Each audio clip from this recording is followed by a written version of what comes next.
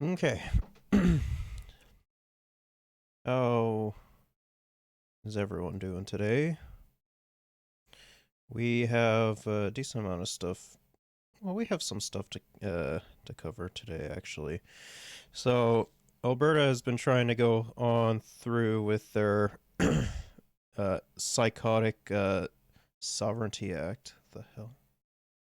Never seen, never seen that notification pop up. Okay. Um. Yeah, we have their insane sovereignty act uh, being proposed, and we've already discussed it a little bit beforehand. We'll talk about it more because it was just of how ridiculous it is. The bill 124 that was proposed in Ontario, it sounds like it was shot down, which is good.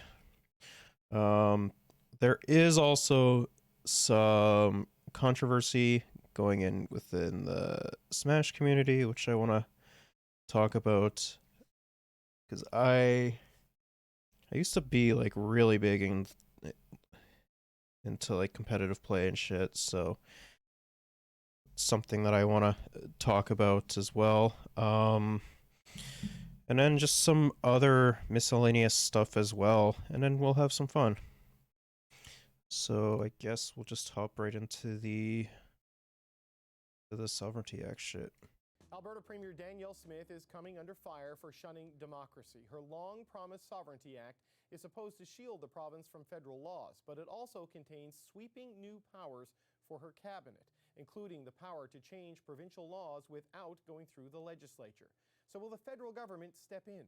Dominic Leblanc is the Minister of Intergovernmental Affairs. Minister, thanks for coming in. Thanks for having me. I want to start with the Prime Minister's comments today. He said he isn't ruling anything out when it comes to the Sovereignty Act, but he says he's not looking to pick a fight. Not ruling anything out, does that mean you will consider using federal disallowance to veto this piece of legislation? I think that would obviously be an extreme gesture on our part. We're certainly a very long way away from even thinking about that kind of thing. I mean, to be technical about it, David, there's nothing to disallow. Like, this is a What? bill that was introduced. It has yet to be debated, maybe amended, then passed. I mean, just the fact that they're like proposing this on his own should be more than enough for concern, right? Because as we've seen time and time again with especially the fucking uh, conservatives in Alberta and the conservatives in Ontario and in Saskatchewan too. Like, they don't give a shit about the stuff that the shit that they claim about, or that they do, right? So it's idiotic to say that that they actually do give a shit about it, and like this isn't cause for concern, because it 100% is. Passed, then there may or may not be some challenges to it. We've noted just in 24 hours, less than 24 hours, a number of voices in Alberta, including the Calgary Chamber of Commerce earlier today, expressing concerns about this bill. So let's see it work its way through the legislative process in Alberta, and at the right moment, we'll decide if we want to do anything about it. But we think Albertans need to be heard on this particular bill right now. But on its face, you have a piece of legislation that allows a province to ignore federal law, compel a string of provincial agencies to essentially do the same. I mean, when you look at its intention, I mean, how is that acceptable in the Canadian system of government? It's not. It's probably unprecedented in what it pretends. It's flat out not. Like, literally everything that they have within the act itself completely goes against not only like the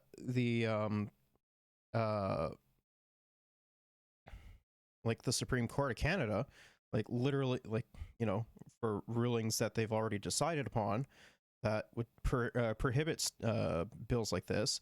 It also goes against the it also goes against, you know, the fucking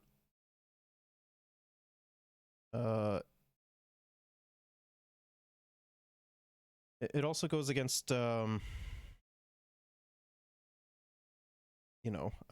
shit as well. It like I imagine it violates shit within the Charter of Rights and Freedoms as well as Bill of Rights. Like I would imagine so. Because, if they have sweeping fucking power for quite literally everything that they want to pass, and being like, they don't agree with, I don't know, let's say the Trudeau government decides to pass, let's say they decide to pass, I don't know, let's say they pass a bill that, they want to do with like public transportation in the forms of buses, cable cars, and trains, right? They can say, no, we're not doing that, and just completely fuck over like better development. Like it's idiotic. And then like you're, of course, when it comes to shit like, say, your like healthcare, which they're primarily going to be using this for. Danielle Smith has been very transparent about getting rid of the public option of healthcare, and being like, hey, you know what? We'll give you what was it, like fucking $124 or something like that for um for like your medical expenses and everything. But because the thing with conservatives is that you're always going to have a give and take, right? If they give you, say, I don't know, 100 and let's say $150, right? Or I don't know, let's say for groceries. There's always an asterisk next to that, because the conservatives will always have strings attached towards pretty much anything that they do for the working class. Like, let's use that example again. Like, if they give out $150 for food and groceries for let's use Saskatchewan as an example. In Saskatchewan, who's not to say that they won't attack and undermine things like food shelters and stuff like that? Granted, food shelters do have a very big problem within them, for sure.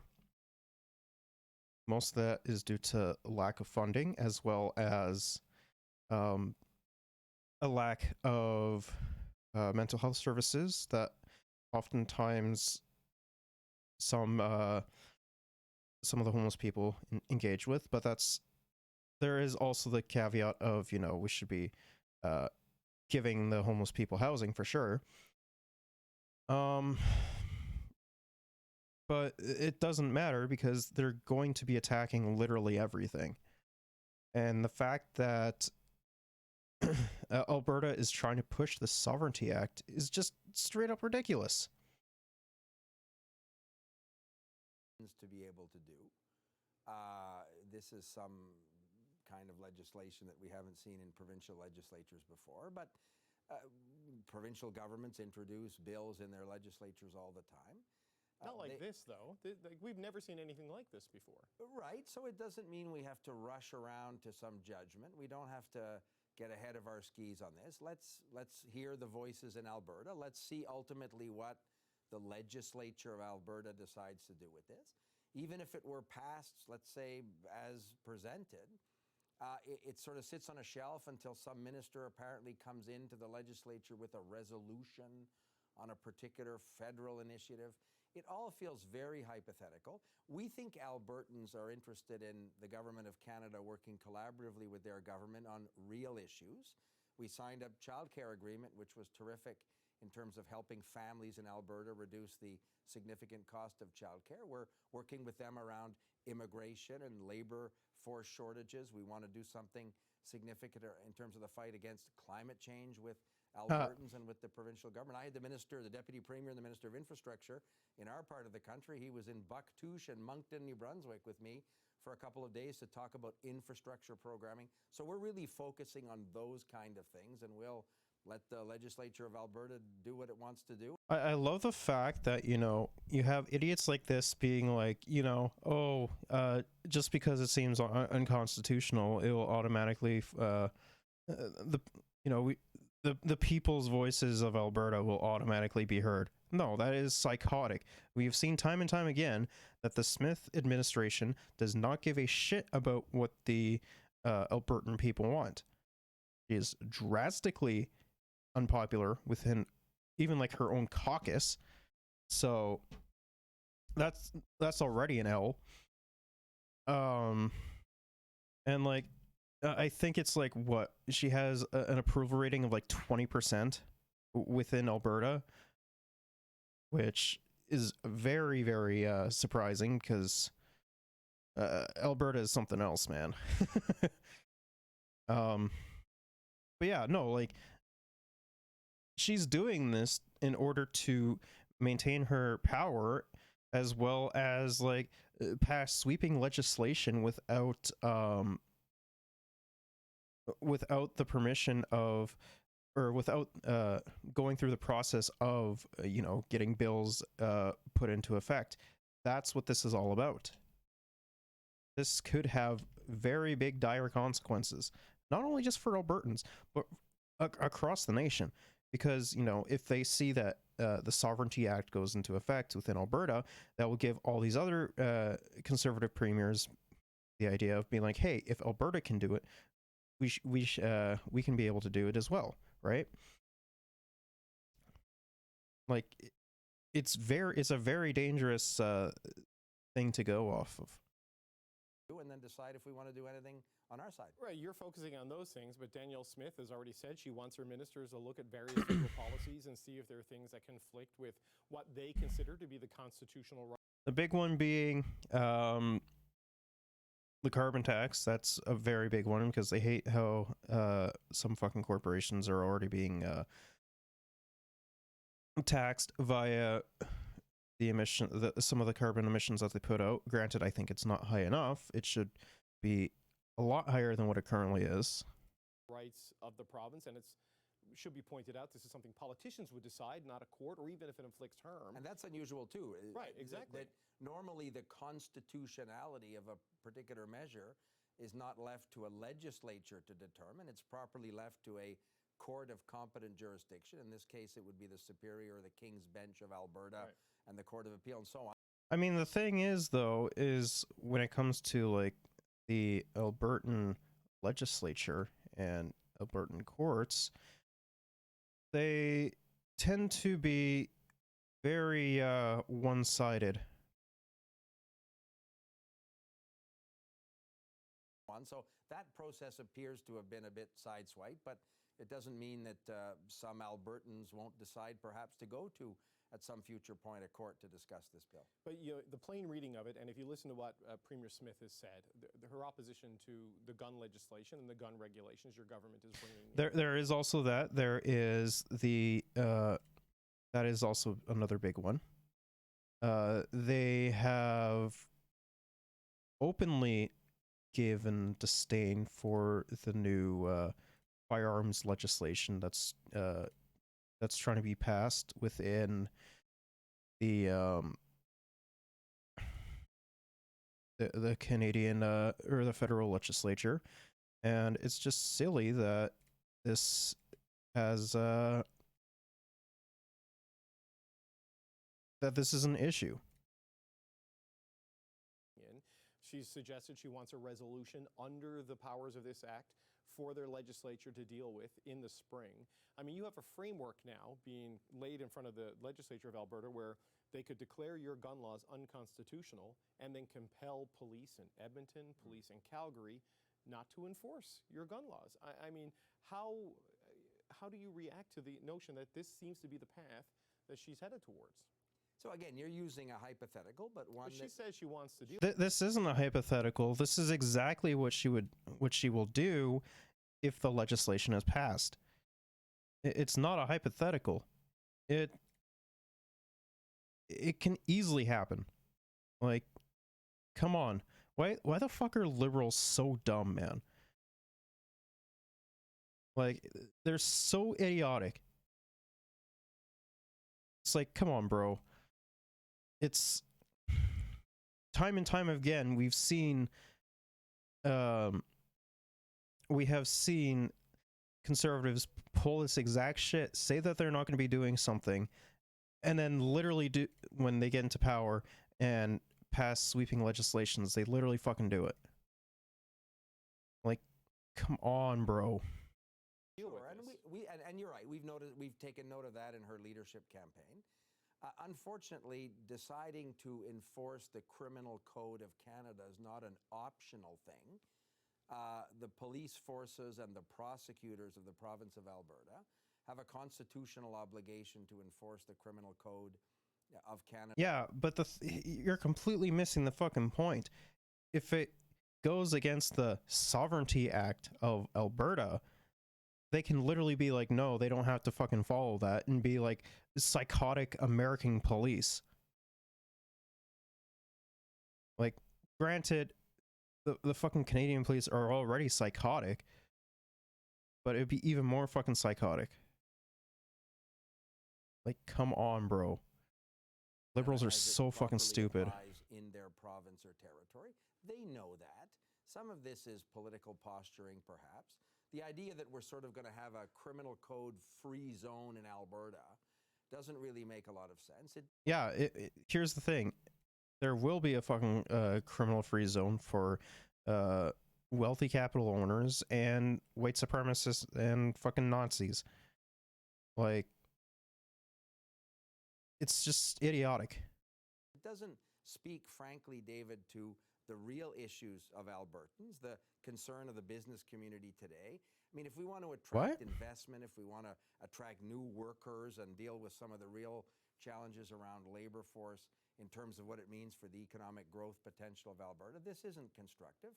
The Alberta economy is important to the economy of the whole country. And in the part of the country I represent in the House of Commons that you know well, many families in Atlantic Canada and across the country have benefited from a prosperous and growing economy in Western Canada, including in Alberta.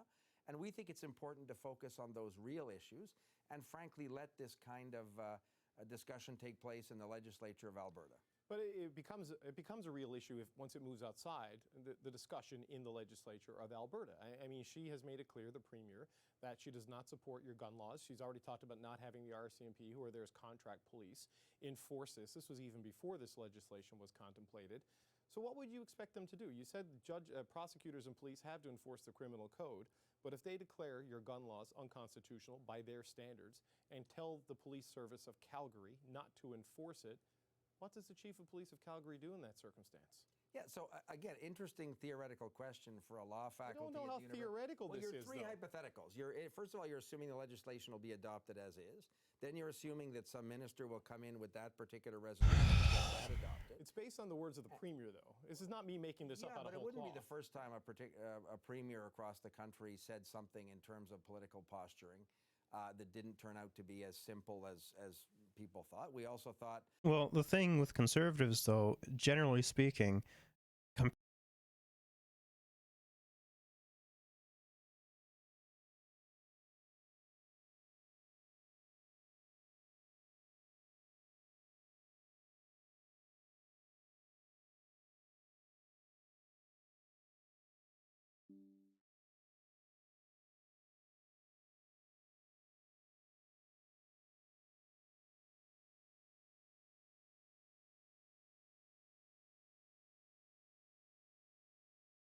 Okay.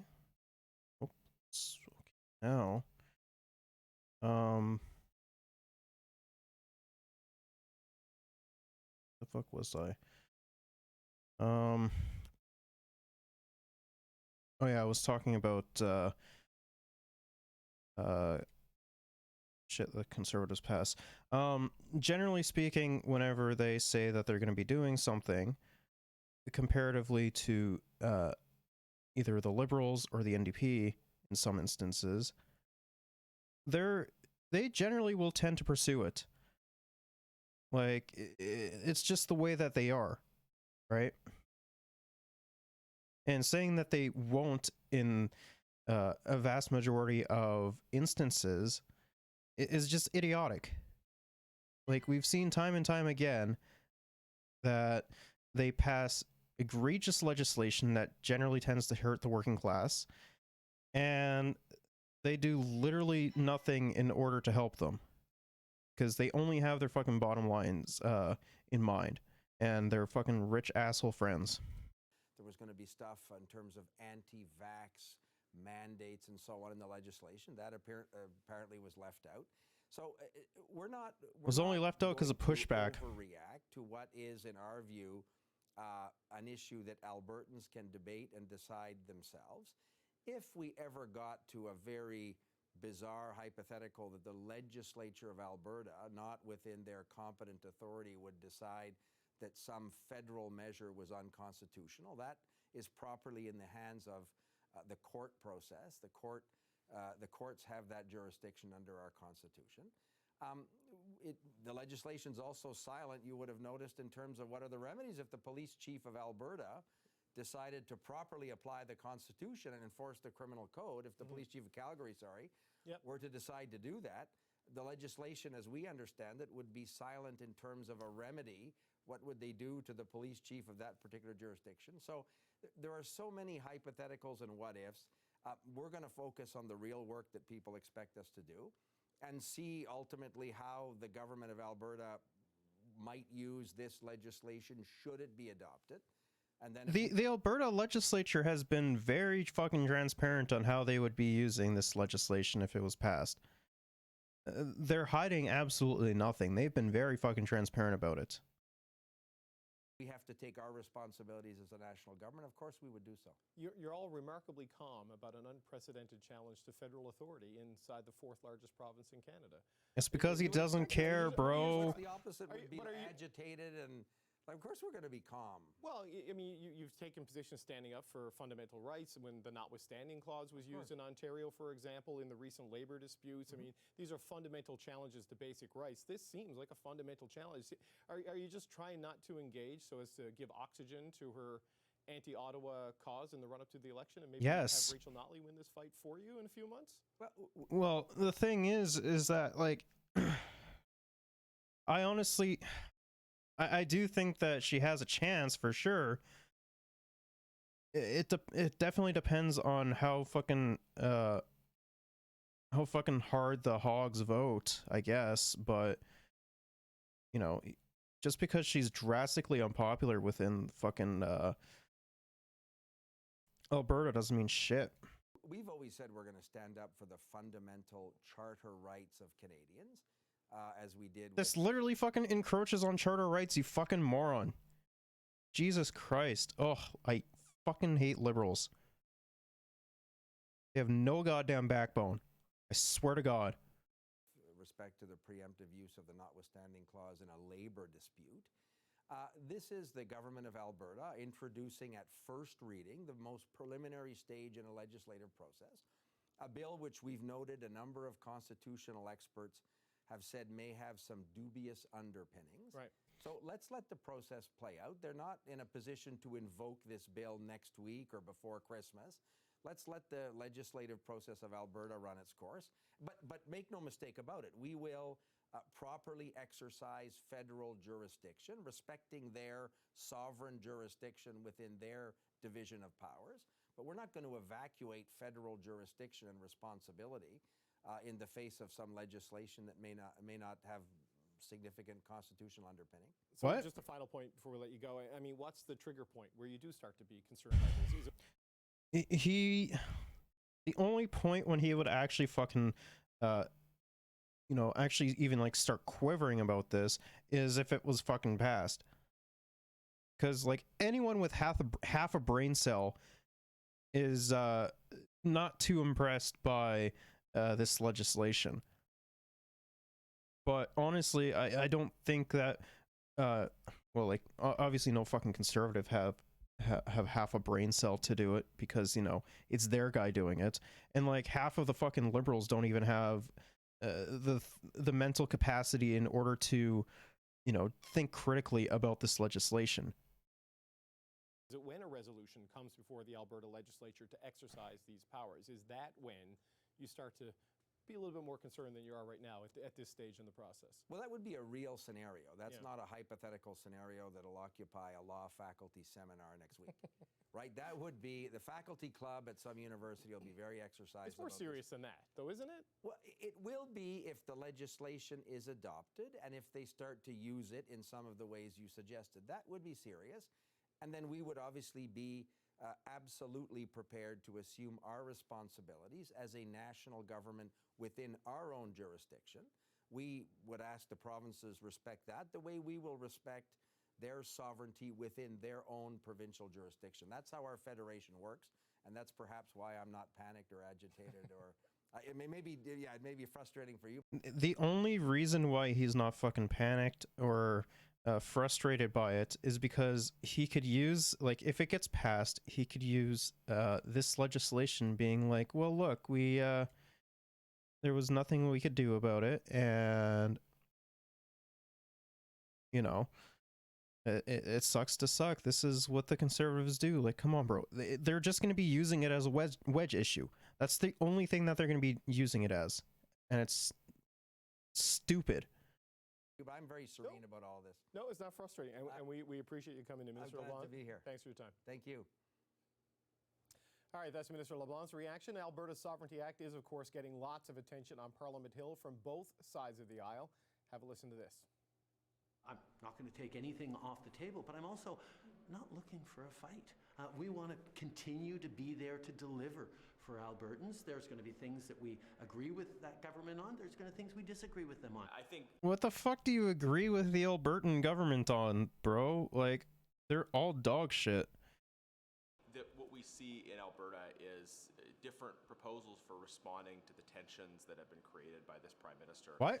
There's a lot of very significant frustration, not just in Alberta, but I think especially in Alberta, about the impact that federal decisions have had on our energy sector, on the ability of people to provide for themselves and their families. And at a time when people are worried about getting care, you've got a premier that's so disconnected from reality that they're putting forward a bill that has nothing to do with the problems of the day. If we do respect the jurisdiction of the Constitution, you can achieve great things in this country, and we have seen that in Quebec. We will see what will happen in other provinces. If she does succeed and make a country out of Alberta, I will be a bit jealous, but I will say good for you. Okay, that's a view on Parliament Hill. Meanwhile, this is how things sounded inside the Alberta legislature today. Granting herself the ability to write laws in secret, behind closed doors, no reviews, no checks, no balances, just an unprecedented abuse of authority. To the Premier, why is her first act an unconstitutional, anti-democratic attack on the democratic rights of Alberta? The Honourable the Premier! Because she doesn't care. It does not. It's very clear, and I suppose if the opposition had stayed to actually read the bill when it was presented yesterday, I would have expected they might have read it in the meantime. They would have seen that every decision that is going to be made has to first get the validation from this assembly. Our people want to make sure that we stand up to Ottawa, and that's exactly what we're going to do with the Sovereignty Act. What? Okay, we've asked for an interview with Premier Danielle Smith as well as Alberta Justice Minister Tyler Shandro. We did not receive a response. That invitation is still open, folks, if you're watching, but we have reached Rachel Notley, who is a leader of Alberta's NDP. She is in Edmonton. Ms. Notley, thank you so much for joining us. I don't know how much you heard of Dominic LeBlanc on the show a little while ago, but he says at this point the federal government is watching this very calmly, and the concerns at this point in the process are a lot of hypotheticals and what-ifs. What do you make of the federal response to the Sovereignty Act? Well, you know, I'm not really going to get too involved in the federal response because, as leader of the official opposition, I'm focused on looking at what's right in front of me, and that is a provincial government that is embarking on an unprecedented effort to destabilize our economy, to drive investment out of the province, and then on top of it, to make a historic power grab for themselves to operate outside of the legislature. That last Here's another thing, right? If this does get passed, right? What's stopping them from disregarding the, like, say, election results, for example, that happens within Alberta? Like, let's say that it's a very close race between the NDP and the UCP, and let's say that they win by, I don't know, like, or the NDP wins by, I don't know, say like 10 seats, right? What's stopping the UCP, the current UCP administration from using the Sovereignty Act in order to, like, recount votes or, like, find extra ballots or some shit like that, right? Absolutely nothing. Like, it's this is psychotic. clip you played of the premier has been completely discredited. Her own deputy minister of justice, the public servant, has articulated that what she described there was not accurate, that the bill does in fact give them the ability to pass a fairly benign and generic resolution and then go behind closed doors and start rewriting legislation outside of the purview of the assembly, which is a profound trampling of democratic rights in Alberta, and also the kind of thing that is going to drive investment away from the province of Alberta at the worst time possible. Okay, there's a lot there. I want to walk through it a little bit, bit by bit. You mentioned that the Deputy Minister of Justice confirmed this. That was the explanation given to journalists in a technical briefing yesterday. I understand the New Democrats had a briefing today, correct? And is that where you got that explanation from the Deputy Minister of Justice? That is absolutely correct. We got it confirmed by the Deputy Minister of Justice. And to be clear, we're capable of reading legislation as well. The Premier and her Justice Minister are being either incredibly, worryingly obtuse or intentionally misleading. But we've read it. We can see what it says. And the Deputy Minister of Justice confirmed that the way she characterized it in the clip we played is simply not accurate. Okay, so because I've tried to get some clarity on this myself from, oh, we got a weird echo happening all of a sudden. I tried to get some clarity on this myself from Alberta in terms of the powers cabinet gets under this. It's triggered by a resolution that is voted on by the legislature. So there is an element that does go to the Parliament of Alberta to deal with this. What has been unclear, and there was a clarification attempt from the Alberta government today saying that the amendments would be spelled out in the resolution. What I understand. That's not laid out. Yeah, that's not what the act says. Right, that is not what the act says. So what I'm trying to figure out is that would the resolutions be broad directional advice for cabinet as opposed to explicit amendments to legislation? Because cabinet is not a legislative body, and this essentially allows cabinet to change the law without ever coming back to the legislature. Is that your understanding of where things stand 24 hours later? That is absolutely correct. And so the act says what it says, and we can only go by what the law says. And in the act, there are no specifications in terms of the level of detail that has to come to the legislature. Not to mention that the process for debating a motion is significantly less rigorous than the process for passing a piece of legislation. But either way, what you described is accurate. And even above and beyond, this legislative and parliamentary discussion, what we are hearing from investors inside and outside of Alberta already, from business leaders in Calgary, is that the more they see of this, the more they hear of this, the more inclined they are to withhold their investment dollars because they have no idea what kind of wackiness is going on in the province of Alberta. It's going to be, to be completely honest, it's going to be a complete shit show. And, like, the funny thing is about this is, let's say let's say a liberal government was to pass this, right? They're all like, the hogs are all hot and horny for this now, right? But when it would come to, say, like a liberal government or an NDP government or whatever, they'll see those governments as overreaching, trying to push their fucking woke agendas or whatever bullshit that they'd be trying to push, and they'll think that, oh, whoever is in charge and trying to push this is a fucking dictator. Like, they're so fucking stupid, man. I swear to God. Predictability.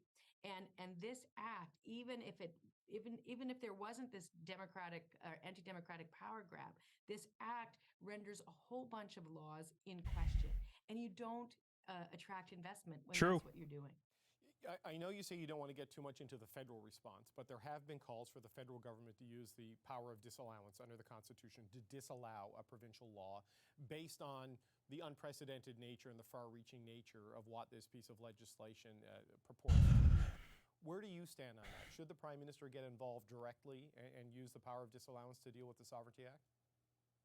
Well, I certainly don't want to see something like that. That would be a horrifyingly embarrassing and controversial and conflict-ridden. I mean, even like the fucking usage of the Emergency Act to remove a bunch of fucking fascists from Ottawa is seen fucking scrutinized. Like, at this point, it doesn't even fucking matter, right? Position for everyone to be put in. The last time that happened was in the 30s in Alberta with Bill Aberhart when he tried to print money. And I have to think that our government, or some folks within that government, if not the premier, some of the folks around her, are going to engage in a little bit of sober second thought and stop with this sort of crazy politicking and try to restore some stability to this province's government between now and the next election. This is bad news for our efforts at economic recovery. And I have to think that there are at least a few folks there who are questioning the wisdom of this move. And certainly our view is that we're going to push them to make better decisions. That's where my focus is right now. Do you think this is an attempt, at least in part by Premier Smith, to draw the Prime Minister, to draw the federal Liberals more into Alberta politics in the run-up to the election, to sort of create an Alberta versus Ottawa dynamic for the campaign? You know, I don't know. It's an old story. Excuse me. In Alberta politics, when governments are doing a bad job in their own backyard, they start shooting at people elsewhere, and that doesn't mean that there aren't important issues that we have to negotiate and take the federal government to task on. But there are appropriate ways to do that, and this is not that. In the meantime, we're missing affordability issues, and we're missing healthcare. Okay, and Premier Kenny, or former Premier Kenny, excuse me, he resigned yesterday. There were many days he could have picked to do his resignation, but he picked the day that the Sovereignty Act was tabled. And I wonder if you have any thoughts on that particular timing as to why he... That's a very convenient timing for him to step down, I'm just saying. Did that. If you need to grab a glass of water, I can keep giving people some explanation on what's going on. Premier Kenny had said previously that he was going to vote against the Sovereignty Act. He called it essentially constitutional craziness. He felt it would cause enormous problems. And, you know, despite the fact that Premier Kenny was the immediate predecessor to Danielle Smith as the head of the United Conservative Party, he is a big believer in the federal division of powers and in the integrity of institutions. And he felt the Sovereignty Act was an assault on that. True. So he had signaled that he was going to vote against this, but then shortly after Danielle Smith and everybody rolled out their rationale behind the Sovereignty Act within a United Canada, I should say, that was added to the title, and explained what they were intending to do, Jason Kenney made a statement on Twitter announcing that he was resigning as an MLA for his riding in Calgary, and that he was going to... I wonder why that is. Why would he do that? He lamented what was happening in terms of respect for institutions in political conversations from both the extreme left, as he says it, and the extreme right. The What? left trying to cancel history and institutions. The right. Wait. That is not even fucking close to true. Okay, so the extreme left, which I assume he means like fucking liberals when he talks about this. Uh, the liberals are like starting to acknowledge fucking history that had happened. Okay. And when it comes to like leftists like myself, we're like, I would even say like not even like I would even say like NDP supporters as well. They're not trying to fucking cancel history and shit, right? Because you're always going to have like history is always going to be written by the victors, right? And generally speaking, when it comes to history, the truth is also like it's very fucking grim. It's very fucking dark, and you know, we fucking whitewash history so it's easier to go down. But the thing is that when we bring in other perspectives to history that had happened, say like marginalized communities or like different religious groups and shit like that, you're always going to find out how fucking gruesome history is, right? And attacking it from different angles, whether it be you know, race, like where people are economically and like what their socioeconomic conditions were, religion, you know, if you have a disability, if you're like in the minority of like opinions or politically, like there's so much that goes into history where, you know, if we actually attack it from all these different angles and, you know, listen to them and address it and try to get like a better understanding of what happened, it doesn't look good for like the fucking victors of the area, right? Because they're generally seen as very fucking brutal, fascist, you know, like sexist, ableist, whatever.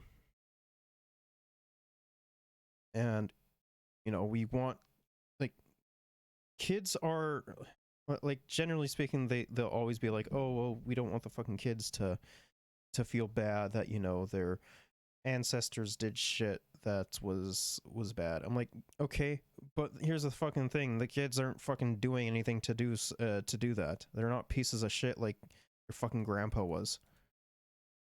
Like, we're not trying to fucking erase history. We're trying to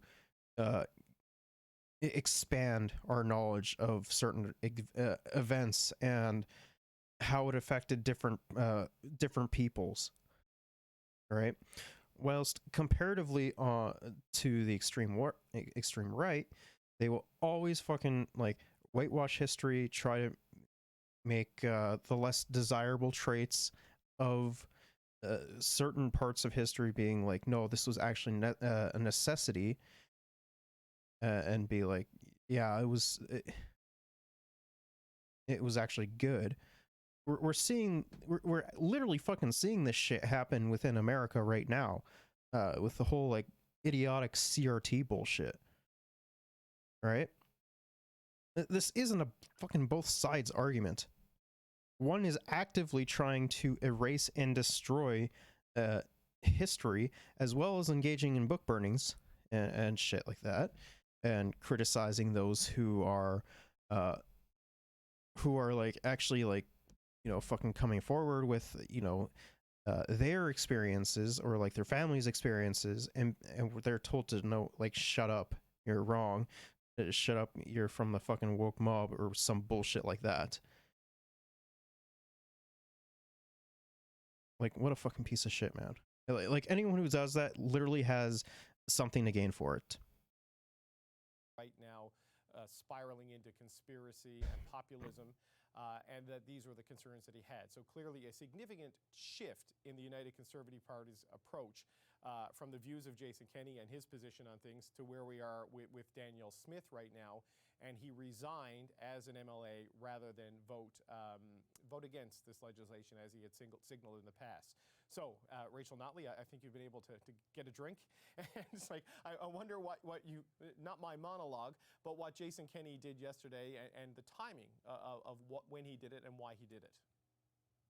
Well, I think he was raising a very legitimate concern. Not only Jason Kenney, but many people who are now sitting in that cabinet have identified what was a legitimate concern, that this act is going to create chaos and instability, and it was going to undermine 100%. economic security.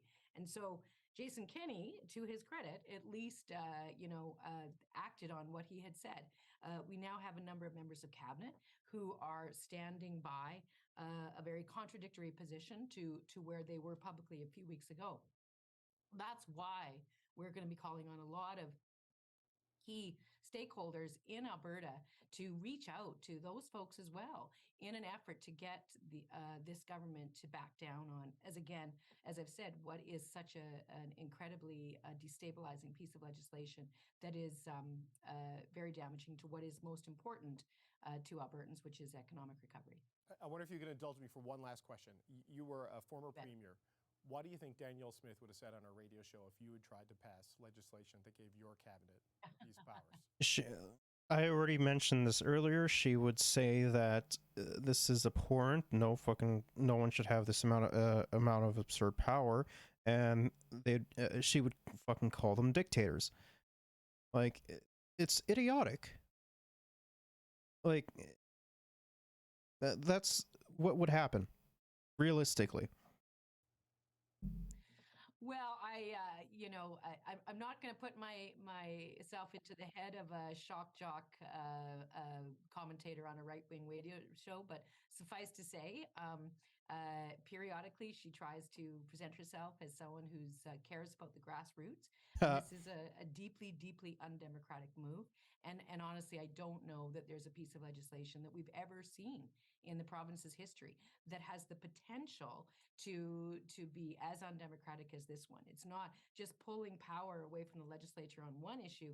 It has the potential to pull power away from the legislature on a whole range of issues. True. And that goes against everything she claimed to be running on. And none of this is remotely. I mean, that's just conservatism 101, though. Like, you claim to care that you're, or you make claims that you don't fucking promise and everything, and do the exact opposite. Because oftentimes a lot of these fucking morons that vote for conservatives tend to be like, well, at least they're fucking pretending to give a shit, compared to these other guys who don't do anything. Like, I think that's one thing that conservatives do better than the NDP and especially liberals. Like, they're very good at being populists for more rural people who, generally speaking, can have a pretty significant amount of voting power. Going to be connected to any kind of actual strategic, successful, thoughtful effort to secure and improve the rights of Albertans in relation to the federal government or in relation to their role as part of Canada. Okay, Rachel Notley, thank you so much. That's Rachel Notley, the leader of the Alberta NDP. The Prime Minister has reacted to this legislation. He spoke to reporters earlier this hour. Here's what he said. Obviously, we're going to look at this very, very closely and think about the implications, but we're already seeing a number of Albertans expressing real concern about the fact that the Alberta government is choosing to bypass the legislature on a number of issues. These are things that obviously are going to play out over the coming weeks and months. But our focus remains on making sure that Albertans get affordable childcare, making sure that Albertans are part of a growing, cleaner economy that are going to create good jobs and protect our environment for years to come. And former Premier Jason Kenney, a staunch critic of the act, he resigned his seat in the legislature shortly after it was announced. In a letter posted to Twitter, Kenney said that with a new government in place and an election coming, now is the best time for him to step aside.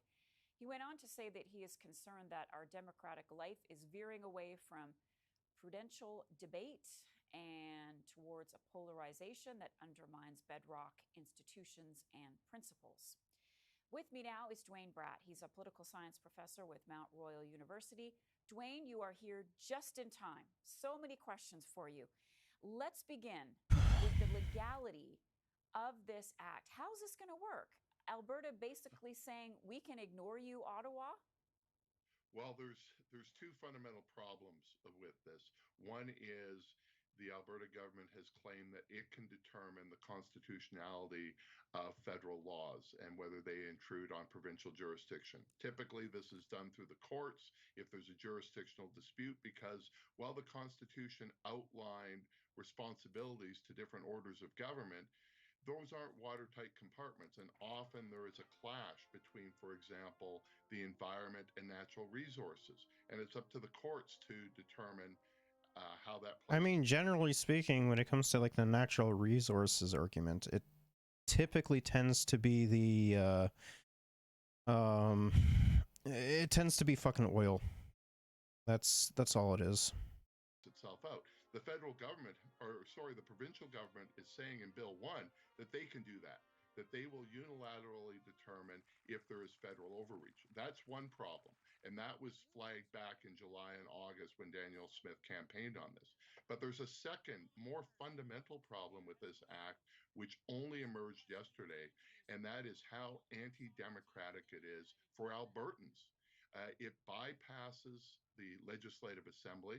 It gives the ability of Cabinet and the Premier to amend legislation without oversight of the legislature, without it passing the legislature. And it allows the Cabinet to issue directives to provincial entities to violate federal law. And it's a very broad definition of provincial entities. It is schools, it is police forces, it is post-secondary institutions, it is municipalities, it is any organization receiving a government grant, it is any organization that is regulated by the government. And this could be lawyers, this could be engineers, this could be real estate brokers. So this is a huge erosion of democracy if Bill 1 passes. Okay, and the word that was used was harmful. So if the UCP feels it's harmful, although they didn't define harmful, then they can move forward. I mean, literally, it's anything that hurts their fucking special snowflake feelings. That's essentially what fucking hurtful is. Like, oh, what's that? We're adding funds to I don't know, fucking trans suicide hotlines and shit like that, so they don't fucking off themselves by being bullied by like their families and like and fucking other pieces of shit within their schools. Like what? Like it's fucking. Sometimes it's just really aggravates me, man. Because like they would 100% do something like that. Like no questions asked. Like they don't even fucking think gay people are real people. So Dwayne, just so any past action, current action, or future action, if they deem this that could be harmful, then they can pass a resolution that gives carte blanche to the Cabinet to have all sorts of powers, what we call Henry VIII powers, where they bypass Parliament. Okay, so you said a lot, and just so all of our viewers understand, can you break it down for us in just simple terms what you mean by the province can overrule police, schools, etc.? No, they can issue directives. So, okay, so what does that mean? Okay, let's use an example. What? The carbon tax. The carbon tax was fought in the courts by Alberta. They lost that Supreme Court case. the Supreme Court ruled that the carbon tax is in federal jurisdiction. But Danielle Smith has said there is new evidence. They would like to relitigate it. They talk about inflation and the war in Ukraine. So after a resolution saying we condemn the federal, which is really funny considering that that literally has nothing to do with the carbon tax. Carbon tax, they could then issue a directive, let's say to the city of Calgary, you no longer have to collect the carbon tax. We've decided that. That would be a fundamental violation of the rule of law, because instead of courts determining a jurisdictional dispute, the province would be determining that and then directing other organizations that they feel are under their control to violate laws. They make clear they can't tell a private company to do that or an individual to do that. But when we're talking about cities and police forces and schools, and health authorities, that's a large swath of Albertans. They may tell the Calgary police, you know, those gun laws that the federal government has passed, you can ignore those. You're not required to enforce those. Those are very dangerous things. Dwayne, we heard from the Prime Minister briefly on this morning as he was going into caucus. He said essentially, you know, don't want to fight with Alberta. Well, Alberta wants a fight with Ottawa. I honestly think that fucking Trudeau should grow a little bit of a backbone and put his fucking foot down. But the Liberals are too big of fucking pussies to actually do it. Because I can guarantee you, if the fucking Liberals actually made a move on this, the NDP would back them on it. Like, honestly, who gives a fuck what the Hogs think? Hogs fucking cry about like, oh, well, I don't like how the federal government is giving more money to, I don't know, fucking indigenous people on reserves. Like, they will literally fucking cry about anything that hurts their little fifis. Like, regardless of how insignificant it is. Trudeau, I think that was clear. If you watch the press conference with Danielle Smith, she wants Trudeau to talk about this. She wants Trudeau to get involved. They put out a fact sheet where they talked about the power of disallowance. So disallowance is an old constitutional provision, and it's still in the Constitution, that allows the federal government to disallow a provincial law. It hasn't been used in decades, but Smith was almost daring Trudeau to try to do that to provoke an even broader crisis. So while Trudeau may not want to fight with Alberta, it is clear that Danielle Smith wants a fight with Trudeau. Last question, because I'm just about out of time. It's not surprising, though. Do you think other provinces will be looking at this and thinking, this is kind of attractive Yes, 100%. Considering the fact that, like, literally almost every single fucking province is conservative, if they see that this actually goes through and this works for Alberta, a lot of other fucking provinces will follow suit. Primarily the prairie provinces, Ontario, and maybe Quebec as well as like parts of Atlantic Canada, I would imagine as well. But for sure, the prairie provinces, Ontario, and possibly Quebec. One way or another. It could very well be.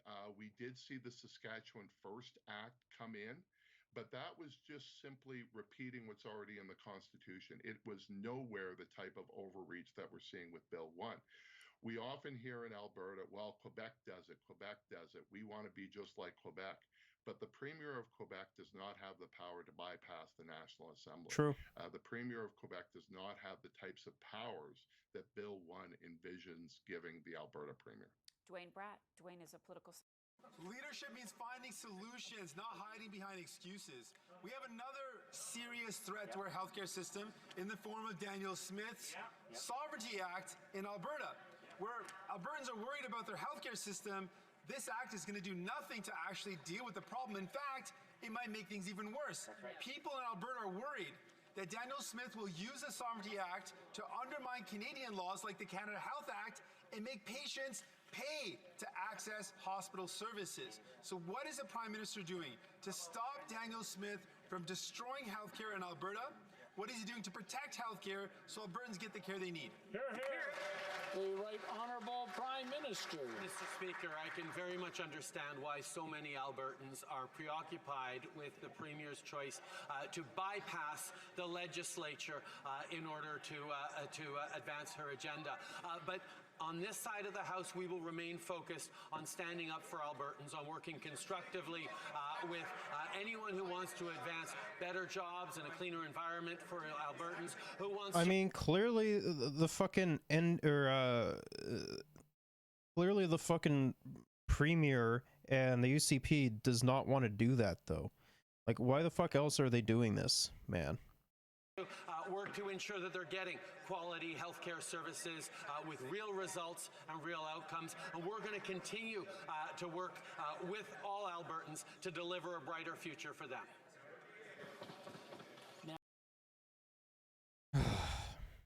Well, thank you, everyone. We would have been. So, we'll watch the fucking psychotic Premier of Alberta go with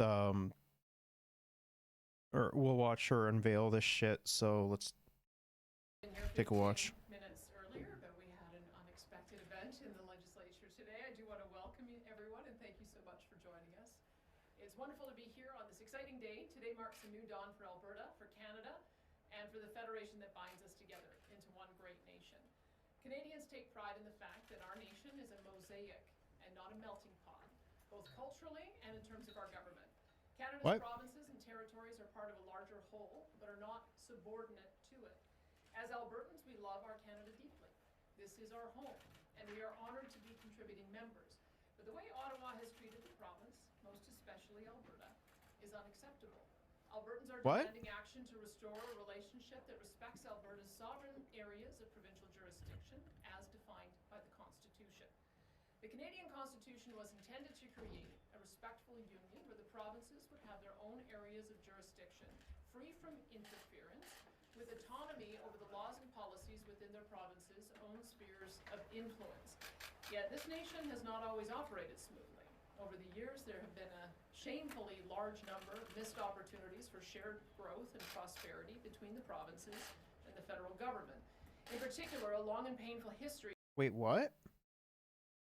A lot of that has to come from, like, yeah, sure, there have been fucking instances where, you know, that is true. It generally tends to more, it generally tends to be more aligned on the fucking conservative side, and whenever the fucking liberals take power, it's like, oh, well, we have to fucking fix everything that the fucking conservatives fucked up. But generally speaking, it tends to be more on the fucking provincial side. Of mistreatment and constitutional overreach from Ottawa has for decades caused tremendous frustration for Albertans. In response, we are finally telling the federal government, no more. It's time to stand up for Alberta. Bill 1, the Alberta Sovereignty Within a United Canada Act, is a first step in standing up for Albertans and pushing Ottawa back into its own lane. When passed, this legislation will create a constitutional legal framework for Alberta to push back against federal interference and encroachment. The federal government is actively attempting to landlock our natural resources, penalize our energy and agriculture producers, cut fertilizer use, control the delivery of health, education, childcare, and other. Like the education, health, and childcare and shit. No, that's not true. You're fucking lying. They gave you guys plenty of fucking money and resources in order to deal with it. You just fucking didn't want to actually fucking do it because you're too busy trying to undermine the fucking, too busy trying to fucking undermine those systems and privatize them. Like, what a fucking piece of shit, man. Social programs with strings attached funding and confiscate legally owned firearms. And that's just a few examples. The framework provided under the Act will allow... No, it's to try... Like, the fucking firearm shit isn't even true. Like, it's to... confiscate firearms that have illegally crossed from the American border.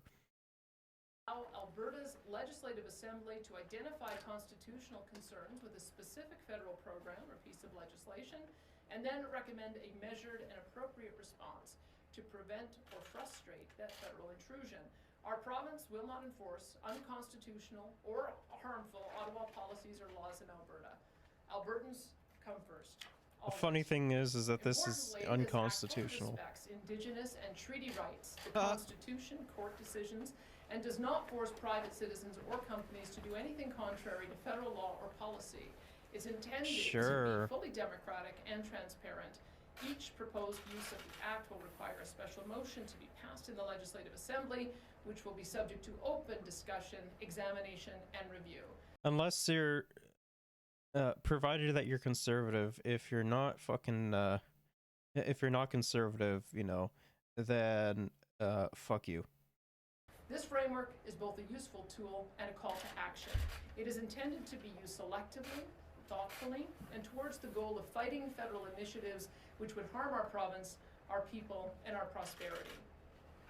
We expect to table a number of special motions under this act in the upcoming spring legislative session, dealing with the examples of federal overreach that I just mentioned earlier. Let it be clear, nothing in this bill involves separation, nor does it provide a means to accomplish such ends. Rather, it is a way for this... No, but it could be used that way. 100%. It definitely could be used that way, for sure. Great province to hold the federal government accountable to the constitutional principles that serve as the very foundation of our country's governance.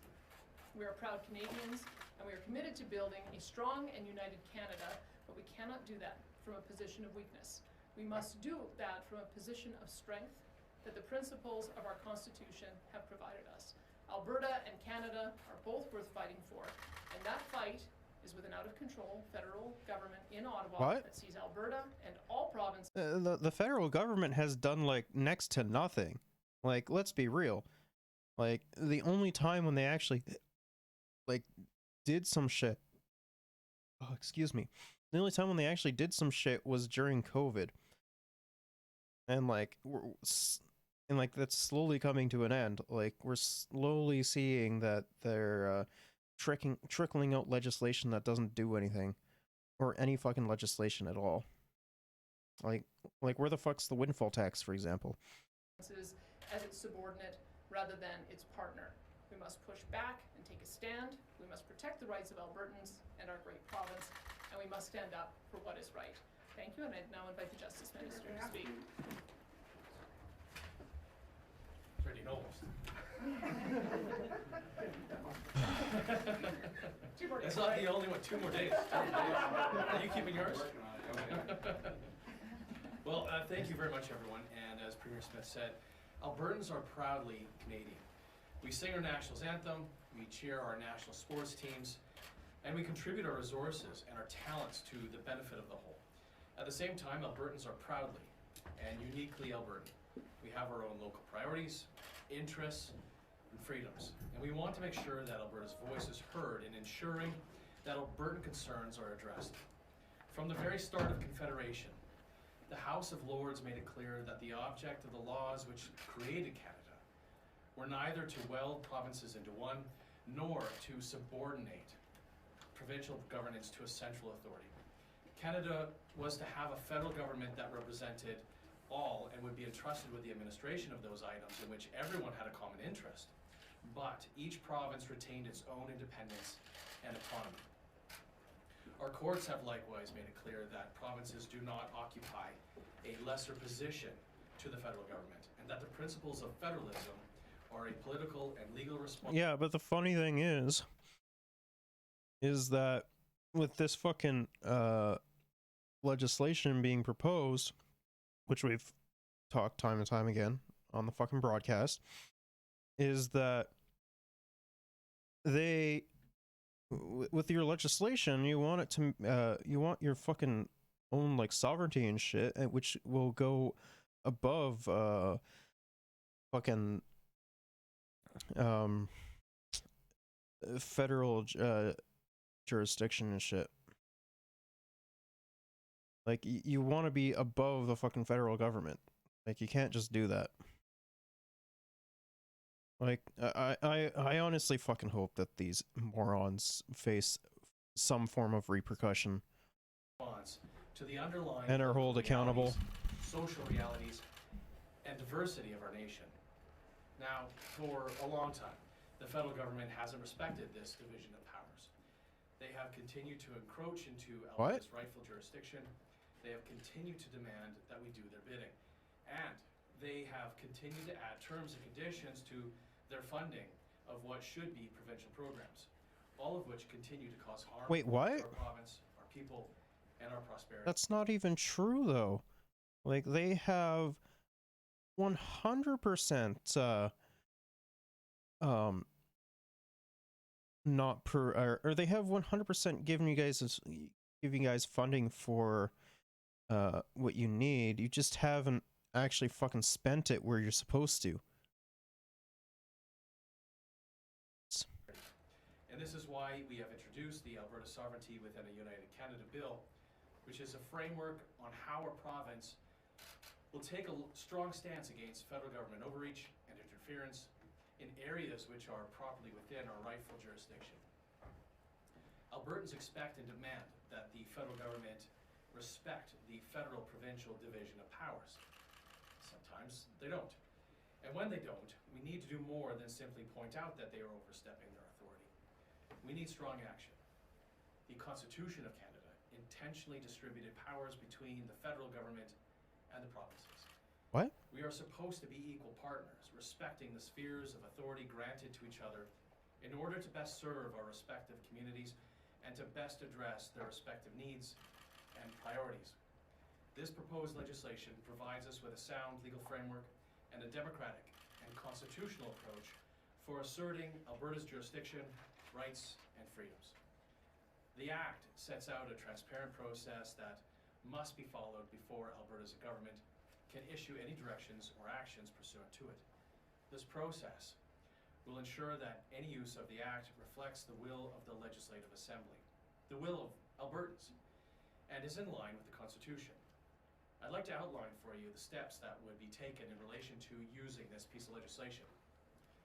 The Premier or any minister would introduce a motion for a resolution on how they propose to use the Act. This motion would identify a federal matter.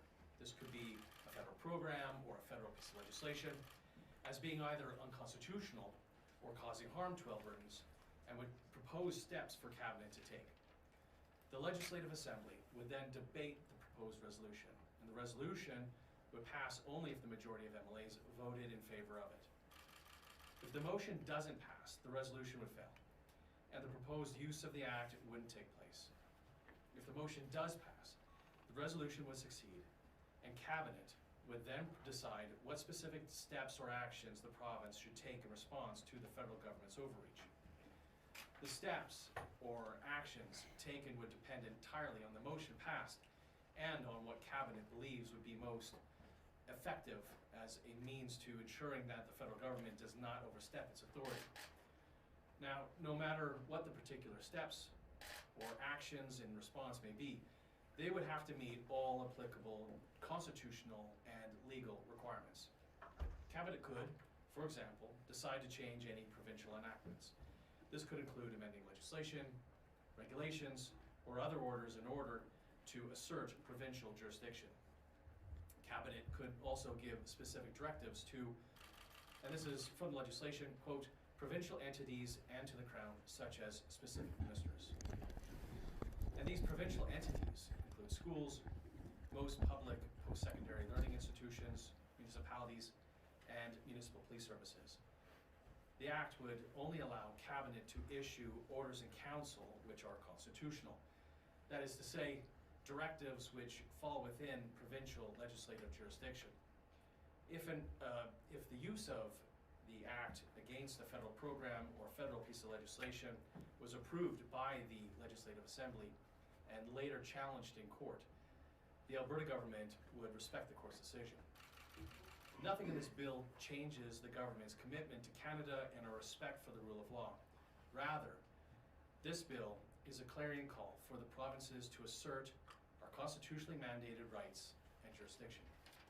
We note that our neighboring province of Saskatchewan has introduced the Saskatchewan First Act in its legislature. Although the proposed Saskatchewan First Act is very different from the proposed Alberta Sovereignty within a United Canada Act in terms of its contents and its approach, both pieces of legislation are similarly aimed at affirming provincial authority and resisting federal overreach. We're proud to be among the first provinces to build a growing movement centered around respect for constitutional rights and freedoms. Now, for many years, Albertans have voiced concerns about growing federal overreach and intrusion into matters of provincial jurisdiction. Only fucking idiotic hogs have been crying about that. Your provincial government has heard you loud and clear. Albertans can be assured that their provincial government already possesses the will to fight for and to protect their rights, their interests, their freedoms, and their prosperity. And this proposed framework, the Alberta Sovereignty within a United Canada Bill, will provide us with the necessary tools to do so. Thank you. Go ahead. Can I ask you, I would think the main concern with this bill would be you're granting your cabinet the power to sort of decide what a harmful act is, and then to grant yourselves the power to rewrite laws unilaterally behind closed doors. How is that? Is that not an overreach? Is that not a dangerous precedent to be setting here?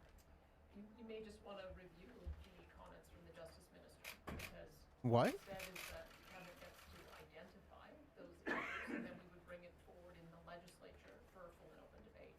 So no, nothing takes place behind closed doors. We That's not even true, though. to be very clear that when we Has she even read through the fucking act? Like, I honestly doubt that she has. Like, I don't even think she has the fucking mental capacity to read through that much to begin with. Like, no, that's not how that's not how that's working. The only reason why you're doing a fucking press conference right now is to try and push the narrative of being like, oh no, it's okay, it's gonna be debated and everything. No, it doesn't fucking say that at all. Fucking hate conservatives, man. believe the federal government is violating our rights, that we will have a fulsome debate on it, and that's the reason why we put this mechanism in place. Okay, sorry, that's a bit different from what I guess, at least from what I heard in the tech briefing. So let's say that Do you want to talk to the No, Justice Minister? I Because I suspect Albertans want to hear from you, Premier, but well, but I think whatever you wanna must do. understand. So maybe What a maybe bitch. clarity. Okay, so She is so fucking scared to answer this dude's questions. Come on, bro. Come on. What a fucking pussy. Like, conservatives are all fucking bark when they, when something happens that they don't like, but when it comes to having them explain themselves, they love hiding behind other people. Like, come on, bro. It's not fucking hard to do it. say you have problems with the Health Act. There should be no strings attached. So you put out a resolution to say we're not going to have, we're going to fight back against that. So now Cabinet grants itself, as I understand it from the tech briefing, you now have powers as Cabinet to start rewriting health-related laws to push back. I didn't hear anything about in the tech briefing about having to come back to the ledge for that. That's a resolution, but once the resolution's passed, Cabinet gets to do whatever it deems fit. But the most important difference between this piece of legislation that's proposed and Section 52.1 that used to be in the Public Health Act is that those emergency powers did occur in a closed room in Cabinet. This is only going to happen after there is an open and democratic debate and vote in the Legislative Assembly first. That's the biggest difference. So this is, as Premier said, going to be more public. Okay, but following that, you get your marching orders from the resolution, and then Recommendations. you get to do, recommendations, and then you get to do whatever you want in what you feel is the service of this resolution. In accordance with the So directives in the resolution. No, but that's the problem. You're the ones that are gonna interpret those directives, and you're the ones who are gonna make the He's right. decisions. And it's not clear to me who gets to oversee that. So you're gonna be rewriting laws, based on this resolution, based on how you interpret this resolution, and I don't know where you. Like, they only get to like, they're the ones that get to fucking interpret the resolution and do whatever they see fit. Like, it's very fucking undemocratic. It's very fucking sketchy. Like, this should be shot down immediately. Like, sometimes I fucking wish that the Trudeau government had the fucking spine to, you know, walk on some fucking conservative toes a little bit. And be like, no, you're going way too fucking far and you're being ridiculous at it. You're being way too fucking ridiculous. Oversight is on that. The Legislative Assembly. But they won't, because they're fucking idiots. But how do people know that, let's say, okay, well, you know what, I think this Health Act should be changed to push back. Well, maybe we should do this Health Act too. Well, and this piece too. All of a sudden, you've got cabinet rewriting all kinds of laws with no oversight. I mean, if I'm wrong, please explain it to me. Well, the boundaries are because it would have to fit within the directives in the resolution. Based on how you interpret it. That's the problem. Who's guarding the guards, I guess, is always the problem. The Assembly. The Assembly is. Audrey, go ahead. So just to be sure I understand, because I also am confused about that. You will have a motion that sets out, you know, what the cabinet can do. You will go to cabinet, decide what you want to do, but will you be restricted to what was decided in the motion? Or can you take steps that are not specifically written in that motion? The question is, when there's a motion, the motion can be, if the minister brings forward, any member of Executive Council brings forward a resolution, then it's for the Assembly to vote on and debate at that time. Is that what you're asking about? No, not specifically, but I'll give a hypothetical just to make it clear. Let's say you have a motion, it's adopted, it says, let's say the health minister can rewrite X law. He goes, he does that, but can he go further? Can he take other actions that are not specified in the motion? Well, first of all, it's going to start with a motion that is going to say that it's in the opinion of the Assembly that the federal government has a program or some sort of initiative, some piece of legislation or proposed legislation that is in the opinion of the Assembly to be unconstitutional or causing harm to Albertans. So it's got to start with that. Yeah. So this isn't just an opportunity for the Assembly or the Cabinet to start making emergency changes to legislation like that. That's not what's contemplated here. We would be looking at, first of all, the Assembly debating, is this unconstitutional? Is it causing harm to Alberta? And then, in the opinion of the Assembly, directives to... Yes, but who's the one who decides if it's unconstitutional or not? Oh, wait, that's right. It's you guys. Or Executive Council on what to do next. Your question is, how far would they be able to go? Well, look, if it says, first of all, that everything, all the steps and how this piece of legislation is to be interpreted is constitutional. So for Cabinet to all of a sudden start making changes that weren't included in that directive, I don't see that being the case. Okay, but just to be 100% clear, the Cabinet will only be able to act within what was defined in the motion and nothing more.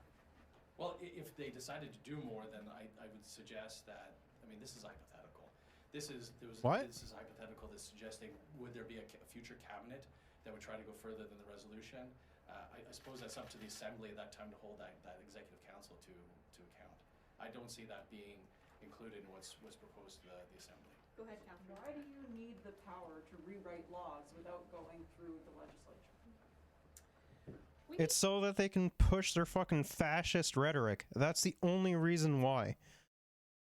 Because they know that if they propose, like, a lot of their idiotic fucking rhetoric that they want, like the fucking essays, for example, that they had, and being like, no, those were actually fucking poggers, and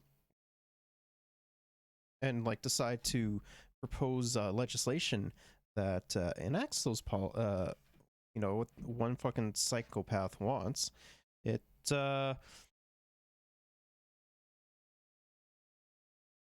it would be shot down. Like, they just don't want their fucking psychotic rhetoric and legislation to be shot down. That's the only reason why they're doing this. The power to reset the relationship with Ottawa. That's what this is all about. We've tried different things in the past and it hasn't worked. So we've got to try something new. And I must tell you, I believe it's already working. And the proof of that is the most recent COP27 final resolution that came forward. And if you look at Minister Stephen Guilbeault's comments about why he did not support that, he said it's because in Canada, natural resources are provincial jurisdiction. And if he signed on to a resolution to phase out oil and natural gas, he would face a legal challenge from the provinces that Ottawa would not win. Now, this is not language I've ever heard out of Stephen Guilbeault, but I think it goes to the work that our Environment Minister, Sonia Savage, has done in helping to educate Ottawa that we are not a subordinate level of government.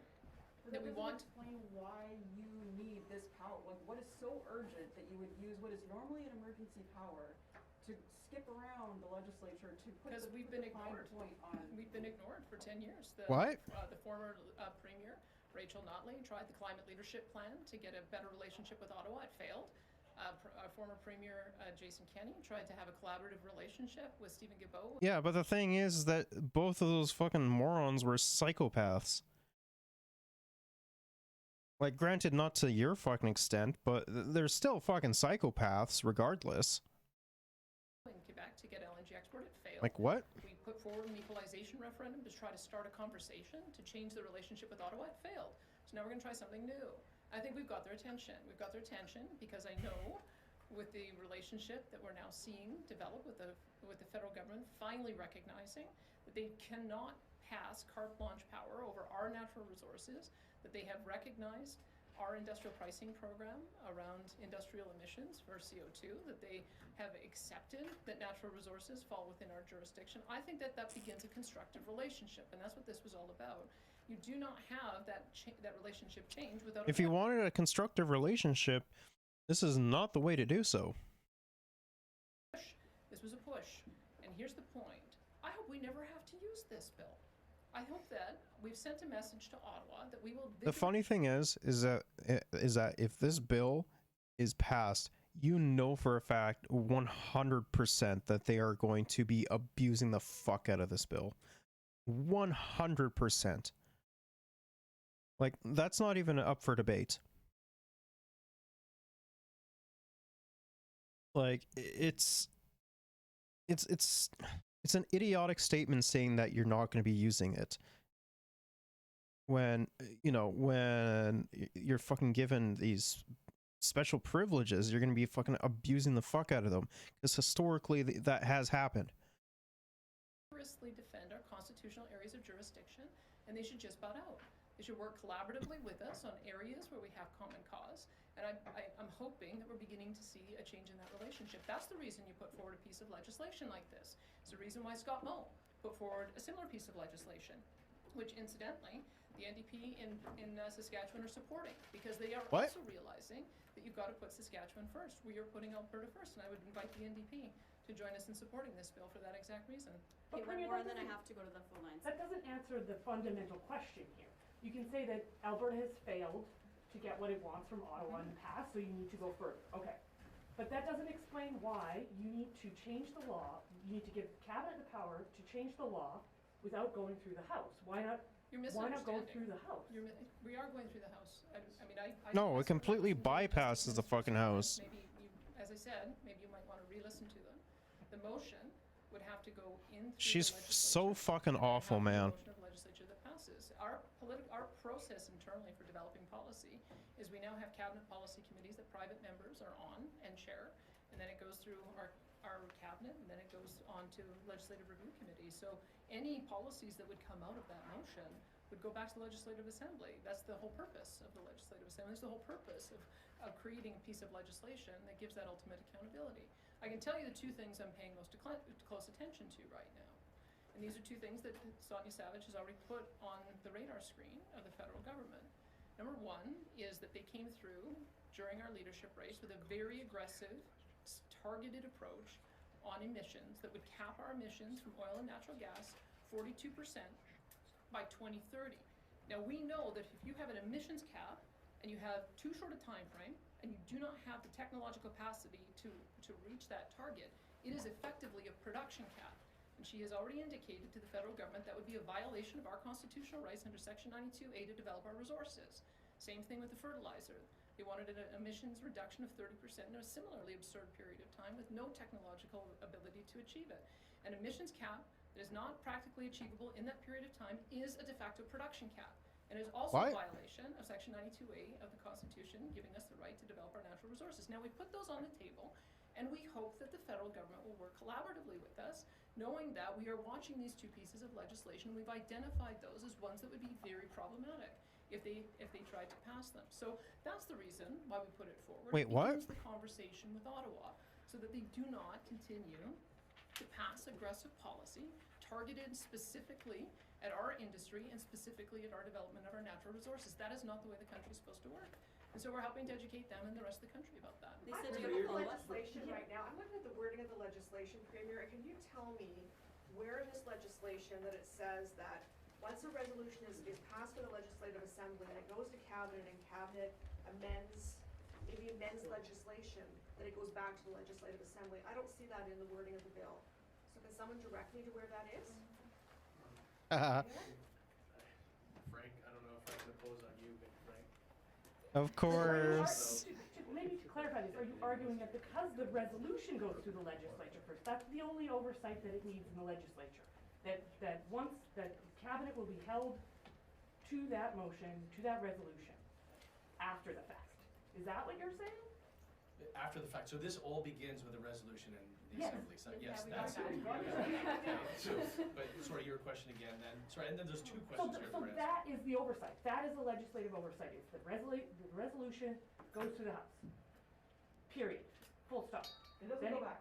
It doesn't go back to the House after that to change legislation. Well, it could always go back to the House to amend the resolution. The minister can always go back and have another resolution. Minister, the point is, we had a tech briefing with officials. We asked this question directly. We said that once the motion's debated in the legislature and the majority of MLAs vote on it, and then it goes to Cabinet and there's directives within that motion, then the Cabinet ministers have the ability to unilaterally, if they so choose, change legislation.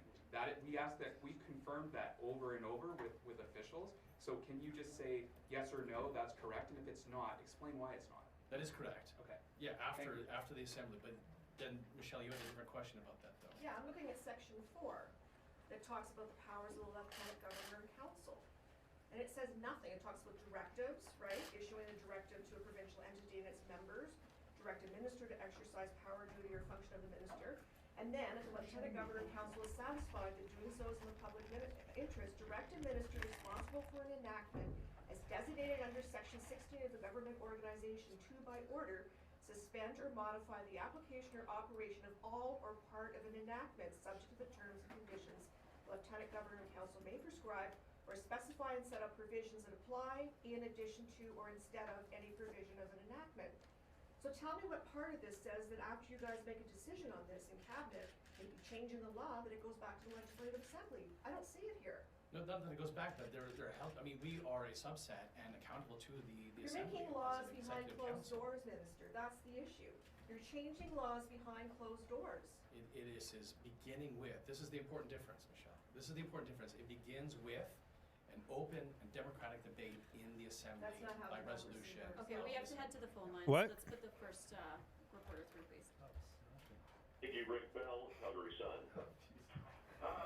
Good afternoon. I'm going to ask a different question because I think you've now finally answered the question, which is that once the resolution is passed, it goes to Cabinet, Cabinet gets to change the laws, and then you're off to the races. I mean, that's how I'm hearing it. I think that's pretty obvious now that that's what that is. So I'm going to go on to another one, which is contained in the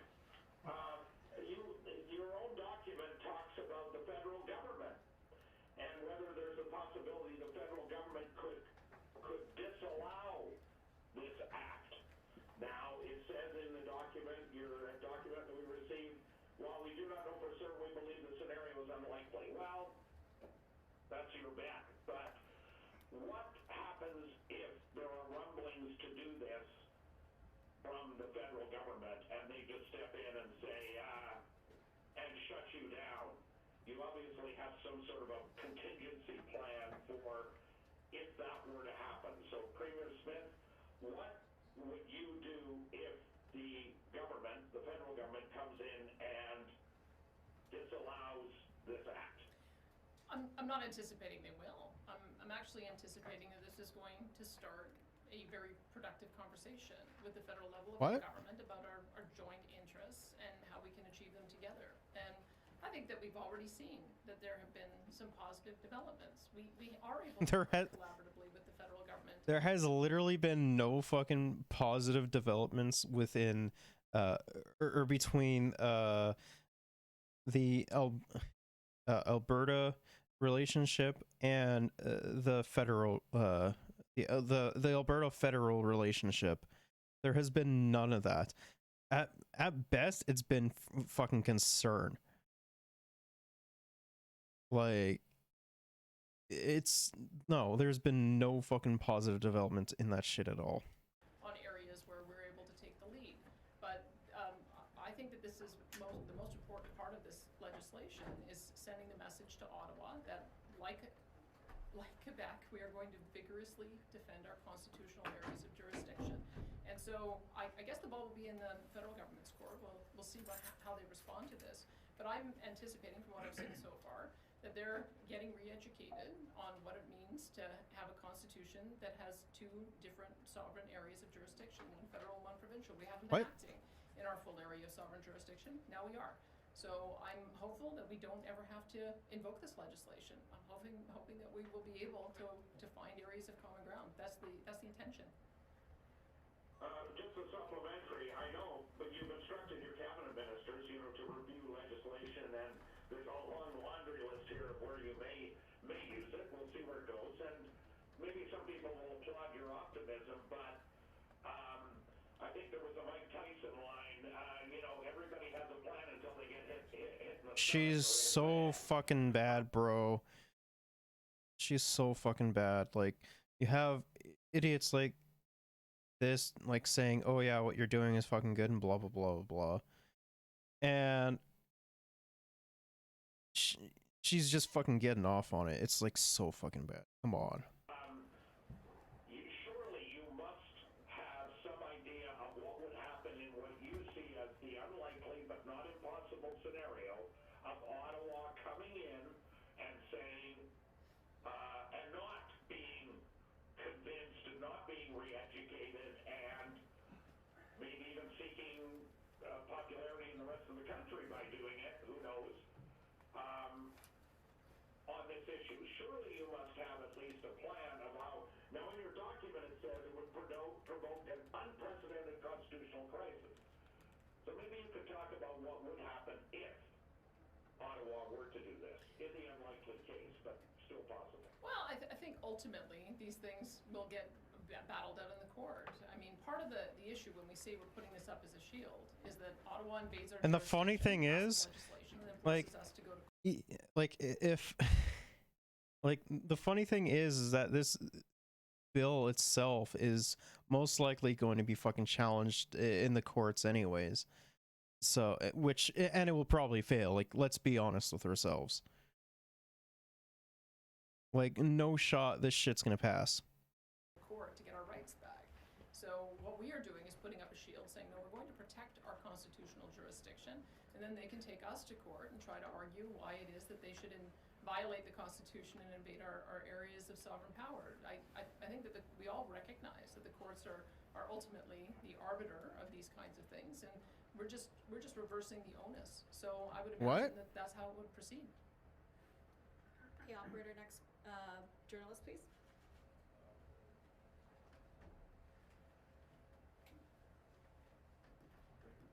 Operator, next caller, please. No one else, Federal? Or no one else on that? Here's a few. Can we jump in? Operator? Are you Oh, there? it's so fucking bad. I have a quick question. Arthur Green, Western Standard. Yeah, please stand by. It sounds like they're having some difficulty in the room. Okay, we'll just go to the room and.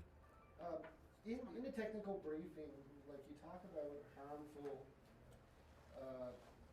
things that could happen. There's no definition of harmful in the wording of the bill. Who determines what's harmful and what's not? Because, like, what I think is harmful, someone else might think that is harmful as well. So. Well, I can give you an example. I mean, when I hear from our business, Is she gonna say socialist? The federal government came through with this Or socialism? cap to reduce emissions 42% devastation to their share value. That seems pretty harmful to me. It would make it very difficult for them Who to... gives a shit about their fucking share value? Like, the only reason why you fucking probably give a shit about their share value is because, you know, you either have fucking friends that are in it or invest into it, or you're fucking invested into it. It's one of the two, realistically. to attract foreign investment. That seems pretty harmful to me. We've already had a federal government who, because of their actions, have caused at least $150 billion worth of investment to be chased away.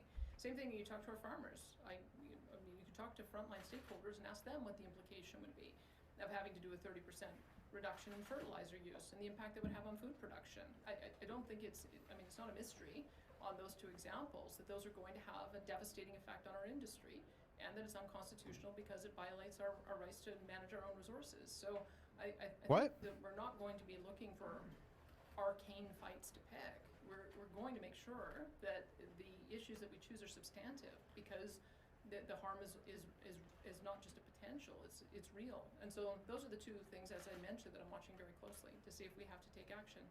I have a question right here.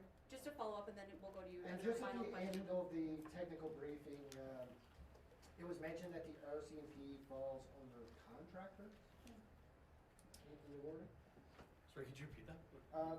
At the end of the technical briefing, we were just given a clarification that the RCMP also falls under the contractors section of the wording of the bill. So, well, the RCMP are a vendor for provincial policing. The agreement that we have with the RCMP makes it clear that they are a federal entity, but if there was an issue where you know, some action needed to be taken, I suppose a direction could be made to the public safety minister for a direction within, you know, still having to comply with the PPSA, the Provincial Policing Services Agreement that we have with Canada. That's perhaps where the answer was coming from in the technical briefing. Go ahead. Hi, Premier Smith. Celine Gellis here with Rebel News. You had previously announced... Rebel News? That's not a good sign. I would fucking kick them out of there as soon as I can. For those who don't know, Rebel News is a far right Rebel News is a far right media organization who loves spreading conspiracy theories and fascist rhetoric. Vaccination status in the Alberta Human Rights Code. You've backed off that plan for this sitting, but lives are still on the line. Annette Lewis was denied a transplant because of her vaccination status, and she will die without it. Does your government have plans to address this medical coercion? I am seeking a second opinion on that particular case, and I know that there is at least one other case as well. So as soon as I have a result from that, I will let you know. But on the general issue, I've been pretty clear that we do not want to see discrimination against anybody on the basis of their booster status. The funny thing is that they are probably one of the most discriminatory parties out there. Their vaccination status, and I'm hopeful that the business community and other entities operating in this province have heard that message loud and clear, and will make sure to bring their policies into alignment with that objective. Do you have a timeline for this? Because I feel like it is a very time-sensitive matter. The difficulty with transplant patients is that they do have a protocol they go through to determine who has the best likelihood of survivability, and so that's why I need to have a second medical opinion. I don't want to supersede that, so I'm very hopeful that we'll be able to get an opinion in a matter of a number of weeks. Thanks, everybody. Thanks, everyone. Bro, of course fucking Rebel News was there. Of course they would be there, bro. Morning, Prime Minister. The Alberta Sovereignty Act. It's expanding cabinet powers, maybe overruling the legislature, cutting back on the Lieutenant Governor's powers. What do you make of it? You've been briefed now. Obviously, we're going to look at this very, very closely and think about the implications, but we're already seeing a number of Albertans expressing real concern about the fact that the Alberta government is choosing to bypass the legislature on a number of issues. These are things that obviously are going to play out over the coming weeks and months. But our focus remains on making sure that Albertans get affordable childcare, making sure that Albertans are part of a growing, cleaner economy that are going to create good jobs and protect our environment for years to come. Moving forward on safer communities, which includes banning military-style assault weapons. These are things that we know Albertans care about, and we're going to stay focused. Well, you might contest it, sir, you're saying. We're going to focus on delivering for Albertans the way we have. We know that the exceptional powers that the Premier is choosing to give the Alberta government in bypassing the Alberta legislature is causing a lot of eyebrows to raise in Alberta, and we're going to see how this plays out. I'm not going to take anything off the table, but I'm also not looking for a fight. We want to continue to be there to deliver for Albertans. There's going to be things that we agree with that government on. There's going to be things we disagree with them on. And my focus is always Fucking hate the Liberals, man. In terms of delivering for people right across the country. Thank you. Thanks very much. All right, let's hop into some of the fucking articles now.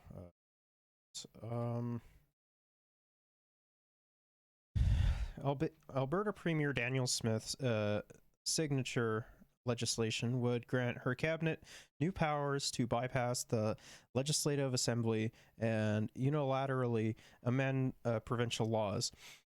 The measure is described in Bill 1, the Alberta Sovereignty Within a United Canada Act, introduced Tuesday in the provincial legislature. The measure is described in Bill.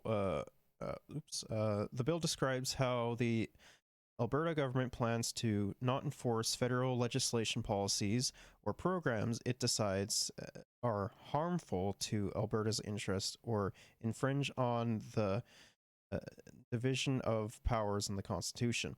Smith said the bill was created to get Ottawa's attention after her two predecessors failed to get traction.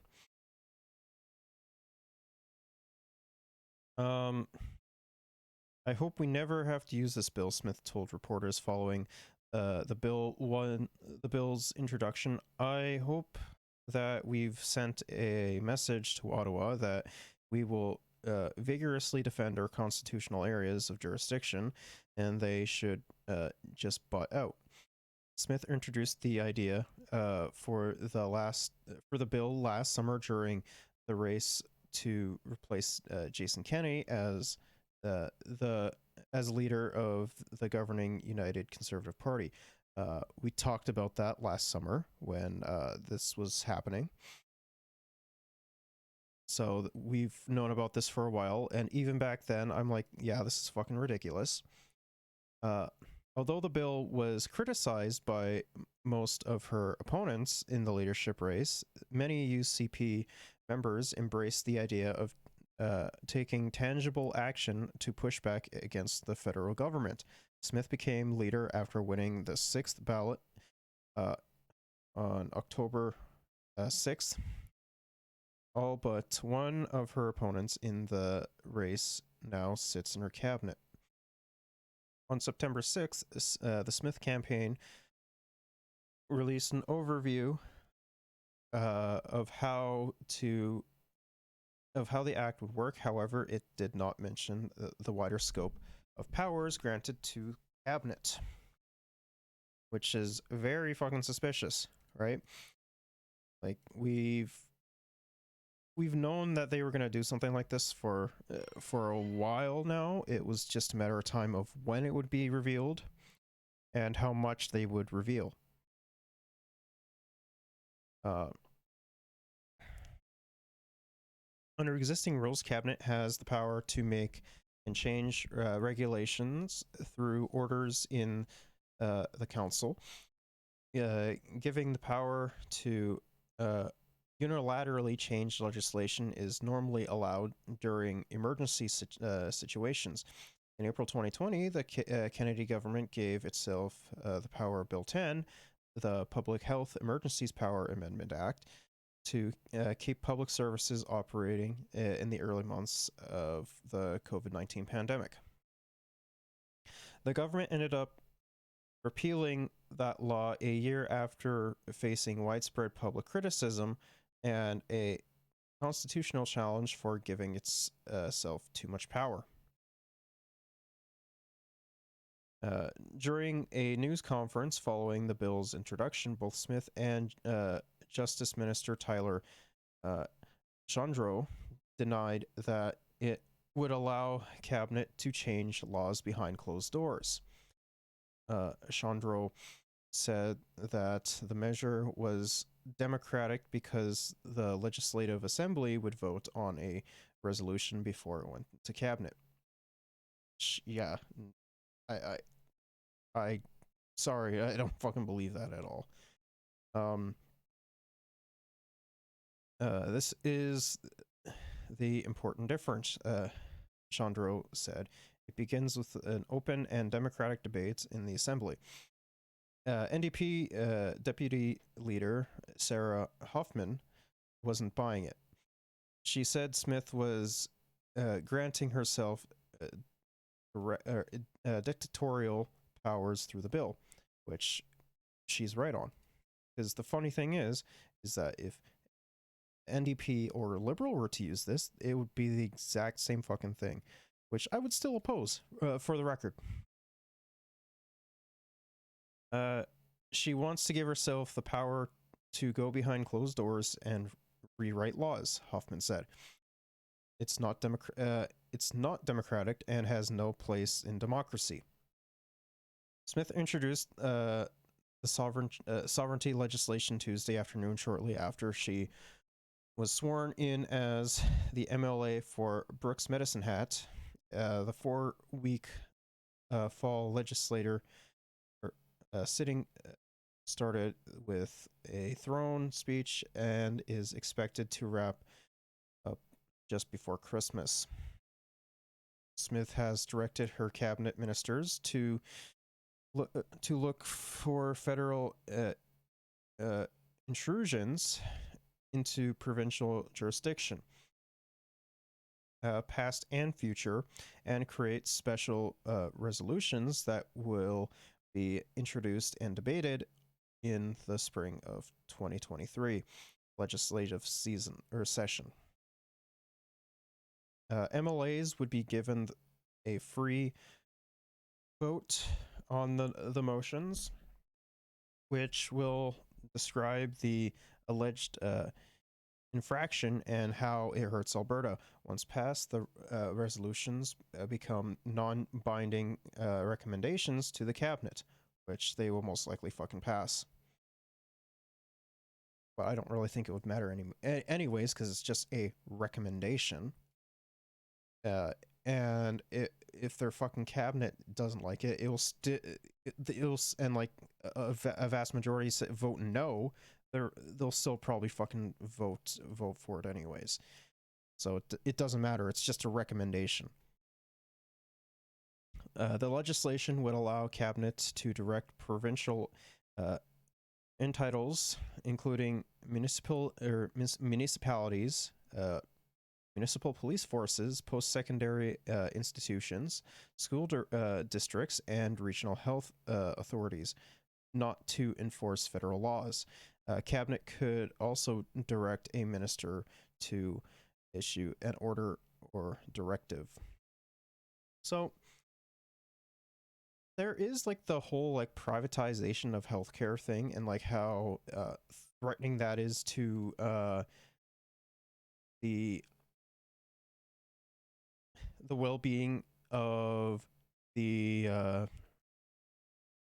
Albertan people. But who's not to say that, you know, abortion rights won't be attacked with this, right? Because it definitely could be, because, you know, it's Danielle Smith we're talking about here. She fucking gets her feelings hurt by like literally everything, even when, you know, truth comes out and being like, no, you're actually kind of a shit person. This bill is silent on what happens if any organization refuses to follow cabinet's directives and continues to follow federal law. We already know what will happen. Chances are that they will be fucking arrested. that's most likely what's going to happen.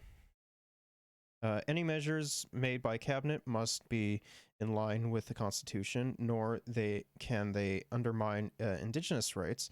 The government says it will respect court rulings that find its actions are unconstitutional, which will most likely be like literally fucking everything if it passes. Because like a lot of this shit like that they're fucking crying about is already fucking protected by federal laws and constitutional rights, and they just want to fucking repeal a bunch of that shit. Because remember how fucking pissed off people were about the Ford government using the notwithstanding clause against QP strikers or QP workers. Powers used by cabinet would end 2 years after a resolution is passed. Cabinet could decide to extend them for an additional 2 years, which, you know, is, if they're not going to be getting their way, they're going to be adding another 2 years. So isn't that great? The bill also limits its time frame, and organization can ask for a judicial review to 30 days instead of the usual 6 months. Also kind of fucking sus. That's very fucking sus. 30 days is like nothing. And, you know, they could easily just sit on it. For sure. And, well, they could just sit on it for the fucking 30 days. 100%. The court must judge the government's actions using the standard of patient unreasonableness instead of the less stringent and more common thresholds of unreasonable or correctness.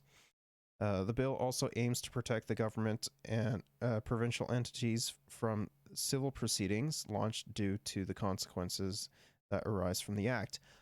Also kind of fucking sus, which we already knew about. Like all this shit is not surprising at all. Like I had a feeling that some of this would be coming into play, like giving themselves immunity for the dog shit that gets passed through it. Like that was a no-brainer, right?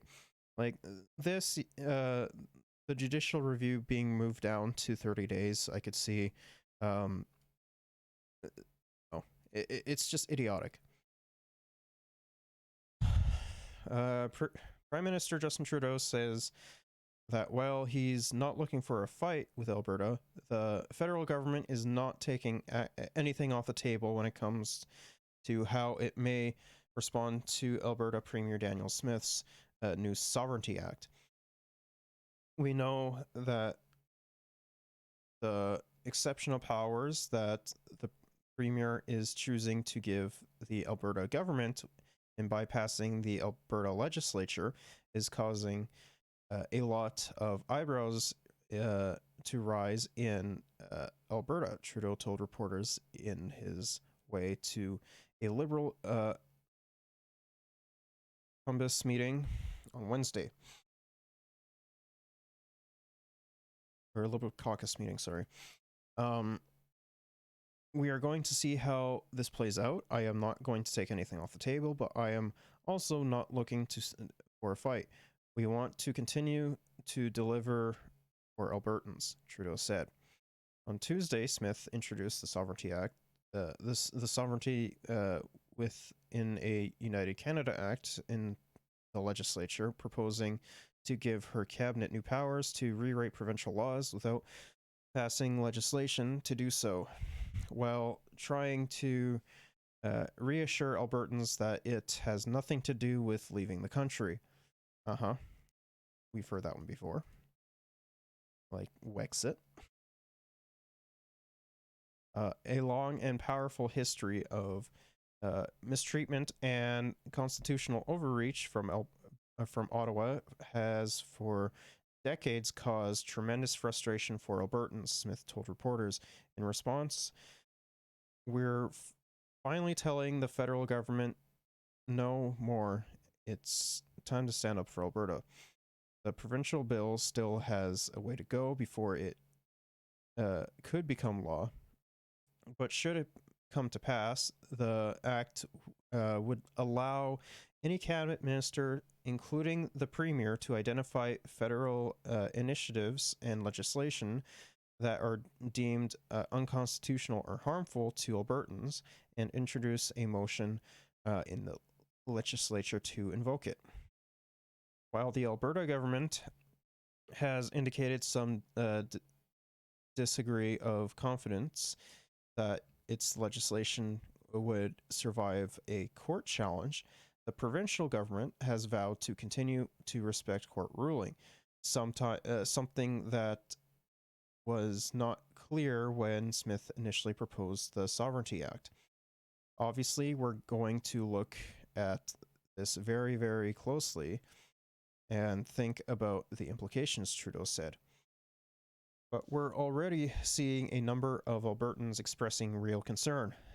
These are things that obviously are going to play out over the next coming weeks and months. Introducing this legislation early into her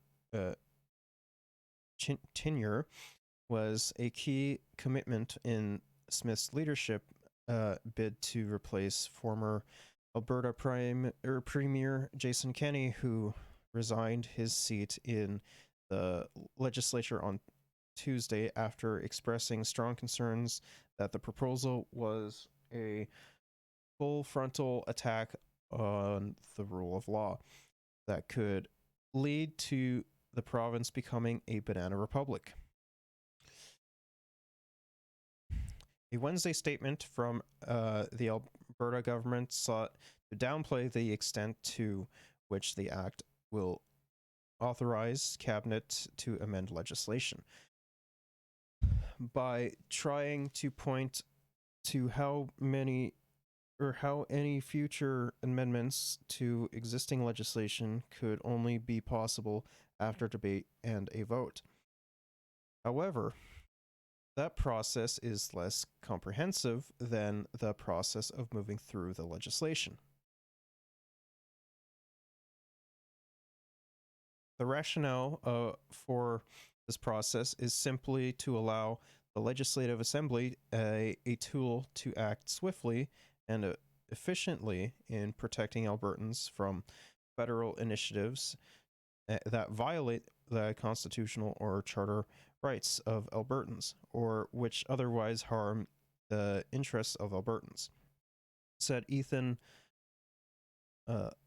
LeCavier Kidney, press secretary to the Alberta Justice Minister in a statement. Asked about Alberta's efforts to clarify, Alberta NDP leader Rachel Notley said that Smith and her government are either being incredibly incompetent or intentionally misleading. I think it's a mixture of both. Like, honestly, the UCP is incredibly stupid, as well as they're purposefully misleading people.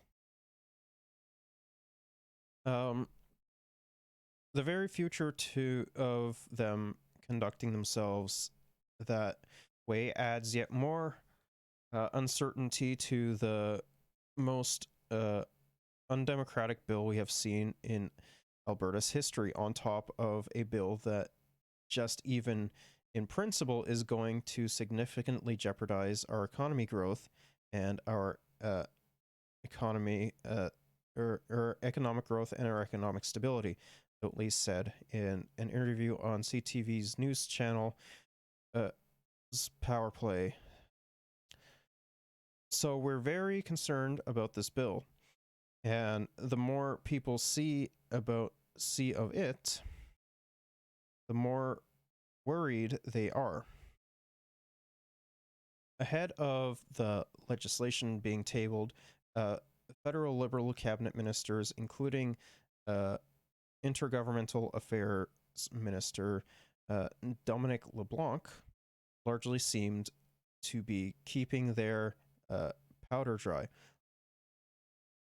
LeBlanc told reporters on Tuesday that while some of what was said about the bill during the provincial leadership race enacted, the act would lean into federal jurisdiction, he was waiting to see what the legislation actually contained. Now that he's had a closer look, speaking with reporters, following a Wednesday morning Liberal caucus meeting, LeBlanc said a great number of what ifs remains as the bill moves through the provincial legislature, where it's already facing opposition, which is good. I am glad it is seeing opposition.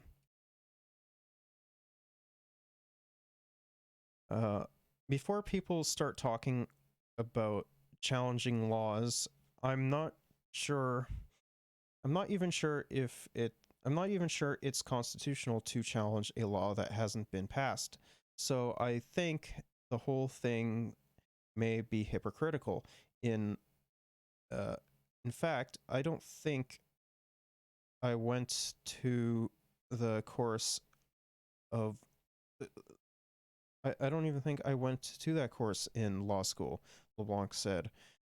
We're not rushing around, as I said yesterday, looking to pull fire alarms or create squabbles.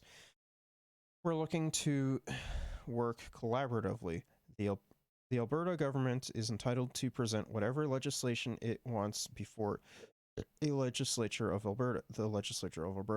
I assume that it will be debated and ultimately voted upon.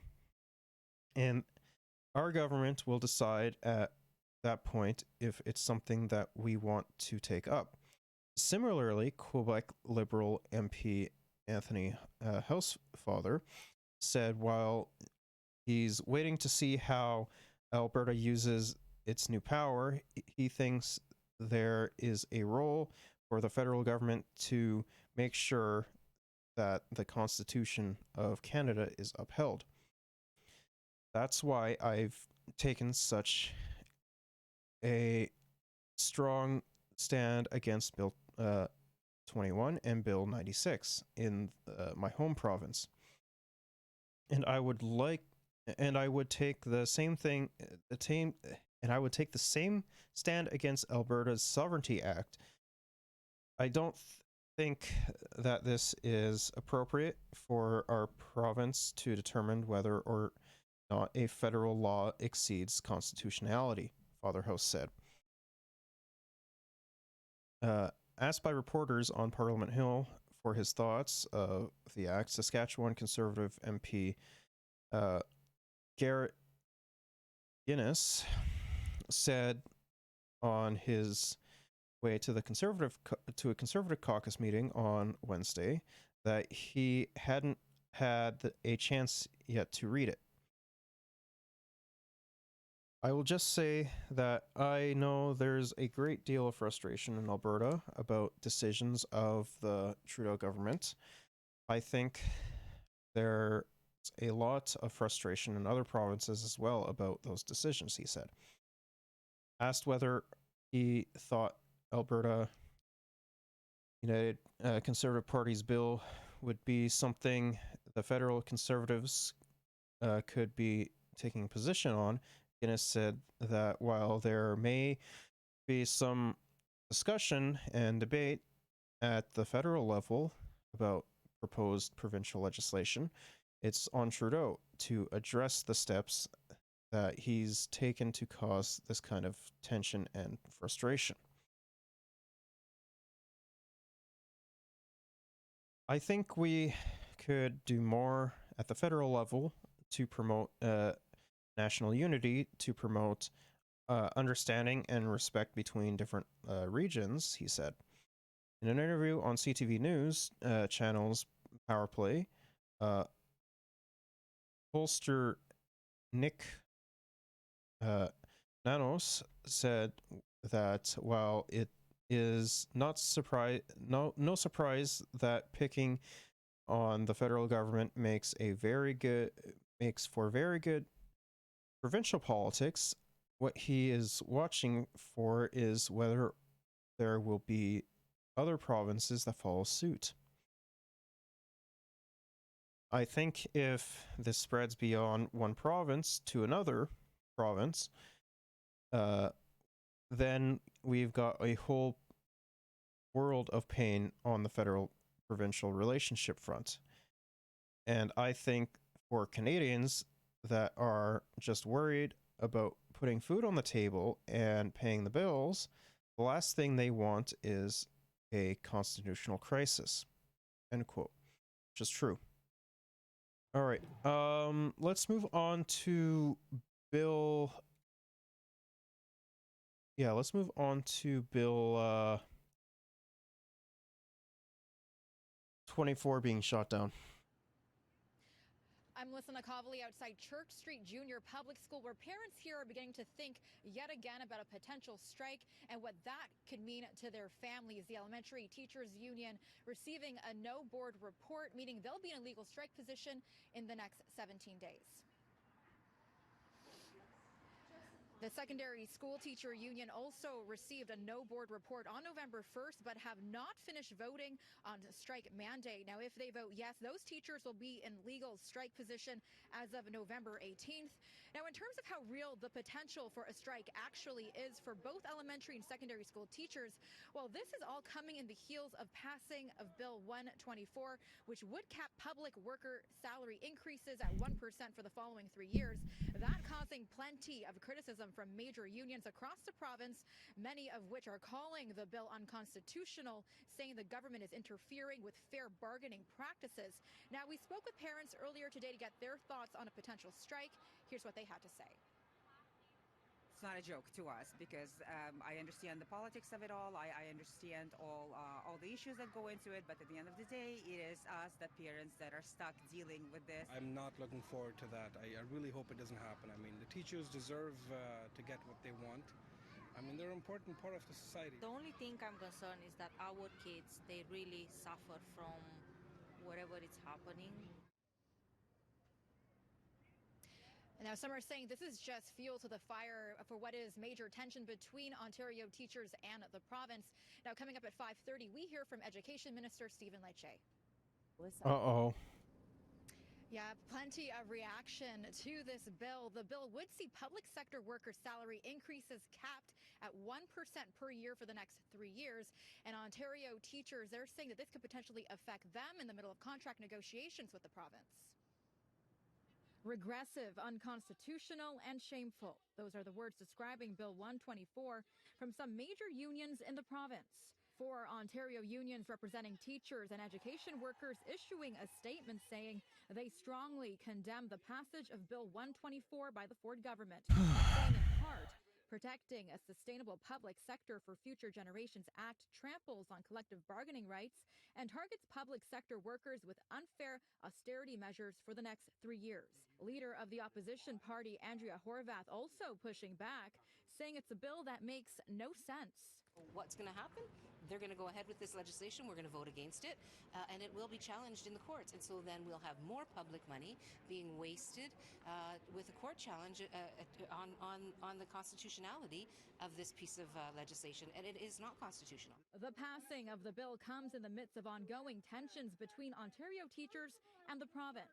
Today, Elementary Teachers Federation of Ontario received a no-board report, placing them in a legal position to strike if a deal can't be reached in 17 days. It's an unnecessary and disrespectful dose of cold water on the negotiations. It's basically the timing seems to be intentional. The fact is, this is going to have a kind of a dampening effect on collective bargaining. It's clear that the various unions have been escalating over the past weeks, irrespective of the passage of the bill, and that escalation doesn't achieve our aim, which is keeping kids in class and helping provide predictability for families. So Notwithstanding their steps, we're going to continue to be constructive. Critics calling out the Ford PCs, saying salary caps like this are typical signs of mismanagement on the government's end. It covers up some of the mistakes that have already been made. And with this government, it seems to be this way and that way, a shell game regarding numbers. We're going to continue to negotiate in good faith with all of our partners because we want to Fucking hate Stephen Lecce, man. Now, secondary school teachers are in the process of voting on strike action. That will happen next week. If they do not come up with a contract, he could potentially strike by November 18th, and elementary school teachers are in a position to strike a week after that. Meanwhile, there was a protest outside of Queen's Park today. Dozens of healthcare workers came together, rallying for the Ford Conservative government to reconsider legislation that caps salary increases for nurses to a 1% a year. Respect us, protect us, pay us. Those words emblazoned on the T-shirts of hospital workers today. The demonstrators are filling up a box with postcards from registered practical nurses, personal support workers, and So, yeah, Bill, what is it, 124? Fully attacks the healthcare workers. And yeah, it's unsurprising that they're protesting this. other critical healthcare staff. The group says the postcards are being delivered to Premier Doug Ford. Apart from salary increases, workers are also rallying for better access to PPE, resources to end violence in hospitals, and paid sick days. They, for the last 2.5 years, have given their all. They've went into these hospitals when it was clearly very unsafe. It took a toll in stress, anxiety, physical illness, and death, as we've already heard of some of your colleagues. A lack of PPE to even protect yourself, showing up to a shift and not having enough workers there to get the job done, putting that burden on those that were left. That's what was happening, and that is still happening in our hospitals. The unions representing the workers say they received more than 15,000 postcards from healthcare workers across the province. All Ontario opposition leaders were in attendance. Previously, the Ford government has said it is inaccurate to suggest Bill 124 caps wage increases because employees are still able to receive salary increases for seniority, performance, or increased qualifications. Hi, Premier. It's Richard with City News. Richard, how you doing? Good to see you again. Good to see you. I mean, more than 20 ERs and ICUs were forced to flat out close over the weekend. As we speak, 3 ICUs at Toronto General are at capacity. Your health minister yesterday had no new plan for this. Do you have a plan to fix the crisis in healthcare? What's new that you're going to do today, Premier? Well, Richard, thanks for the question. I'll just run through the plan. First of all, over the last couple of years, and this just didn't happen yesterday. It didn't happen a week before, and it's not unique to Ontario. It's happening across the entire country. I wonder why that is. Could it be due to the fact that, you know, a lot of these conservative premiers are underfunding the healthcare system to try and privatize the healthcare system? Could that be it? As a matter of fact, happening across the world right now. We've hired over 10,500 new healthcare workers. We've added 3,100 beds. Every single jurisdiction in Ontario is either getting a renovated or a brand new hospital, 50 of them right across the province. What? We're spending over $40 billion. We're adding a new medical school until we can graduate more docs out of the medical school. We're paying for the tuition for nurses to come on board, and we're trying to give them an incentive. We gave the nurses across the province a well-deserved $5,000 retention bonus. I call it a thank you bonus, which, by the way, is equal to 7.6% on the average increase. And we're going to continue coming up with ideas and working with the College of Nurses to get the internationally trained nurses through the College of Nurses in a much faster, rapid process. And I know the Minister of Health is putting a directive to the College of Nurses asking them to speed up the process. We're in need of more nurses, as many as we can get. You're asking the federal government for more health care money, but the Financial Accountability Office the other week said you spent less on health care the past fiscal year than what you plan to. Why is your government underspending on health care, sir? Well, no, that's... Yeah, I would actually like to see what his fucking defense on this is, because they were given a fuck ton of money to spend on healthcare, but they're underspending on fucking healthcare. It's not accurate. It's a time and shot when they look at that. What? They're actually spending more money than any government in the history of Ontario. We're spending billions. He really wants to be the fucking Trump of Canada, man. He really wants to be it. And it's not working out for him. Billions of dollars. You can look at last year's budget versus this year's budget is billions of additional dollars. What? Hi, Premier. Matthew Bingley with Global News. During the early days of the pandemic, your Solicitor General requested the federal government through the Red Cross and the Army to come in and help the overburdened system. Will you do that now? Because the system is clearly overburdened with hospitals and ERs being forced to close. No, we aren't going to reach out to the Army. It was a whole different situation when we started this pandemic and there was a crisis in long-term care. I'm very confident. I'm very confident working with the colleges of nurses, speeding up the process to get more nurses, working with the hospitals, the CEOs of the hospitals. We'll be able to get through it. Now, let's keep in mind, and make no mistake about it, there's a logjam. But 90% of the patients are getting taken care of when they're going in the hospital. The surgeries are at 90%. Can we do better? 100%. I'm a strong believer in continuous improvement, investment, and that's exactly what we're doing. You talk about throwing everything you can at this. Why not scrap Bill 124? You talked about those incentives. It's clearly what you have done is not enough to stop these closures and these departments being forced to close their doors to patients. Yeah. When you're talking about luring the best people to come here and work, should you not have a healthcare system that they can rely on to lure them in? Well, let's...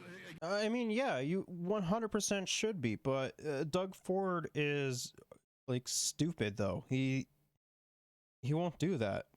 Again, put that into perspective. Bill 124 expires as the new contracts come up. We're going to work with the unions, and we're going to move forward with it. Actually, it's the hospitals that make the deals with the nurses.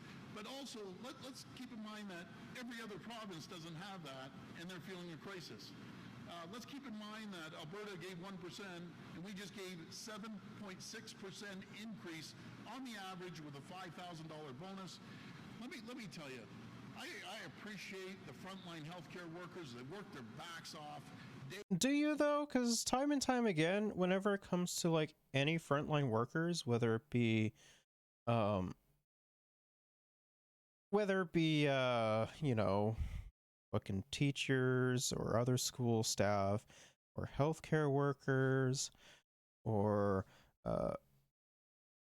public transit workers, you don't give a shit about them too much, to be honest. Otherwise, you wouldn't put, like, legislation out that would, you know, make it, like, illegal for them to go on strike or undermine unions or, you know, shit like that. Day in and day out, they're exhausted. I get it. And, you know, we couldn't function without the great work that they do. The nurses, the PSWs, the doctors. Do we need more people? 100% we need more people. Are we willing to get more people? We're doing everything in our power to get... You know what actually, you know, fucking help get more nurses and doctors and shit?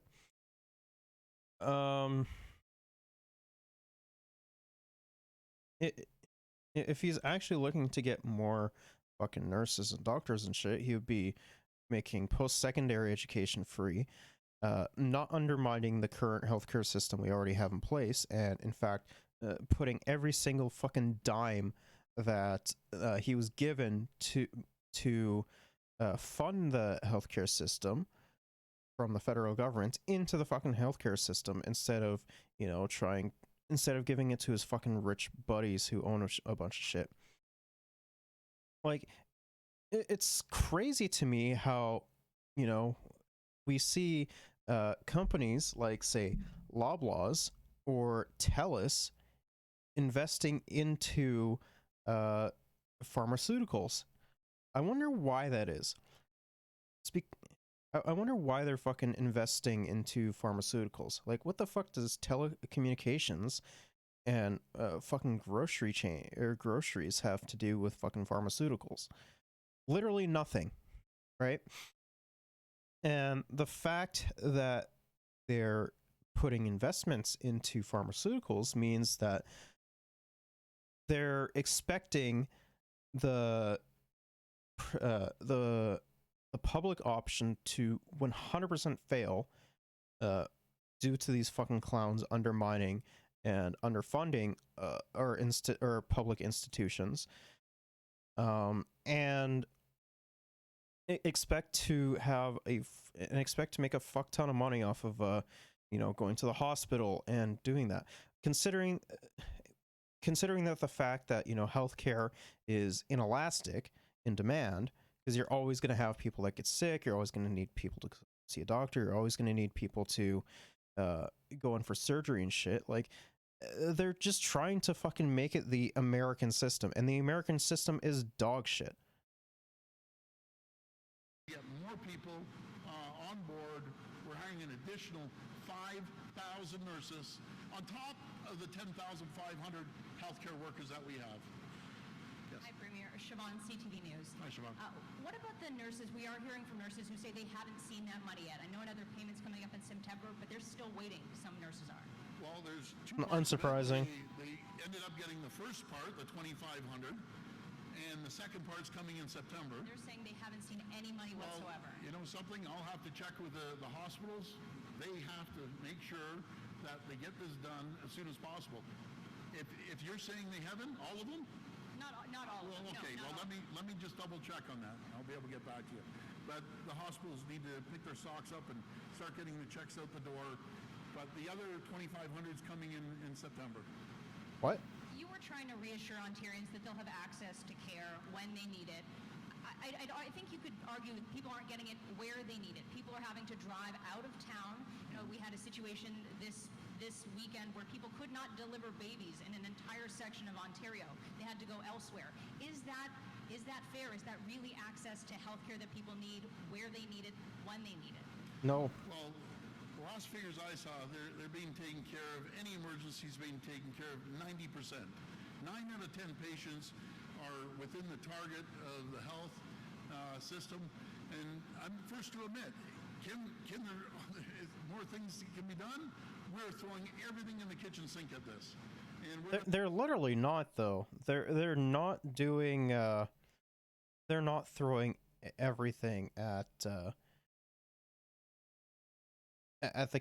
everything, including the fucking kitchen sink, at it. They're not. Because if they were, they wouldn't be having this problem. So that's a fucking lie. We're going to continue doing that to make sure that we have the proper health care that people require. But again, I just want to emphasize 9 out of 10 people going into the emergency departments are getting taken care of. Yes. Hi, Premier. Carly Weeks with the Globe and Mail. You're saying that the healthcare system is working. The majority of patients are being treated within reasonable times. Healthcare leaders and people who are working in hospitals say the system has collapsed, that it's never been this bad, and that broad changes are needed, and that simply, hiring, while important, is not going to fix this. So they're calling for broader changes, like an investment in primary care, so more patients can have their basic healthcare needs met. What will it take for you to commit to making some of those changes, those long-term changes that are needed? Yeah, good question. So a couple things. The home care. People want to be taken care at home opposed to going to the hospital. Primary care docs, they're incredible. We need to make sure that they're in the office seeing the patients. We're going to continue to invest in... I mean, some people literally can't get to the fucking hospital, dog, or don't want to fucking live in, like, long-term care, which, both of which are understandable. So, yeah, home care is fucking important, too. You can't just undermine that. Like, it's very fucking important. Into the nurses, into PSWs. No matter if it's the PSWs, we gave their increase. which I think they're golden. We're looking to hire 27,000 more PSWs.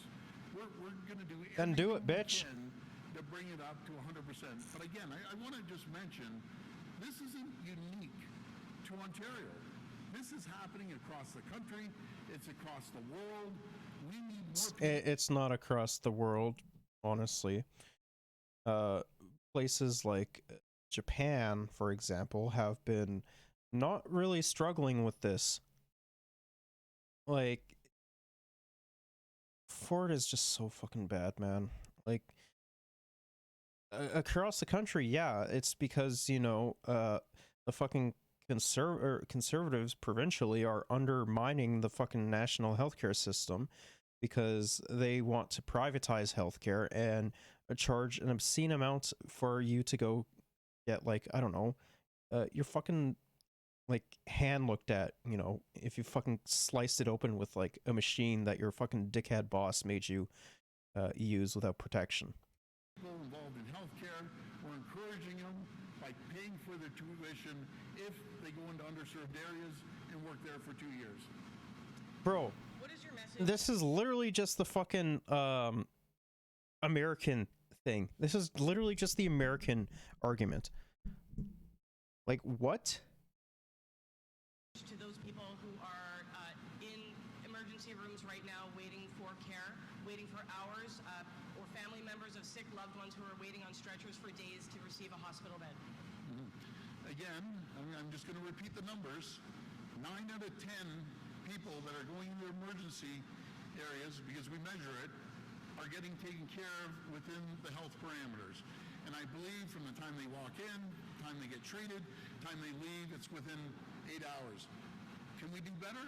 We can always strive to do better. Can the hospitals do better? 100% they can do better. And can the College of Nurses do better? 100%. Can the province and the Ministry of Health do better? We all can. But I can assure you, they aren't sitting back. We're throwing everything we possibly can at the system, the health system. Plus, you know, there's a shortage.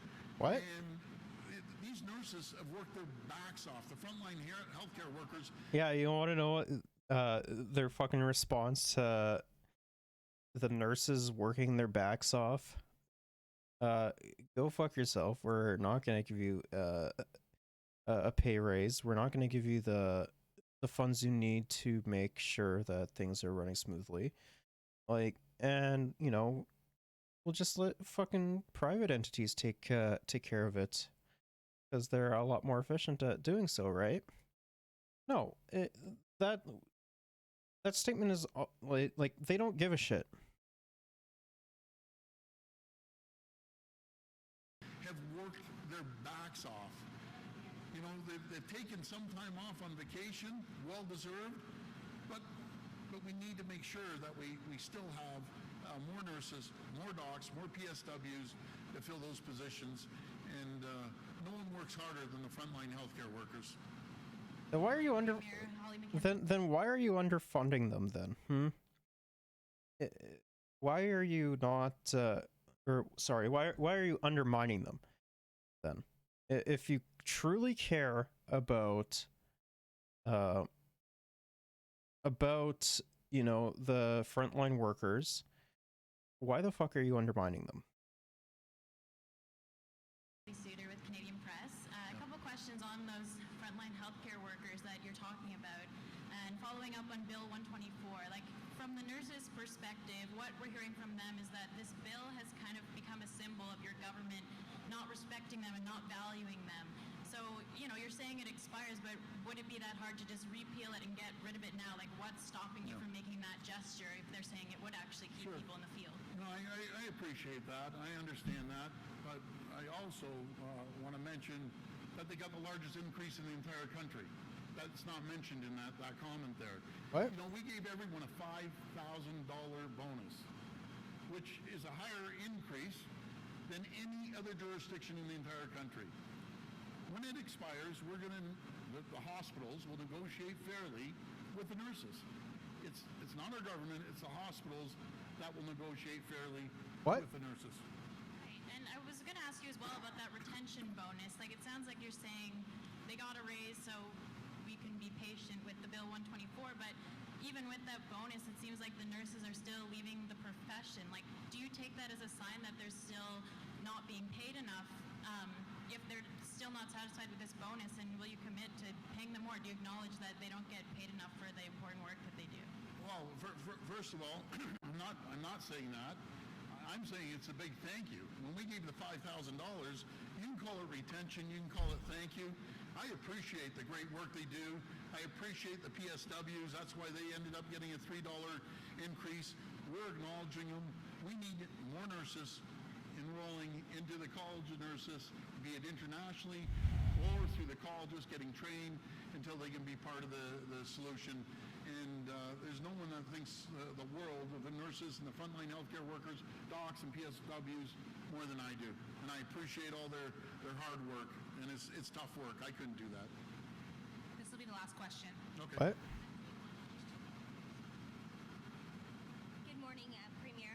Hi. Why haven't you spoken publicly about the ER closures and the strain on our hospitals until today?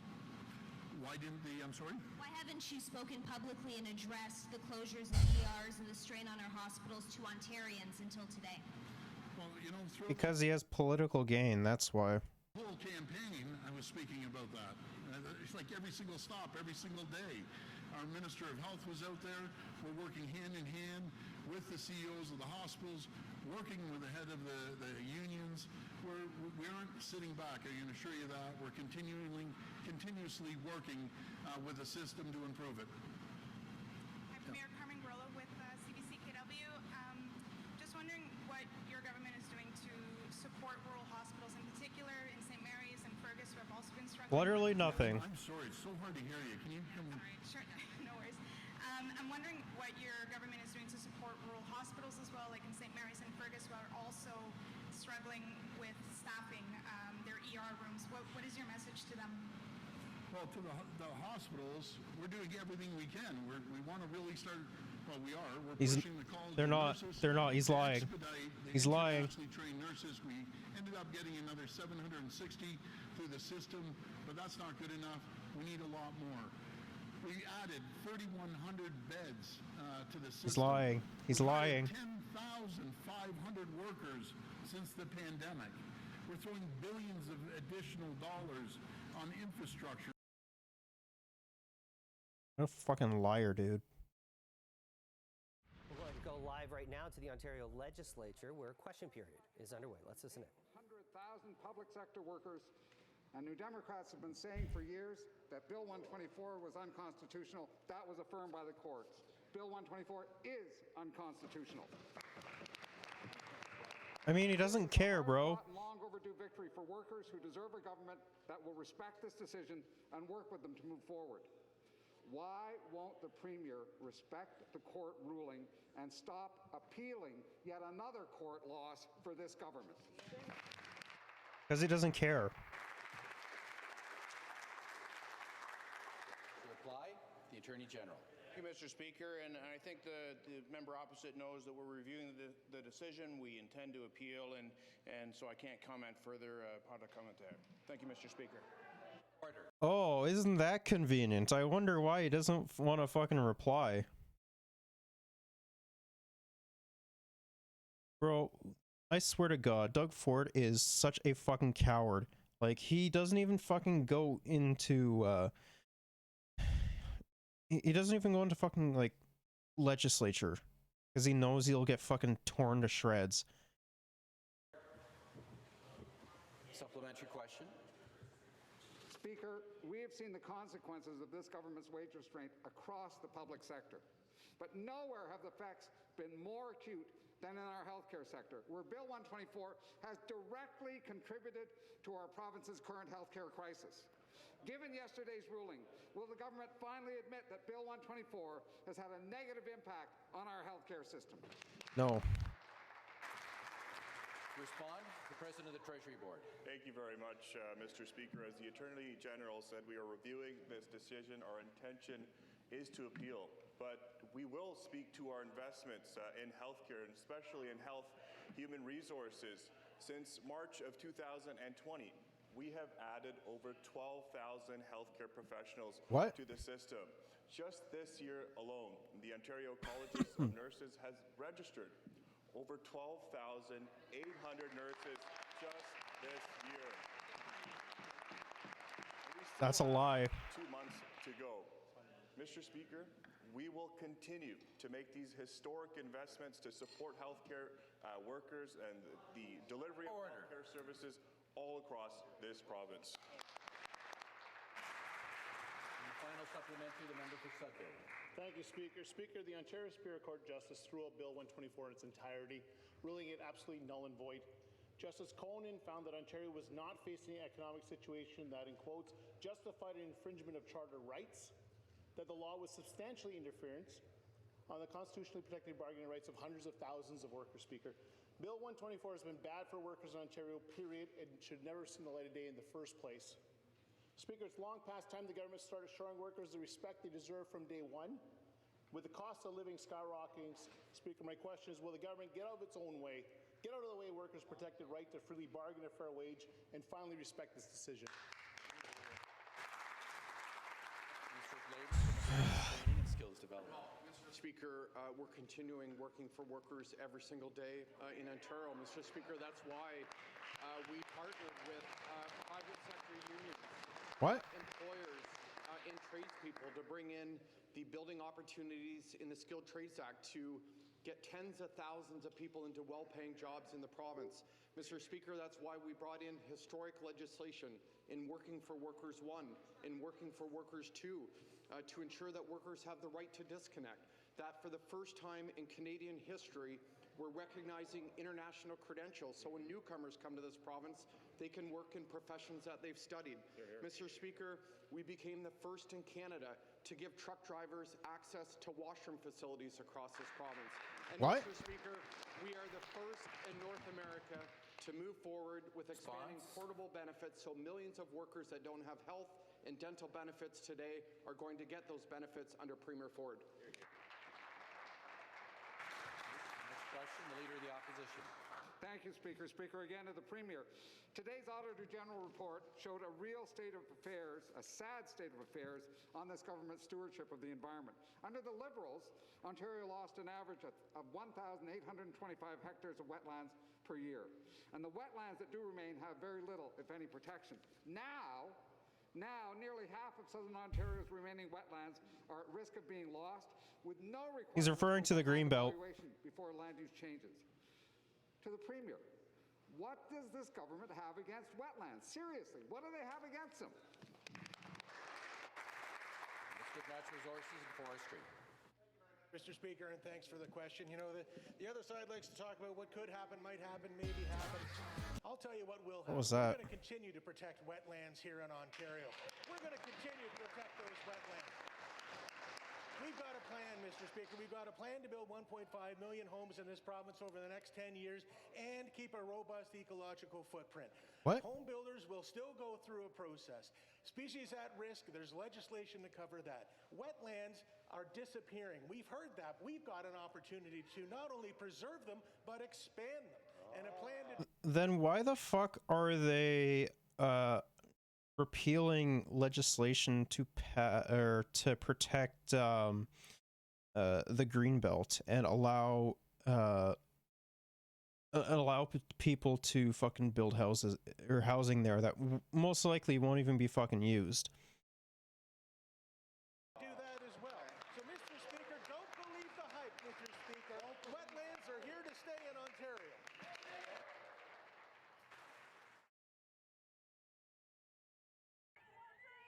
For the past 3 years, Bill 124 has been a constant source of anger for thousands of public sector employees. The law limited their wages, capping their increases at 1% per year. It was totally unconstitutional, unfair, and it was done to prevent our ability to bargain. The impacts were far-ranging. Educators, nurses, even nuclear power plant workers were all affected by the bill. Healthcare workers claimed the law was directly responsible for employees leaving the field. When you couple this bill with a devastating pandemic, it's a toxic recipe that all it does is like a repellent. Basically, it it triggers nurses to leave this province for greener pastures. Multiple unions took the Ford government to court, and today a judge struck down the law, saying it did interfere with bargaining rights and is unconstitutional. It's a historic win for us, really. We will celebrate this across Ontario, this win. The province now has two avenues: either appeal the court ruling or pay employees billions of dollars in back pay. Critics are urging the government not to appeal. Today, I'm asking the Premier, at the very least, a sign of goodwill to healthcare workers and all other public service workers. At the very least, Chances are he's probably going to appeal. That's most likely what's going to happen. not challenge the court decision. But the government is facing a massive price tag. Shortly after the decision announced its intention is to appeal. Well, the government's going to be sending the message that they can't afford this. This is going to be pretty costly for them because I wonder where all that money went. Like they claim to have or like cost cut all a whole bunch of shit that we don't need. I wonder where all that money's going, as well as I wonder where all that money went that was initially supposed to go to the healthcare sector. I wonder where. The Financial Accountability Office has said that the cost to this could be billions. This is a lot of people who've been negatively impacted over 3 years. And the government is already being warned appealing the court ruling will only drive more healthcare workers to the exits. Colin DeMello. The Ford government is vowing to appeal. Public sector unions are preparing to continue the fight. This after wage capping legislation was deemed unconstitutional. We're talking about Bill 124. It came into effect in 2019, limiting wage increases to just 1% for 3 years. It applied to about 780,000 workers, including personal support workers and nurses, but not police officers and firefighters. The court ruled the bill infringes on rights to freedom of association and collective bargaining. We couldn't be more relieved and welcome this decision of the Supreme Court. It's good for all workers across Canada. It's a strong message to governments to remind them that workers in our country, in Canada, have a constitutional right to negotiate a collective agreement, to bargain their working conditions, and that no government should take away their constitutional right to do that. A spokesperson for Ontario's Attorney General says the government is still reviewing the judge's decision. The Ontario Federation of Labour has scheduled a press conference for 9:30 to discuss this case.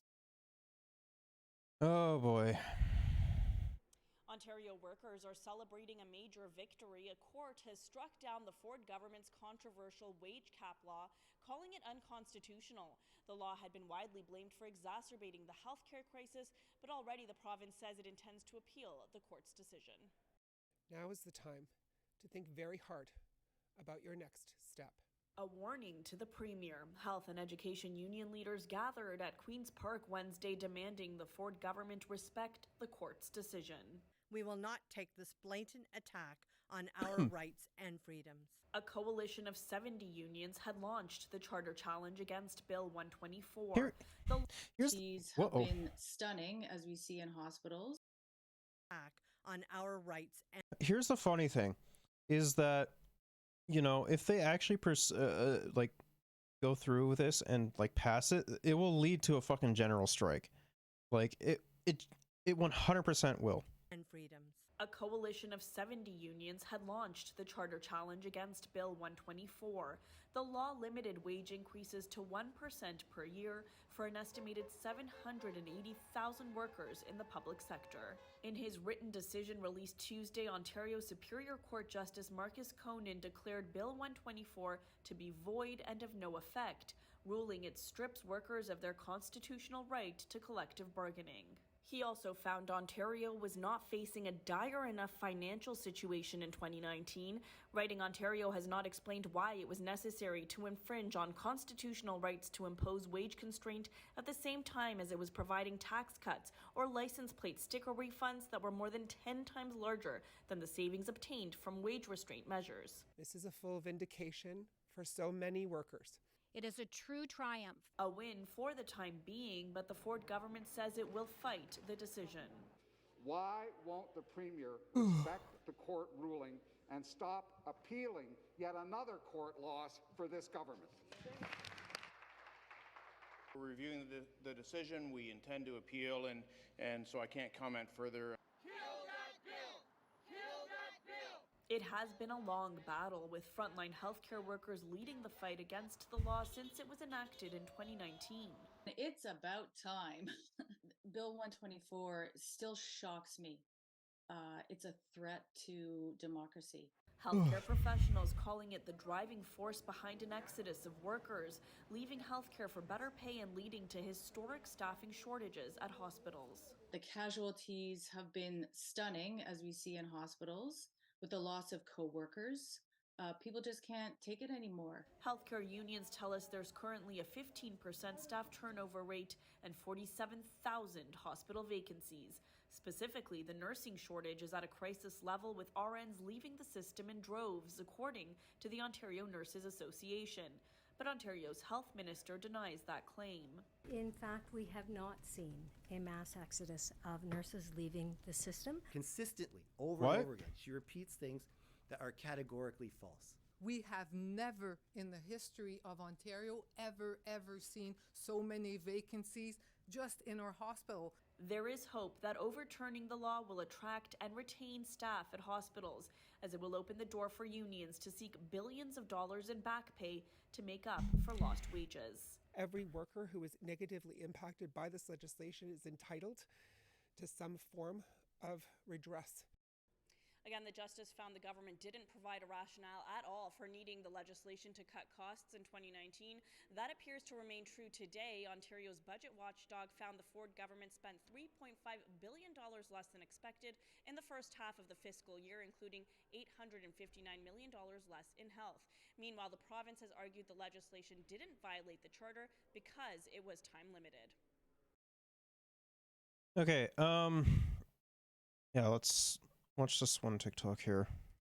Absolutely massive news. Bill 124 has been deemed unconstitutional. This is the bill that has been limiting the pay of nurses, teachers, and other public support workers to 1%. As a result of the foregoing, I have found the act to be contrary to Section 2D of the Charter and not justified under Section 1 of the Charter. What does that mean? 2D of the Charter is essentially the right to be part of a union and bargain collectively. And that was the section of the Charter that Doug Ford was planning on violating when he was going to use the notwithstanding clause on CUPE earlier. Yep. Not being justified under Section 1 is also massive. Basically, Section 1 just says that your rights have to be reasonable. And the government was arguing that because there was a budget shortfall and they were missing all this money, it was unreasonable for those public sector workers to be so greedy and demand more than 1%. The courts did. The funny thing is about like whenever like workers, whether it be like healthcare, education, whatever their department is, whenever they're like asking and pushing for more, which they should be, it generally comes at a greater benefit for the masses.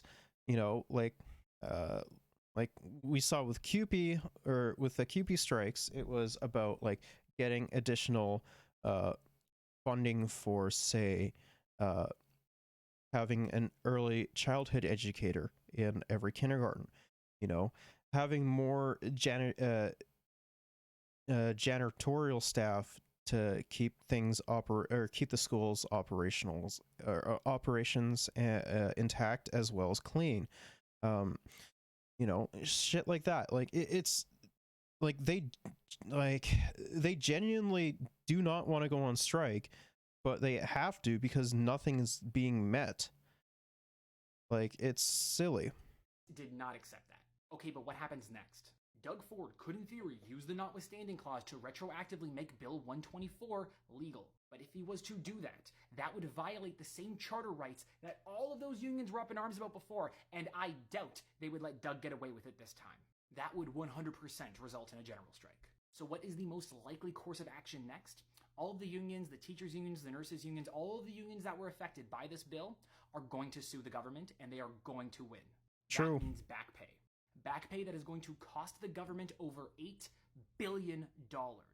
But who decides how much money is owed to these unions? Most likely an arbitrator will be brought in, and each union will have to negotiate with the government that way. And that would also most likely affect the current ongoing negotiations that most unions have with the government currently for their new contract. This is a massive, massive win for female-dominated industries in Ontario. The charter... And, like, the thing is that, like, even though you know, you might lose a couple battles.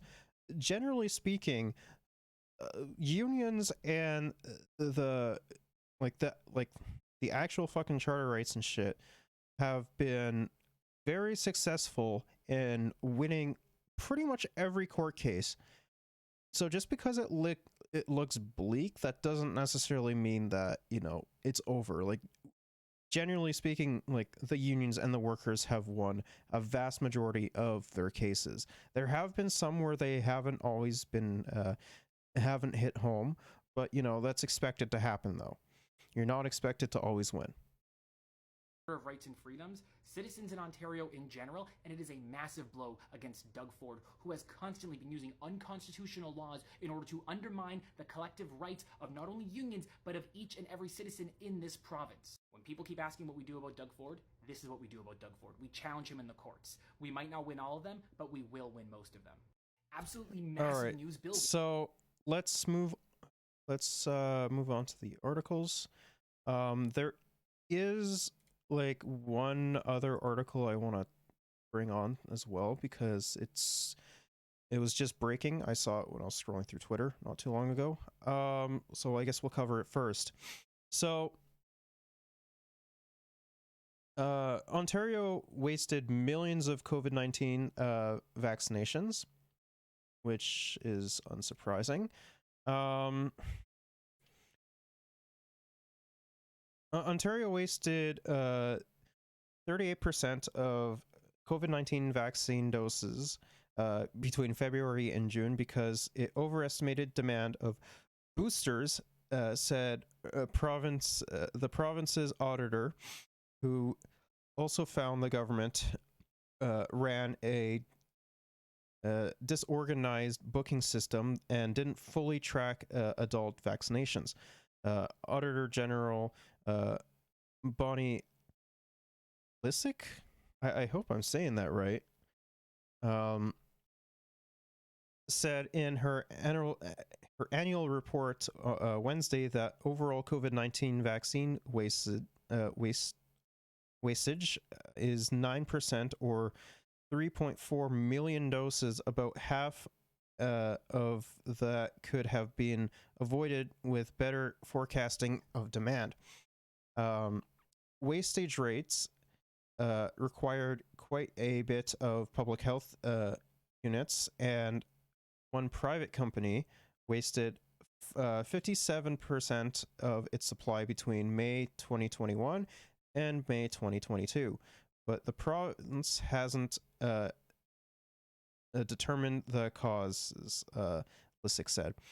Health Minister Sylvia Jones offered a partial explanation at a news conference Wednesday, saying that one of the clinics that company ran was for seasonal agricultural workers arriving at Pearson International Airport, and their arrivals weren't always predictable.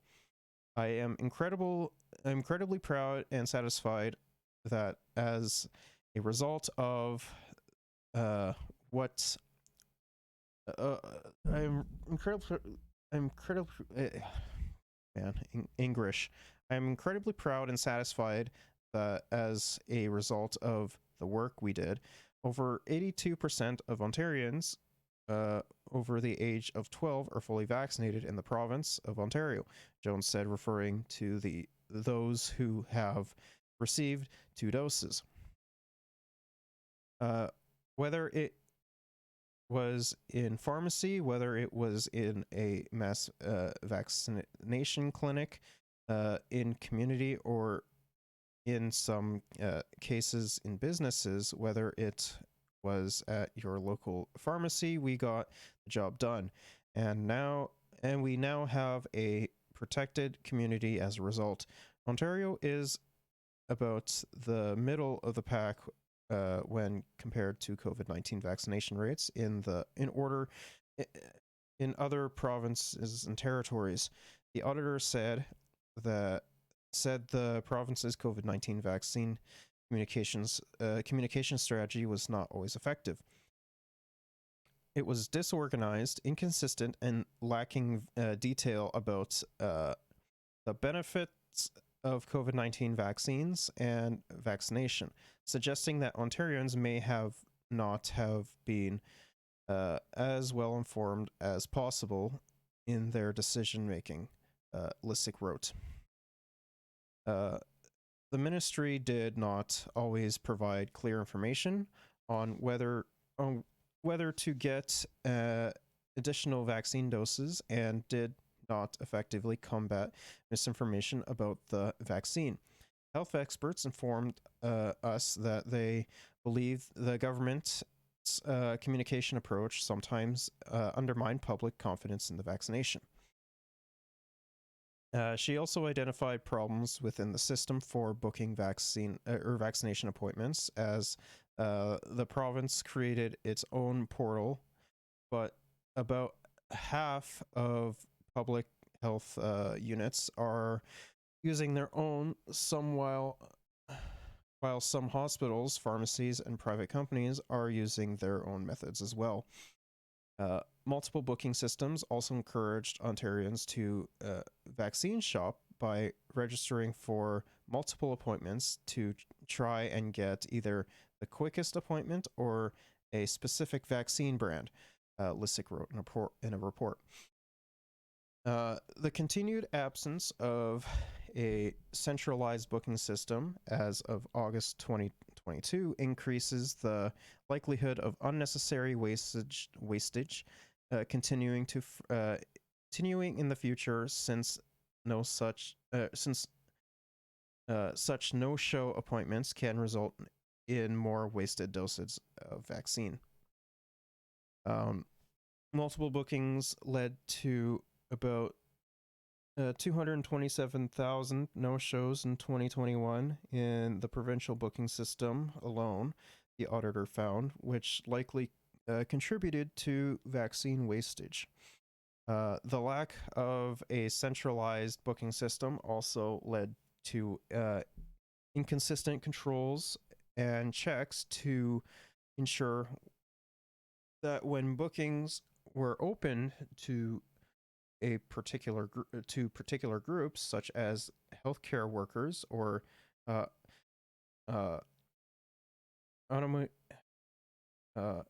immunocompromised people, only those eligible were actually making appointments, Lissick found.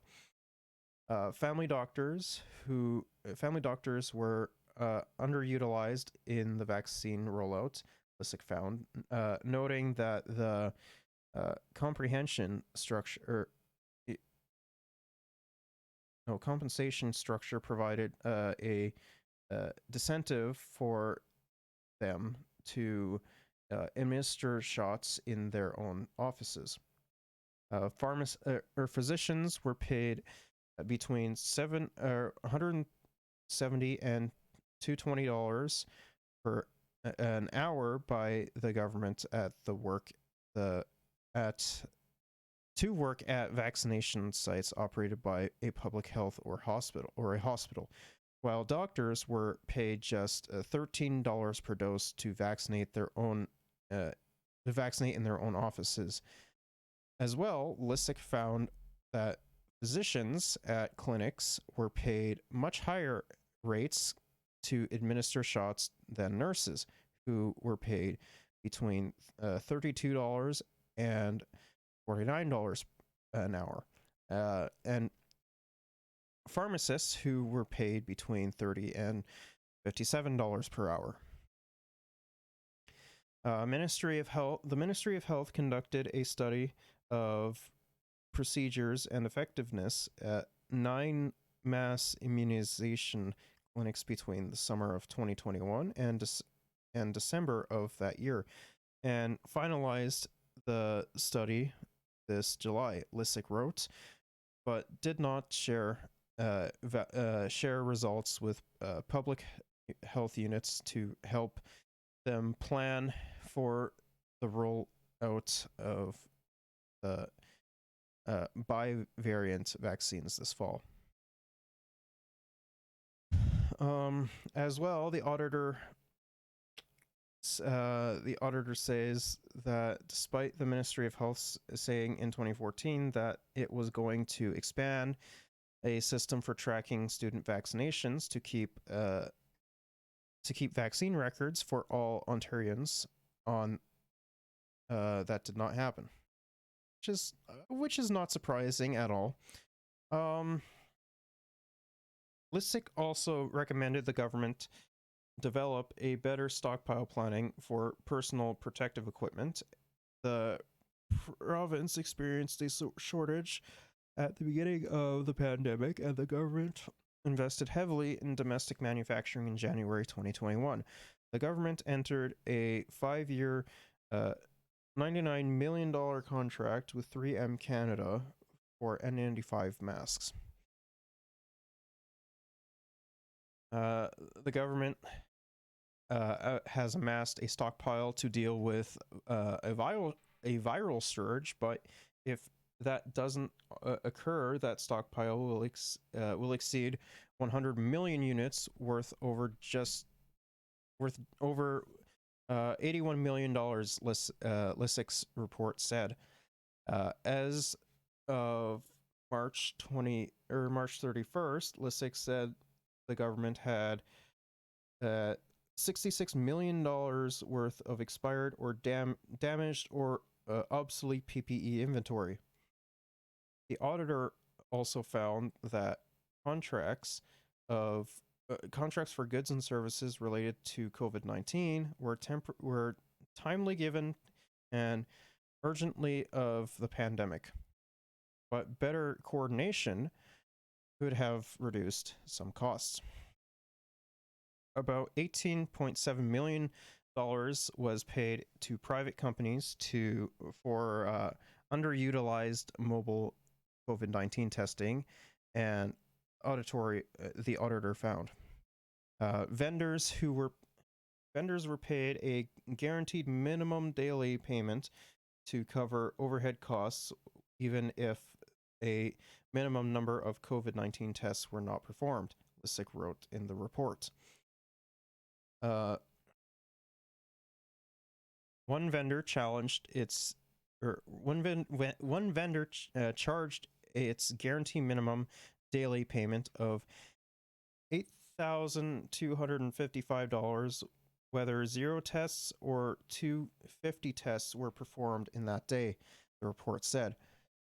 The audit identified 105 instances representing $800,000 in which vendors got their guaranteed minimum daily payment despite testing no one that day. Lissick also pinpointed issues with contracts elsewhere, finding the Liquor Control Board of Ontario's IT procurement process didn't always follow the agency's own policies. The LCBO awarded $108 million in sole source IT contracts above the dollar value that should trigger a competitive process, she wrote. That represents 42% of all IT contracts or contract spending over a 3-year period the auditor examined. The auditor reviewed for a sample of 12 of those contracts and found while all had business cases attached, none of those documents provided sufficient information to justify a non-competitive process. The LCBO explained that non-competitive contracts were more common for IT procurement due to existing legacy systems and because of priority rights in software, Lissick wrote. All right, let's finish up on Bill 124. The Ontario government intends to appeal the court's decision that struck down a controversial bill that limited wages of public sector workers, which we had suspicions of and we've known. A spokesperson for the Attorney General told CP4 or CP24 that we are reviewing the decision. Our intention is to appeal. Justice Marcus Conan delivered his 80-page decision Tuesday afternoon, saying Bill 124 infringes on the applicants' rights to freedom of association and collective bargaining. The charter protects not just the right to be to associate, but the right to a meaningful process in which unions can put on the table those issues that are of concern to workers and have them discuss in good faith, Conan said. Several unions and workers affected by the bill have been fighting the legislation that came into effect in 2019 and capped wage increases to 1% or 1% a year for 3 years. The government had said the bill was a time-limited approach to help eliminate the province's deficit. Last September, groups representing thousands of public sector employees went to courts to fight the constitutionality of the bill. One group argued the bill violates a section of the Canadian Charter of Rights and Freedoms that protects meaningful collective bargaining. The province, however, argued the bill does not interfere with the group's ability to bargain for job security, benefits, and seniority. A long battle to get to today's decision.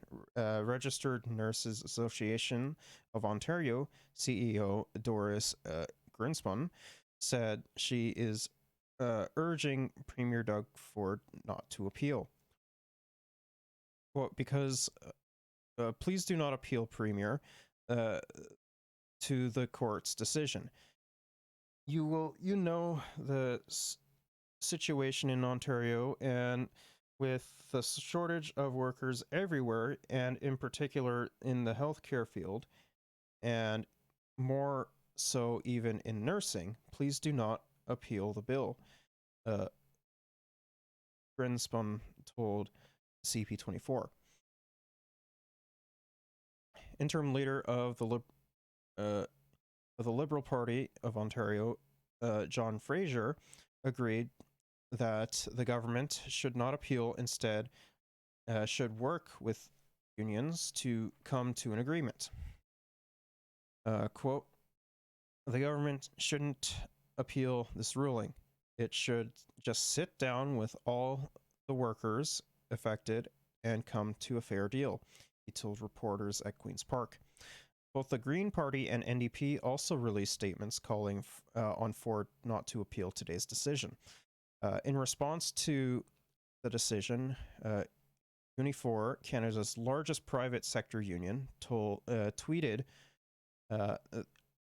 it will be seeking remedies to affected members.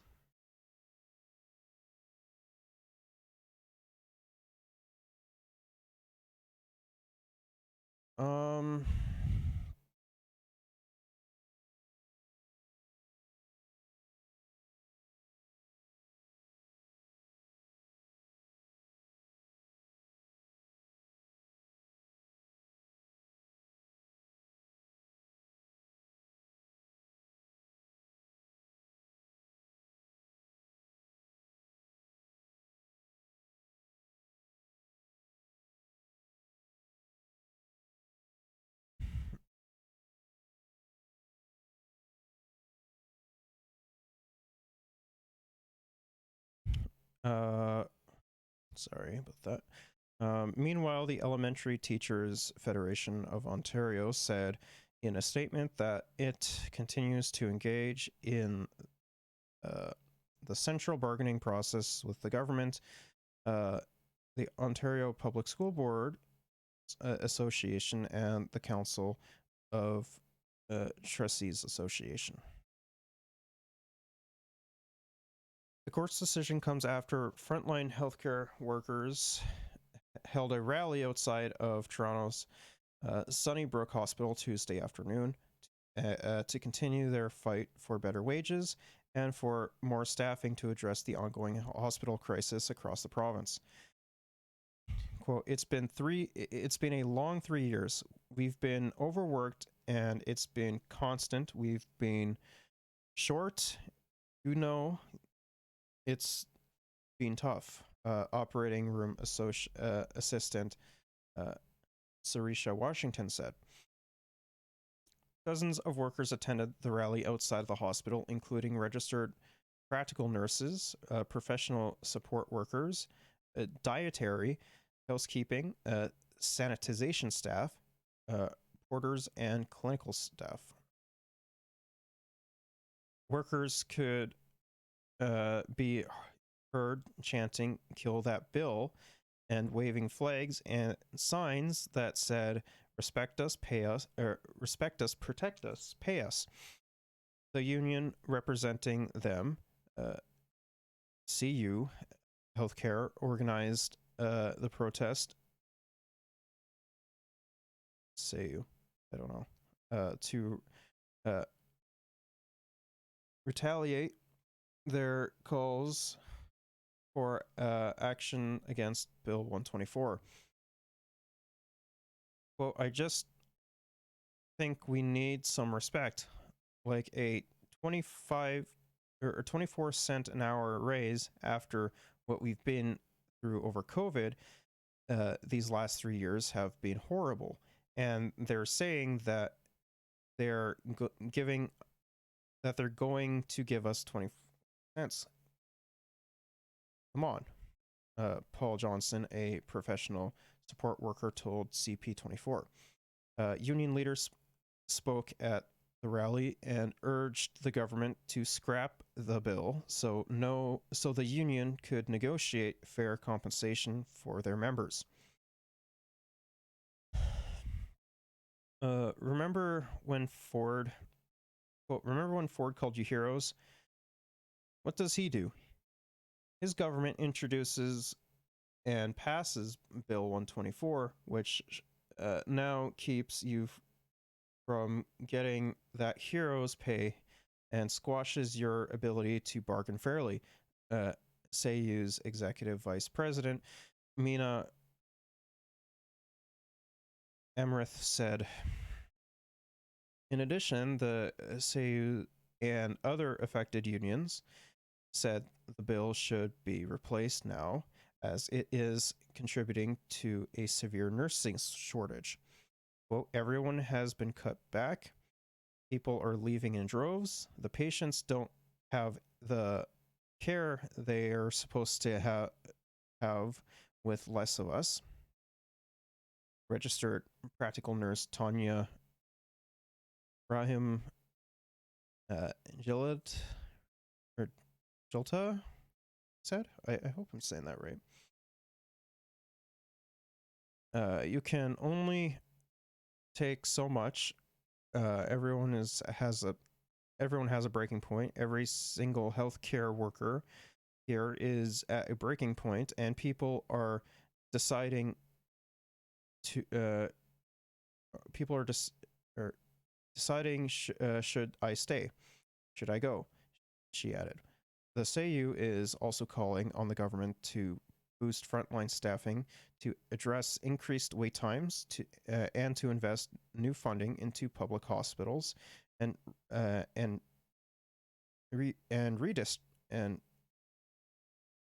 grow my brain and residents the use of private healthcare. According to the SAU, recent reports say Brook Healthcare Service Center had the second longest wait times, followed by the hospital for sick children in Toronto. Bro, what the fuck? That's way too fucking long that, you know, fucking babies should have to wait. Like, no fucking kid should have to wait so fucking long to go see a pediatrician.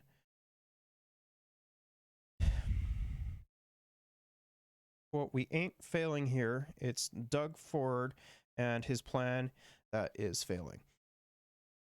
Each and every one of us we are treated with respect, the protection, and the pay that we deserve. And so today we say enough is enough. Sanjay Tapa Seyu Chief Stewart said. In the past month, several hospitals across the province have been warning patients about increased wait times, and some have been canceling or reducing non-urgent surgeries due to higher demand related to increased flu, RSV, and COVID-19 cases. The rally comes almost a week after the leaders of five Ontario's largest healthcare unions, including SAU, issued an appeal to Doug Ford's government saying that their plan is failing miserably. The Ontario government has said it will add up to 6,000 more healthcare workers and free up to 2,500 hospital beds as part of its plan to stabilize the healthcare system that was released in August. The plan also included an investment in private clinics that can offer OHIP-covered surgeries and legislation that would free up acute care beds by transferring seniors to long-term care homes, which will not be of their choosing. Bro, that's fucked up. Like, at the very least, at the very least, let them choose which long-term care home they want to go to. Like, I personally think that, you know, if they don't want to, they shouldn't have to. While we're on the talks of healthcare, Heather Stephenson a couple of weeks ago had actually said that she wants to invest a fuck ton of money into private healthcare. So let's take a look at this. Premier Heather Stephenson has outlined her blueprint for Manitoba in the coming year with plans to explore private healthcare services, spend billions of dollars for hospitals, and financially stabilize Manitoba Hydro. Manitoba's Lieutenant Governor Anit Nouvelle delivered the 18-page speech Tuesday afternoon. With an election coming in 2023, Heather Stephenson outlined her vision for the year. Here is the breakdown of what it was included. For the record, I am fucking voting this dog shit premier out. She's been fucking awful. Like, absolutely awful. The speech outlines plans to explore a blend of public-private delivery systems for healthcare. Stephenson says this model is being used in most other provinces. No, it is not. They are trying to privatize it. This is, quote, "This is the route that we have to go to encourage the private sector to set up here in Manitoba. Whether we can contract out with the private sector to deliver those services for Manitobans," she said. So the really aggravating thing here about this is that we've seen how dog shit private healthcare is. Like, look at America. America has fucking awful results for healthcare. Like, they have just as long waiting times. You know, if you can fucking pay to do so, you know, you're fucking fine. You get to cut a head of the line.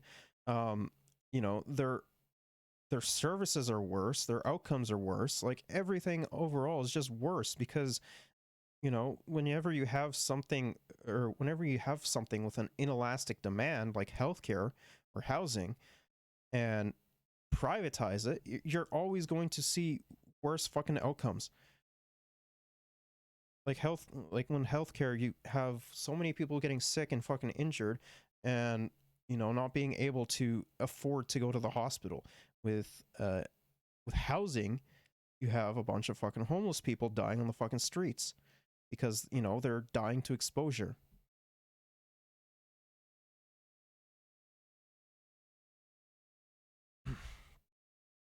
We have lagged behind because there was an ideological approach that was taken for decades here in our province. We are getting beyond that, and we are going to look at we're going to look to the private sector to help be part of the to help be part of the solution. She said the province would remain under the single tier system, and the change would not lead to more fees for Manitobans seeking healthcare. I call bullshit. Because every single time, whenever you get the fucking free market involved and private companies involved, you always have worse fucking outcomes and you always have an increased fucking pay. This is a bunch of bullshit. Stephenson said, as an example, private delivery for diagnostic services and day surgeries could be expanded. Or you could just, you know, fucking invest the money you were given into the healthcare system and have better outcomes overall and decrease waiting times, invest into building more hospitals, especially in rural areas. Stephenson's government is also promising a multi-year, multi-billion-dollar capital investment in Winnipeg hospitals. The premier said there are buildings in the healthcare sciences centers that are 100 years old. What should we do about that? You know, maybe we should invest more into our fucking public healthcare system instead of trying to undermine it. But we need to upgrade these facilities to ensure they are state of the art, especially for patients, but also for those who work in those facilities, she said. While Stephenson stopped short of promising any new builds, she said more details would be released. The speech commits to investments to increase and support up to 1,000 addiction treatment spaces. Stephenson said these were primarily new spaces and will be rolled out as soon as possible. The speech also highlights a plan to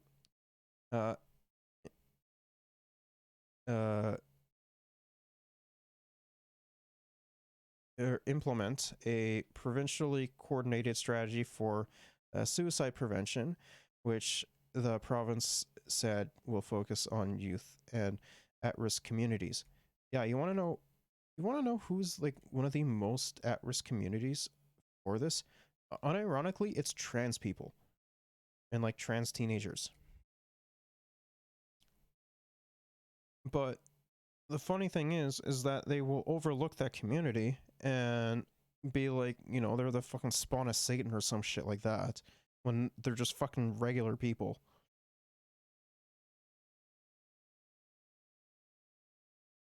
The government is promising to financially stabilize Manitoba Hydro as a crown corporation, but details were scant. Of course they were. It's unsurprising. we will come out with the details. This is sort of a visionary side of it, Stephenson said. It will be a balanced approach between stabilizing the financial situation situation of Manitoba Hydro, while also providing affordable rates for Manitobans. The speech promises significant increases in funding for public utilities board, but provides no further information on what to expect. The speech says the accountments of Manitoba Hydro will be made in the coming weeks, which I haven't heard shit, honestly.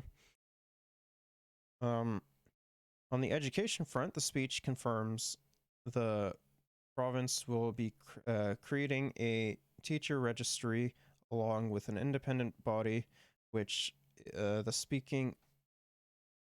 speech says will, quote, improve accountability and transparency related to educator misconduct in K-12. A teacher registry is something Stephenson's government has said it would consider, but this marks the first commitment to move forward. The speech also signals a step away, at least for now, from performance funding to post-secondary institutions. Well, I think especially through COVID, it has been challenging for some of our post-secondary institutions, and I think we need to take a bit of a back step looking at these institutions and saying, what are we going to keep? What is keeping them going? Stephenson said. She said her education minister will be working with post-secondary institutions on this. For early childhood education, the speech said an increase in operating grants is planned in the new year, which will support wage increases. It also highlights a new income support program for people living with service and prolonged disabilities. The speech says this program will launch next spring. So much here.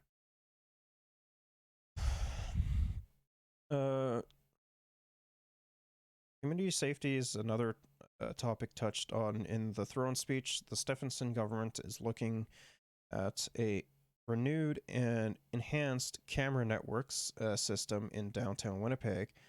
Stephenson said this would argument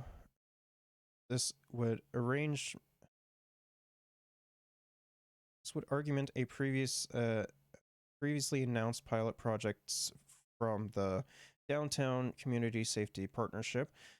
She said Manitobans can expect increased surveillance in downtown Winnipeg. Well, obviously not wanting to invade in people's privacy and so on, but we need to ensure that we are catching criminals who are out there. They are preying on vulnerable people in our downtown community, Stephenson said. Among the other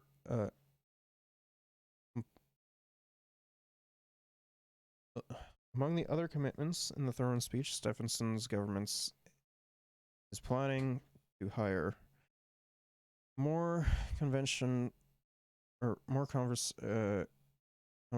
officers and uniform and outfit them in, quote, better equipment and technologies to combat poaching, night hunting, and road hunting. So you want to know what would actually fucking solve this instead of like a higher fucking surveillance state and an increase to police budget? Literally fucking investing into services and programs that, you know, tackle the fucking root problems of it. Like, we know that crime and poverty are inherently connected, right? So if you solve, like, you know, if you solve like the housing aspect, you know, the aspect of insecurities that a vast majority of not just Manitobans but like all Canadians in general are facing, and like, you know, making sure that their socioeconomic conditions are met, crime will drastically drop. Teases a trial strategy and action plan which the province says will support a network of accessible trails and a capital plan for park investments. Details, the province said, will be announced soon. The speech also includes a plan to help ranchers by temporarily reducing rent on agricultural crown lands from 2023 to 2025. The speech said this will provide nearly $4 million in support. For the northern economy, the speech says the province will reopen its community's economic development fund business loan program. The speech includes a commitment to modernizing the waste diversion and recycling framework to divert more materials from landfills. No further details were provided, and when asked if that will include funding for organics, Stefan said possibly, so it's a no.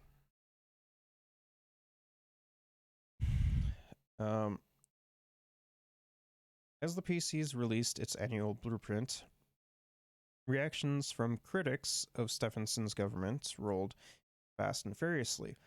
Manitoba NDP leader Keetnu said the government is promising to use more private healthcare providers to cut wait times when it should be expanding the public system. I agree. Privatizing healthcare will create a situation in Manitoba where the care you receive is determined not by your needs, but your bank account, News said. It's true. We see this all the time in America. He also says there are no new measures to help people deal with the rising food and energy prices.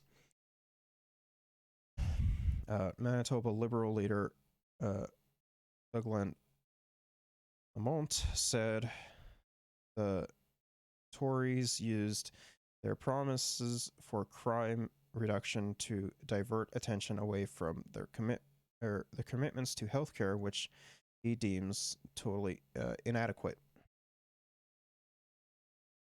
Well, what we need is to make sure that nurses are being looked after. Nurses are the absolute heart of our system.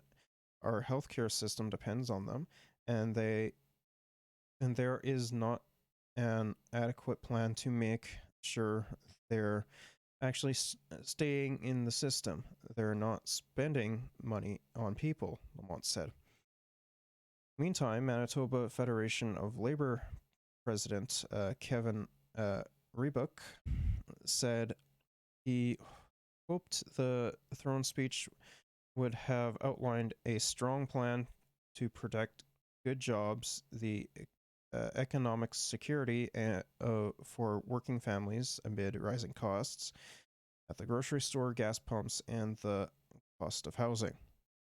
Reeboks also said more needs to be done to rebuild the healthcare system after years of cuts and chaos. Quote, this government's plan for more private healthcare is not the answer. Manitobans want more investment in building up and staffing our public healthcare system. They do not want government to sink money into a private system that will only serve to poach staff from the public system and line their pockets of this government's corporate friends, he said. The government and the General Employees Union President Kyle Ross said the speech had some encouraging words. Well, while these promises are welcome, there is a lot of rebuilding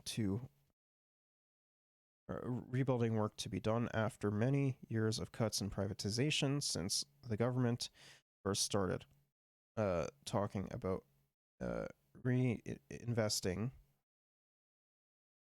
in the civil service last year. Just one civil service position has been added back for every 10 jobs cut by the government since 2016, Ross said in a news release. Alright, let's move on to the Smash stuff. Because that's kind of that's something that's important to me, I should say.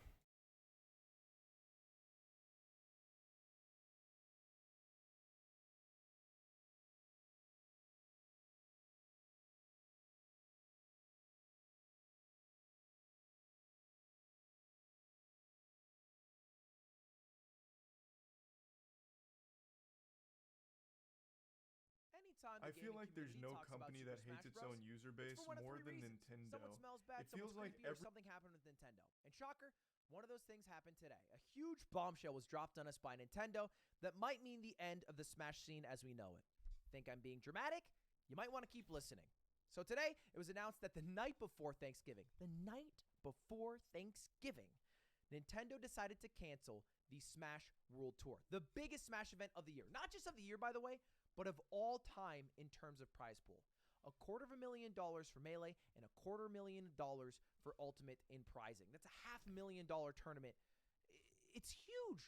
And that was supposed to happen in 2 weeks, the same weekend as my chess boxing event, which is December 11th. It's not about that, but just remember fucking promoting himself. Anyway, it was canceled.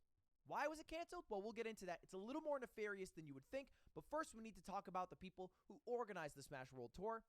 VG Bootcamp. Now, you might know them because you've seen some of their events or because you've seen Gimmer, who is famously bald. True. No. It's... This whole situation is just fucking crazy to me. Or because you've seen a video about 10 people getting really upset about the ice climbers, which I uploaded, and it's one of my most viewed videos, and I stole all the footage from VG Bootcamp, so thank you to them. I appreciate you guys paying a semester of my college tuition. But they had a great idea. Now, the way Smash events usually work is it's a grassroots event. Someone in their college or their region wants to make an event, so they do, and people come to that event. And maybe it grows, and so year after year, it turns from a regional to a national to a worldwide phenomenon. That's normally how events go, but it's all disconnected. It's thankless jobs, and nobody really makes that much money out the end of it. It's all from passion. VG Bootcamp had an idea where we could run a connected circuit. A World Cup of sorts, where throughout the entire year, events will earn you points, and points will get you an invite to the final event, which is worth $250,000, and you can be the world champion of Melee or Ultimate. At least that's the idea on the surface. And it worked really well. Should be cool. It happened this entire past year. There was a ton of events that were part of it, including an event I streamed on my channel, Phantom, and many, many others. And it was supposed to happen again in 2 weeks. That was the idea before it got canceled. Not a bad idea. Now, coincidentally, the month after the Smash World Tour was announced, there was another Circuit World Tour that was also announced, the Panda Cup. Now, this was created by Panda Global, who you guys might know as an esports team that is mainly rooted in Smash and fighting games as a whole. These are some of their players, these are some of their fighting game players, these are some of their influencers, and they got someone for chess.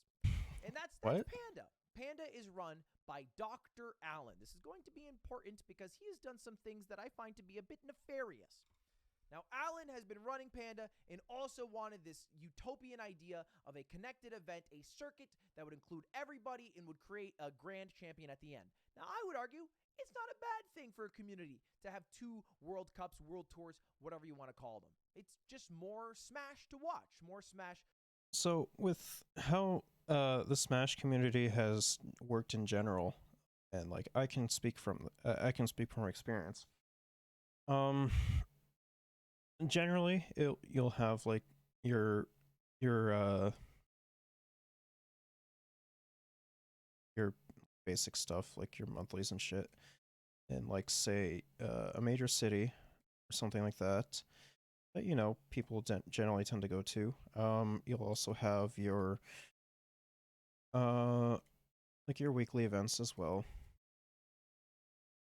And then like larger events, you'll have that will be worth for like PR and shit, or like your more larger events that are like announced beforehand, and you'll generally know when they are, and you'll go to them, right? So there's your local scene, there's your state or provincial scene, there is your national scene or your national events, and then there's your international events. To enjoy. Now, and generally, like, we tend to do it like out of the enjoyment of the game. It's happened plenty. I've been to plenty of them, like smaller events, and it's always been a great time. This event, again, was announced a little bit after the Smash World Tour, but it hasn't been canceled and has no plans to be canceled. Why? Well, their event is officially licensed by Nintendo. Now, on the surface, you might just think to yourself, well, okay, Nintendo licensed this one, but didn't license this one. It's Nintendo back at it again. They just don't understand the community, and they decided to go with one event, even though they should have gone with both. Now, it's not a shocker that Nintendo would cancel an event. It's happened many times in the past. Nintendo was notorious for that, like the Melee incident that happened at EVO. Usually to large public outcry that sometimes overturns their decision. But this is not as simple as let's just tweet out #SaveSmash and pray that somebody at Nintendo catches up on this and then reverses the decision. There's, again, things that are a little seedier at play here.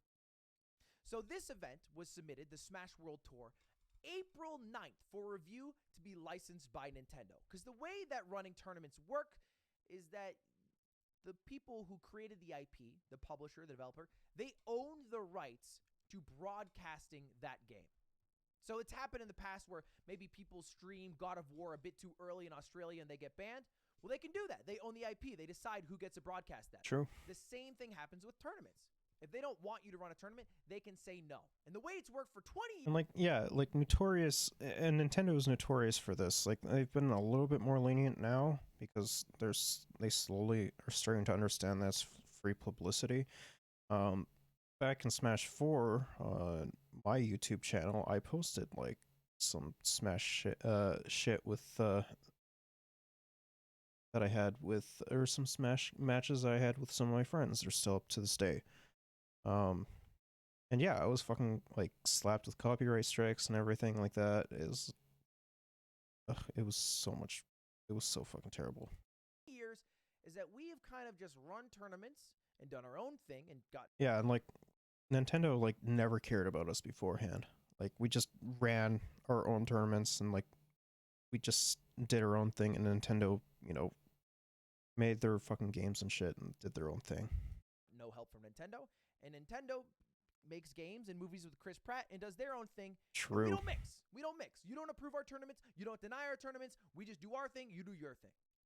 But recently, Nintendo has been getting into the habit of approving events, licensing events, like the Panda Cup.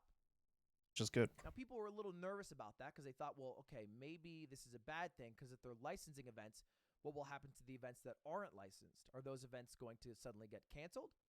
No, we thought back in the day when we were young and naive. But it turns out that the answer might just be yes. Any event that's not licensed by Nintendo might just get outright canceled. And the licensing process, according to this Medium post by the leaders of VG Bootcamp, the leaders of the Smash World Tour, seems nightmarish. Now, they had gotten in conversations with Nintendo as early as January of 2022 to approve their event for December that same year and for their entire Smash World Tour, their entire circuit. They sent the proposal on April 9th. Again, They did not hear back on that proposal until 7.5 months later, the night before Thanksgiving, right? And so what was happening in the meantime? Why were they taking so long to reply when they were able to so quickly approve the Panda Cup? Well, apparently what was happening is Alan, the CEO and co-founder of Panda, was going around to different tournaments that were meant to be a part of the circuit, different regional organizers, and saying, hey, just so you guys know, you guys are organizing an event and it's supposed to be part of the Smash World Tour. I would not personally do that because that event is going to get shut down and they're not going to come back in 2022 at all, which is kind of a weird thing to do. How would Alan have this information when the leaders of VG Bootcamp were literally talking to Nintendo execs directly? And those Nintendo execs reminded them that Nintendo is not shutting down anything unless it infringes on IP with game mods, and that the Panda CEO does not represent Nintendo, and that Panda's license is not I mean, like, generally speaking, like, the Smash modding community tends to more or less be like, you know, here, you know, we're just adding music and, like, models that we enjoy and we want. Like, it's generally, like, nothing that, like, actually affects, like, the gameplay. Generally speaking, the mechanics and everything tend to stay the same. It's just like model swaps, UI changes, sound or music and sound effects. That's mostly it. exclusive, so we can have multiple circuits at once, and that Nintendo's goal is not to gatekeep or trap the community, and that the license guidelines would be accessible and clear. They seemed to be very, very forthcoming, in almost in a shocking move, easy to work with. What a phrase, Nintendo, easy to work with. It was a surprise, but it was a huge confidence boost. So they decided to go ahead with their event, even though Alan was doing these kind of weird things. Now, the way it was meant to work. And, like, Alan has been very fucking sus from what I understand. Like, I haven't kept up with the community since, like, a year. But it sounds very fucking sus to me. Is that, again, you would pull from these grassroots events, and those would grant points to people who went to them, and the more points you get, the higher chance you have of getting invited to the final event at the end of the year. That's how both circuits work. Now, the Smash World Tour said, hey, any event can be considered a Smash World Tour circuit event, and you can earn points at it. We don't care if it's also a Panda Cup event. The Panda Cup originally was like, you know what? We want all of our events to be exclusive. We want to make sure that every event that's part of the Panda Cup is not a part of the Smash World Tour. And so Alan, the CEO, was going around to event organizers and guaranteeing them that the Smash World Tour one is going to fail and that it would be a mistake not to go with the people licensed by Nintendo. Some implications there that if they weren't to go with Panda, that maybe their event would even get shut down.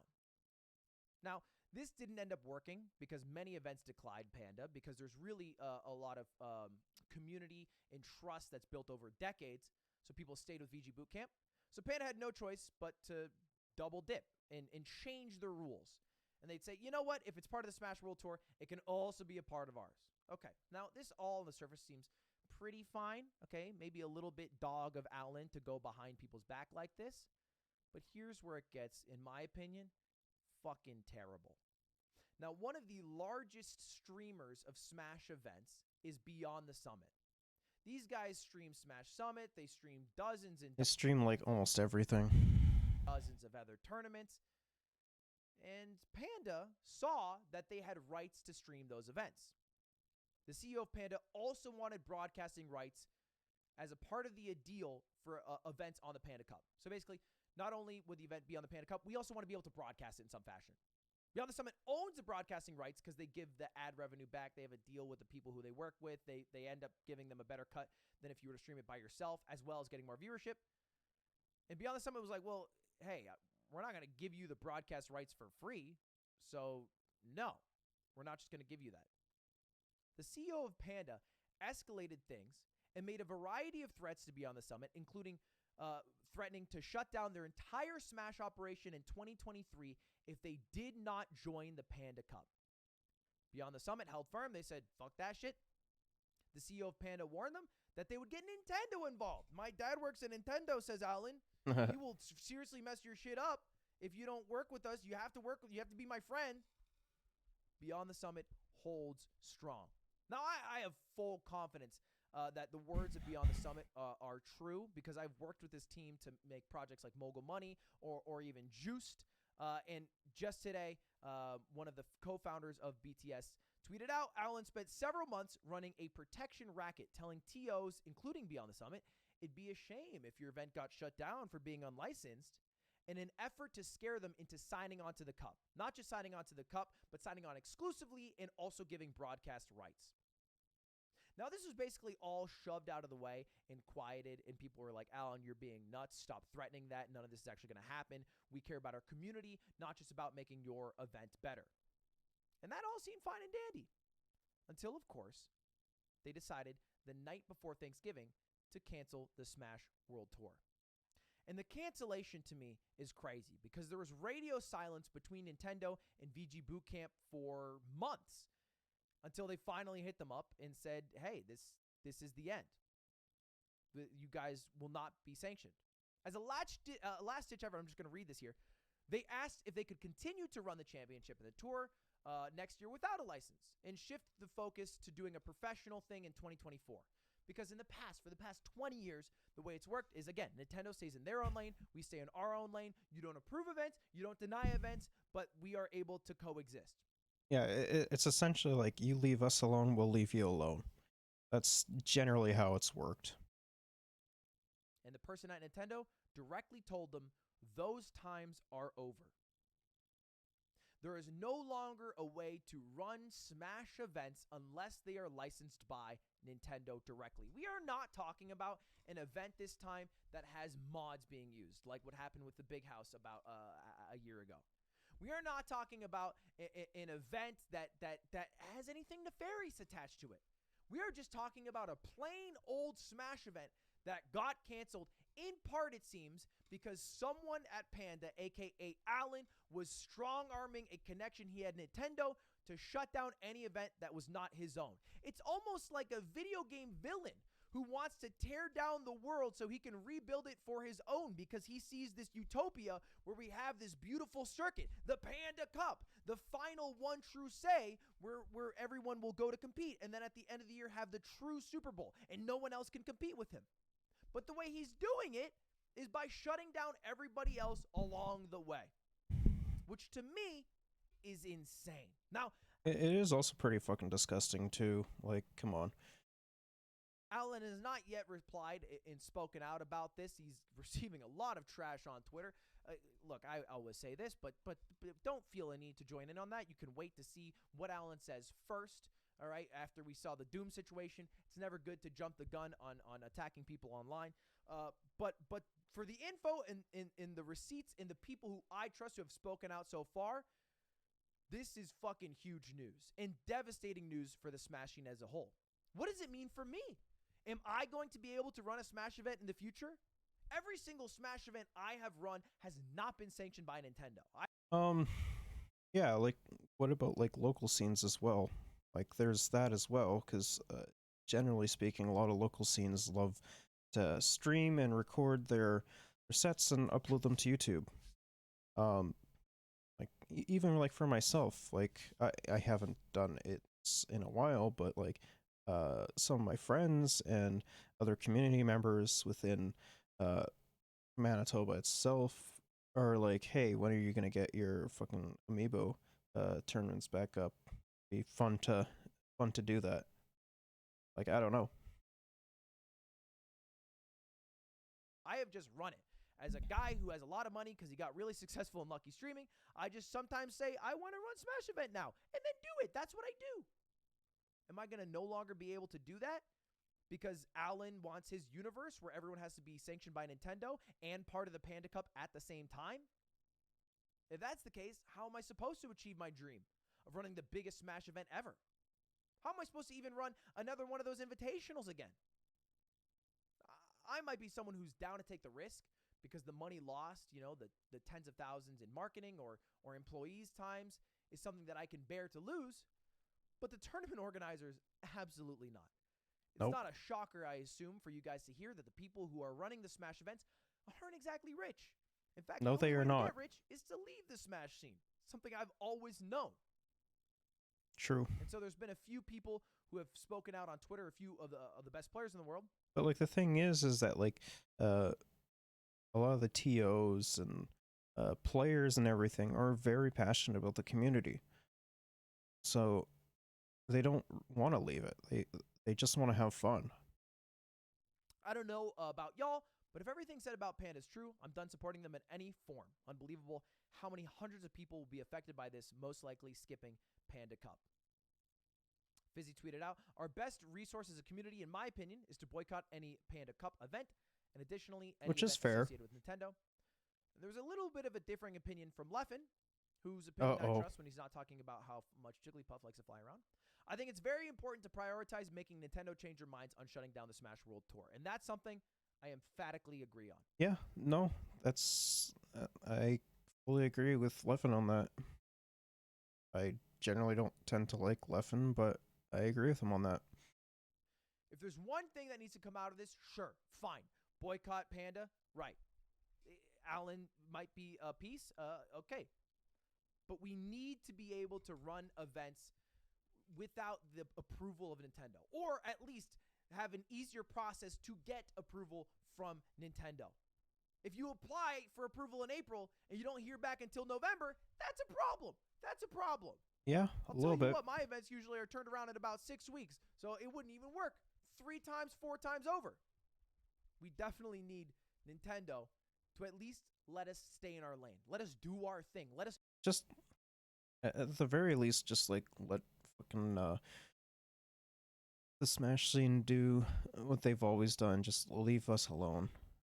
Or just leave us alone, really. create the events that the grassroots creators have been creating for 2 decades now. The Smash scene that hasn't died since 2001. Yep. Anyway, that's where we end now. Look, it never hurts to tweet out about this, to get some trends going, to at least try to get in the ear of somebody at Nintendo. I don't know if it's true, but it was rumored that in 2013, when EVO, one of the largest fighting game tournaments of the year, announced that Melee would be a part of it, and Nintendo shut that down, the entire outpour of love from the Smash community and the outcry for bringing it back to the event was seen by the wife of one of the execs who work at Nintendo. I don't know if this is true, but it's a rumor. And that was enough to reverse the decision. So maybe that's enough right now. Making a loud enough voice that somebody at Nintendo with enough power hears to reverse a decision that, as far as I see, might spell the end of Smash if it's not through the all-powerful hands of Alan and Panda. That's what happened with the like the Melee and Evo event, if I remember correctly. You know, there was a gigantic fucking stink about it, and Nintendo backed off, if I remember correctly. And it's definitely worth noting that a lot of the people at Panda, in fact, most of the people you would know at Panda, are not at fault for this. You can't blame a player. You can't blame a social media guy, an intern, for what the actions of the CEO are.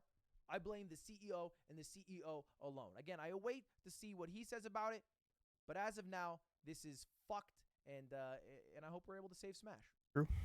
That's all, boys. Huge drama. Alright, Charlie also did a video on this too. I guess we'll watch this and call it. Every decision they make outside of game development decisions is always so bafflingly evil for no reason. It feels like they go out of their way to spit in the face of the people that play their games. You know how, like, the Heart Attack grill, you get spanked by your waitress if you don't finish all your food? That's Nintendo. They spank True. you for just wanting to enjoy the games they produce. There's just a laundry list of awful things Nintendo does for... Like, it's not just that. It's also, like, it's not just, like, tournament scenes for, like, say, Smash or, like, whatever. It's also the same thing for, like, say, cosplay or like fan art or animations or fuck even porn. Like they are notoriously fucking bad for it. seemingly no good reason. Like, for 20 years now, they've been locked in a war against the Smash Brothers community, just going full scorched earth and randomly shutting down grassroots tournaments left and right for True. 20 years, even though it's just a gathering of people playing their game at a high level. Like, that's not hurting anyone. Nintendo's made In fact, anything, that's actually probably really good fucking press for them. another wildly awful decision that goes against the community that enjoys their games, and I want to get very deep into it because it's one that I'm extremely passionate about. It's again them shitting on the Smash Brothers scene, but this time Number one they're on not trending alone. for gaming. Nintendo had an accomplice, and in fact, the Nintendo sidekick may have actually been the greater villain in this story. As most of you know, Moist Esports started in Super Smash Bros. Ultimate with Cola, so it's obviously a community I'm super passionate about. And it's been a community that's been severely neglected and shit on by Nintendo for 20 years now. They've shown no support and they've actively gone out of the way to shut down tournaments. They don't actually contribute anything to the professional scene in any capacity whatsoever. They're very hands off and they really don't seem to like professional Smash Brothers and never have. But not too long ago, Even since Panda, Melee. which is an FGC organization, they're not just in Smash, but they're mainly known for Smash. They announced that they're partnering with Nintendo for the first time ever. Nintendo is directly partnering with a organization to put on high-level Smash tournaments. Everyone was excited, everyone was celebrating like, holy shit, Nintendo's finally getting involved. It looks like they're finally going to support the professional Smash scene. This is amazing. I was one of those people. I thought that was super hype. I thought that was great for the Same. scene. Fast forward to today. There is something called the Smash World Tour, which is a labor of love put on by the community, mainly VGBC, Video Game Boot Camp, and it's reaching its conclusion. The Smash World Tour is by far the biggest Smash tournament that has ever happened, like circuit-wise. So the Smash World Tour is what people have been competing for an entire year. It's about to wrap up, and right before Thanksgiving, the day before Thanksgiving, VGBC gets a notice from Nintendo that they have to shut it all down. They get a cease and desist. A classic Nintendo maneuver. They basically invented cease and desist. They would cease and desist a fucking 4-year-old's birthday party if you had a Mario plushie there. They are ruthless. So at the very end, They are. our players, for example, already had flights ready for Smash World Tour here. Like, everyone was fully in. Like, everyone thought it was still happening.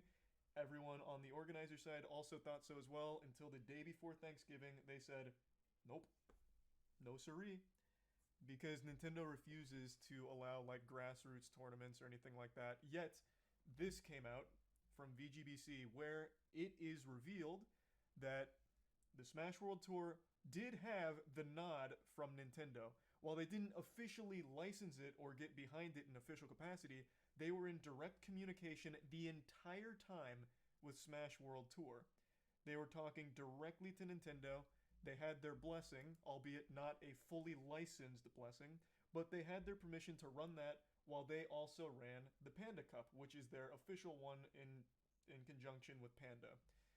And then out of nowhere, they got this. They got absolutely fucking slapped. They had to shut it down. So they made the announcement today that the Smash World Tour it's dead.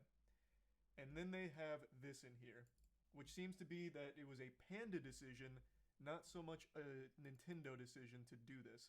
While Nintendo is obviously at fault, this paints a picture of the head of Panda, his name's Alan, wanting kind of like a monopoly on Smash. Since now he works directly with Nintendo, it seems like he wanted to strong-arm himself to being the only official tournament, and all the other ones he was trying to scare and intimidate and threaten with shutdown.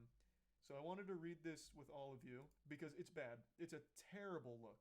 This is a terrible look if all of this is true. And it seems like it is because one of the BTS Beyond the Summit TOs, one of the head TOs, came out to confirm that what was said in here is accurate about Alan, Panda, the head of Panda, being an absolute supervillain here. So it's looking like there's a lot of evidence to point to this being like an honest explanation for how the Smash World Tour ended up going from being okay by Nintendo standards to being wiped on the fucking pavement, like actually curb stomped. So I just wanted to read this and then go over it a bit more. That's kind of like the cliff notes to speedrun the lore on how we got here. It's an absolute shame because the Smash World Tour is just, it was an incredible thing. Highest prize pool for the whole circuit, the biggest circuit ever done. It's international, so they had talent from all across the world competing. Yeah, it's really interesting. It's finally going to wrap up in a massive, extremely fun way. And then all of this happened. Fucking tragedy. So here. Around the same time, Panda Cup began heavily recruiting events for their circuit. The CEO continued to tell organizers we would be getting shut down shortly, and also added that any events that participated in the Panda Cup would not be allowed to be on the Smash World Tour. This exclusivity surprised us not only because of our Nintendo conversations regarding coexisting, but also because we were not exclusive. And even back in January, we told organizers that they could be on both with zero issues from us. This is in reference to the Smash World Tour. Smash World Tour said that, hey, you can be part of our circuit and also be anywhere else you want to be. Totally fine. Very pro-community. Panda, not so much. At first, Panda targeted events that were not on the Smash World Tour, including those who did not join because of the aforementioned warnings. A few of those events had broadcast deals with popular tournament broadcasters like Beyond the Summit, and the CEO of Panda wanted broadcasting rights to be included as part of the deal of these events joining the Panda Cup. Most of the events refused to break their contracts, so Panda approached Beyond the Summit directly to try and get the rights released. BTS had very little motivation to give up the broadcasting rights for free, so they declined to get involved, causing the CEO of Panda to escalate things quickly, and we were told that he made a variety of threats to Beyond the Summit, including shutting down their entire Smash organization in 2023 if they didn't eventually join Panda Cup. After BTS held firm, the CEO of Panda warned that they would get Nintendo directly involved, putting broadcasting rights for all tournaments in jeopardy. So, this is the CEO of Panda, Alan, twirling his evil little mustache and his greed getting the best of him. So like Mr. Krabs with dollar signs in his eyes, he says, if you don't join us, we're going to get Big Daddy Nintendo, whom we're sucking the ass of, to shut you down. And that's exactly what's happened to the Smash World Tour. Now, this does call into question, will all grassroots big tournaments now face the wrath of Panda and Nintendo? Are they going to bully every single grassroots one? Or only the ones they deem a threat, like Beyond the Summit or VGBC? That I have no idea on at the moment. Panda hasn't commented as of right now, but it's pretty fucking bad. That's another one. Now, I think it's very important. Like I said, they weren't officially licensed with Nintendo, the Smash World Tour, but they did have like open communication where it was kind of like a wink wink, this is okay kind of thing. Like, we know about it, we're okay with it, go for it, we can coexist. But only one of them was officially licensed by Nintendo, and they never had a problem until it seemed like Alan had a problem. So, absolutely tragic for the community. No, like, there is a big fuck Nintendo thing here, because if they would just fucking support the community besides just going with, like, the Panda Mafia, this would have never been an issue. This would have legitimately never been an issue to begin with. But because they're so deeply in bed with Panda now, I guess Alan's whispering in their ear about, like, his competition that he's not happy with. At least that's how it reads.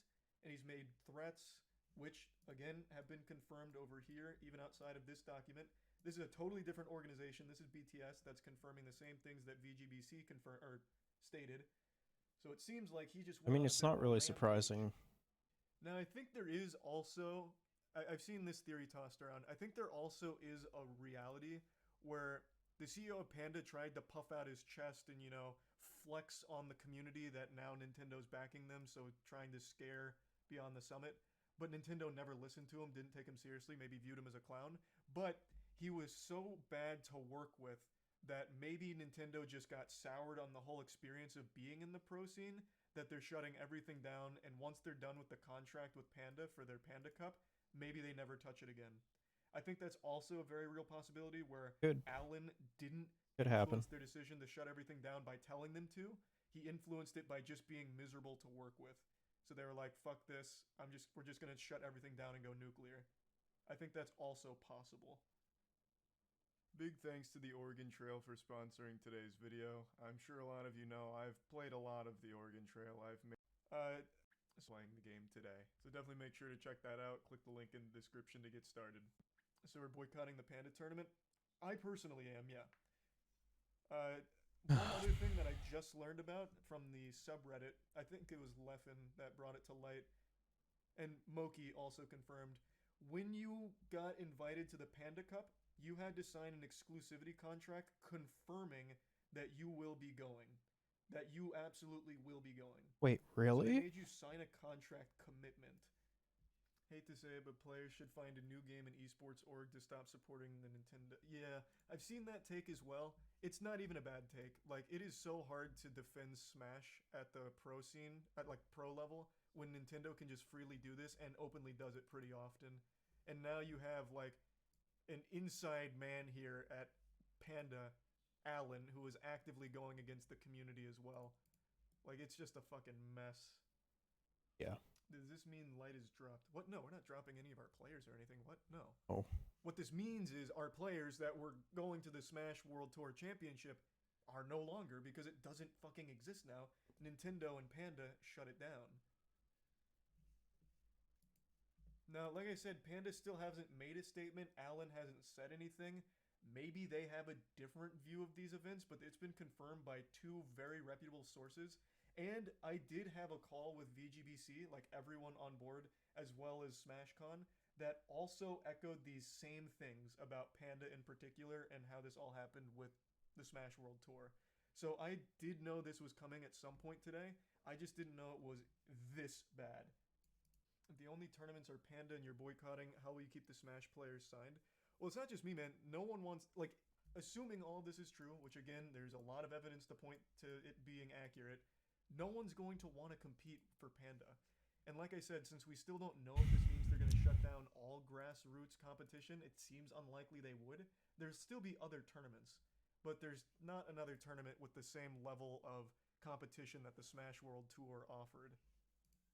So it's still a huge blow regardless. And since everyone already had their flights and everything booked, it's a massive fucking financial burden as well for players.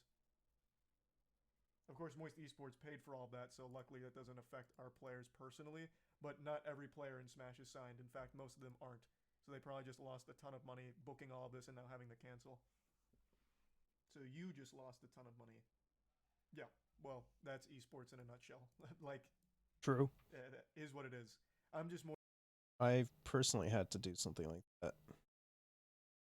I plan to go onto Gomal like pre-COVID. I think it was like 2019, 2019, if I remember correctly. More upset about our players not being able to compete at Smash World Tour. I don't Stuff came up. Truth yet. Like I said, we still need to hear from Panda and Alan in particular, since it seems like it's mainly Alan. We still need to hear from them.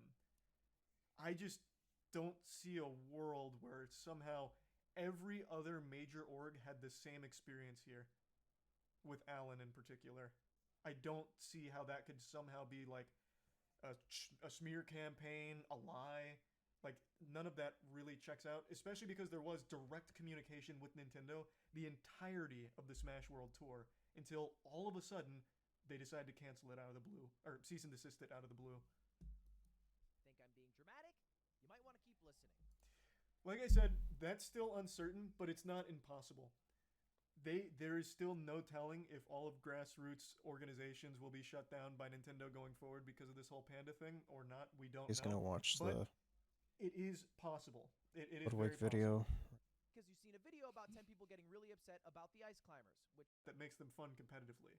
Like, I don't know why you can't just have your cake. I think we're just gonna skip Okay, while while I was tinkling, I saw something very interesting on Twitter. And this time it wasn't just more OnlyFans promotions. Shit out. Oh, that's kind of funny. Now, it comes from a source I legitimately couldn't have less faith in and being reliable, but this is still something worth noting.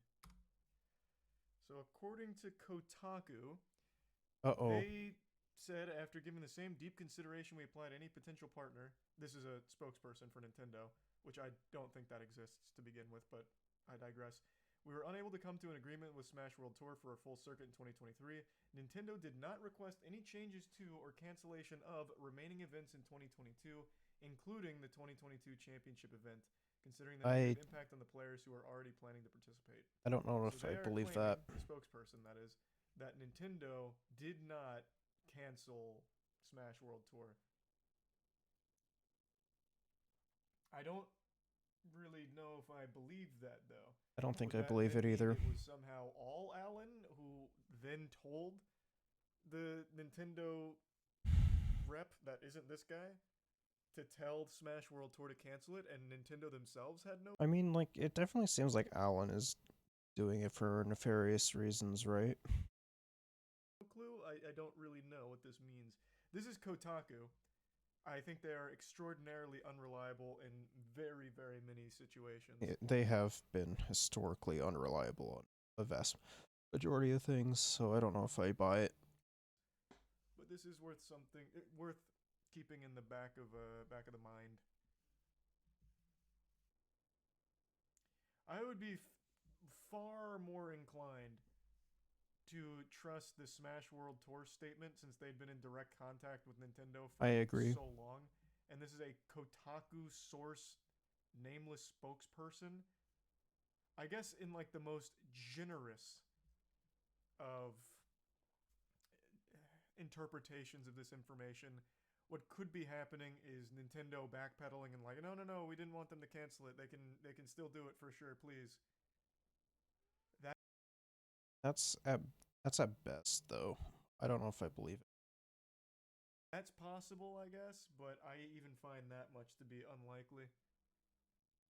What's going to happen to the players sponsored by VG Bootcamp like AMSA? VG Bootcamp's not going away. They've lost the Smash World Tour, and also Glitch Double Down are also canceled, but it's not like that whole company is folding or anything. Like, they're not dead.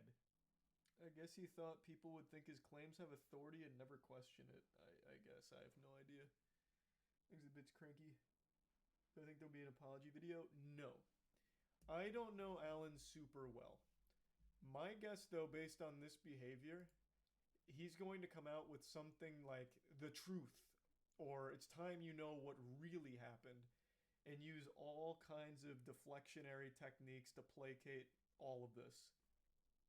That's my guess. I don't think he's going to own up to it or take any responsibility or shed any real light on the situation. I don't think that's going to happen either, to be honest with you. 2 minutes ago, a short follow-up regarding Nintendo's response. Okay, so this is fucking fresh. Here. Uh-oh. It is about the Kotaku thing we just pulled up. Didn't expect to address this, but Nintendo's response via Kotaku has been brought to our attention, and that's what I already showed. We're unsure why they're taking this angle, especially in light of the greater statement and all that it contains. And then here's the original statement. We received this statement in writing from Nintendo shortly after our call. It is Nintendo's expectation that an approved license be secured in order to operate any commercial activity featuring Nintendo IP. It is also expected to secure such a license well in advance of any public announcement. After further review, we found that Smash World Tour has not met these expectations around health and safety guidelines. Wait, what? And has not adhered to our internal partner guidelines. Nintendo will not be able to grant a license for Smash World Tour 2022 or any Smash World Tour activity in 2023. To be clear, we did not even submit an application for 2023. The application was for 2022. Nintendo, including all 2023 activity, was an addition we were not even expecting. In our call that accompanied this statement, we asked multiple times if we'd be able to continue to operate without a license as we had in years past with the same unofficial understanding with Nintendo. We were told point blank that those times are over. They followed up the call with their statement in writing again, confirming the 2022 championship and 2023 activity were in the exact same boat. I trust that far more than the Kotaku source. Yeah, If they want to take this stance, though, then how about Nintendo tomorrow come out and say, actually, there was a misunderstanding. Smash World Tour Championships should continue as planned. And then they just reschedule the date. I'm sure players, while they will have lost a lot of money, will appreciate the chance to continue to compete at that level. Yeah, I think so too. If this really is how they feel. But this, I think, is absolute nonsense, considering this is what Nintendo's actual stance was during their conversation. You think it's them backtracking after the pushback? No, I think this is just blatantly lying. Like, I think whoever they talk to here has no fucking clue what they're talking about. I don't know who Kotaku got in contact with, but I don't trust the source at all. I mean, that's just the thing with Kotaku, though. It's very fucking hard to trust the source of Kotaku. Or the sources of Kotaku, because they've been wrong on a lot of things before. Like, and I mean a lot of things. Especially with thing like community matters that the community has known and going on for like a while and shit. Imagine this kind of drama happened in a League or Counter-Strike tournament. Oh my god, the community would lose their shit. Oh, that would be if it fucking happened in awesome. Counter-Strike in particular, Counter-Strike has like a tournament every hour. If all of a sudden Valve's like, actually, we're gonna step in, but we're only doing one major a year. So all the other ones, get that shit out of here. We're gonna do the one Valve major a year, and all of the other ones, illegal. That'd be the end. That'd just be the end. And that is going to be the end of stream. So, yeah, I guess next time we'll see what's popping off. Might have some fun stuff to do next time.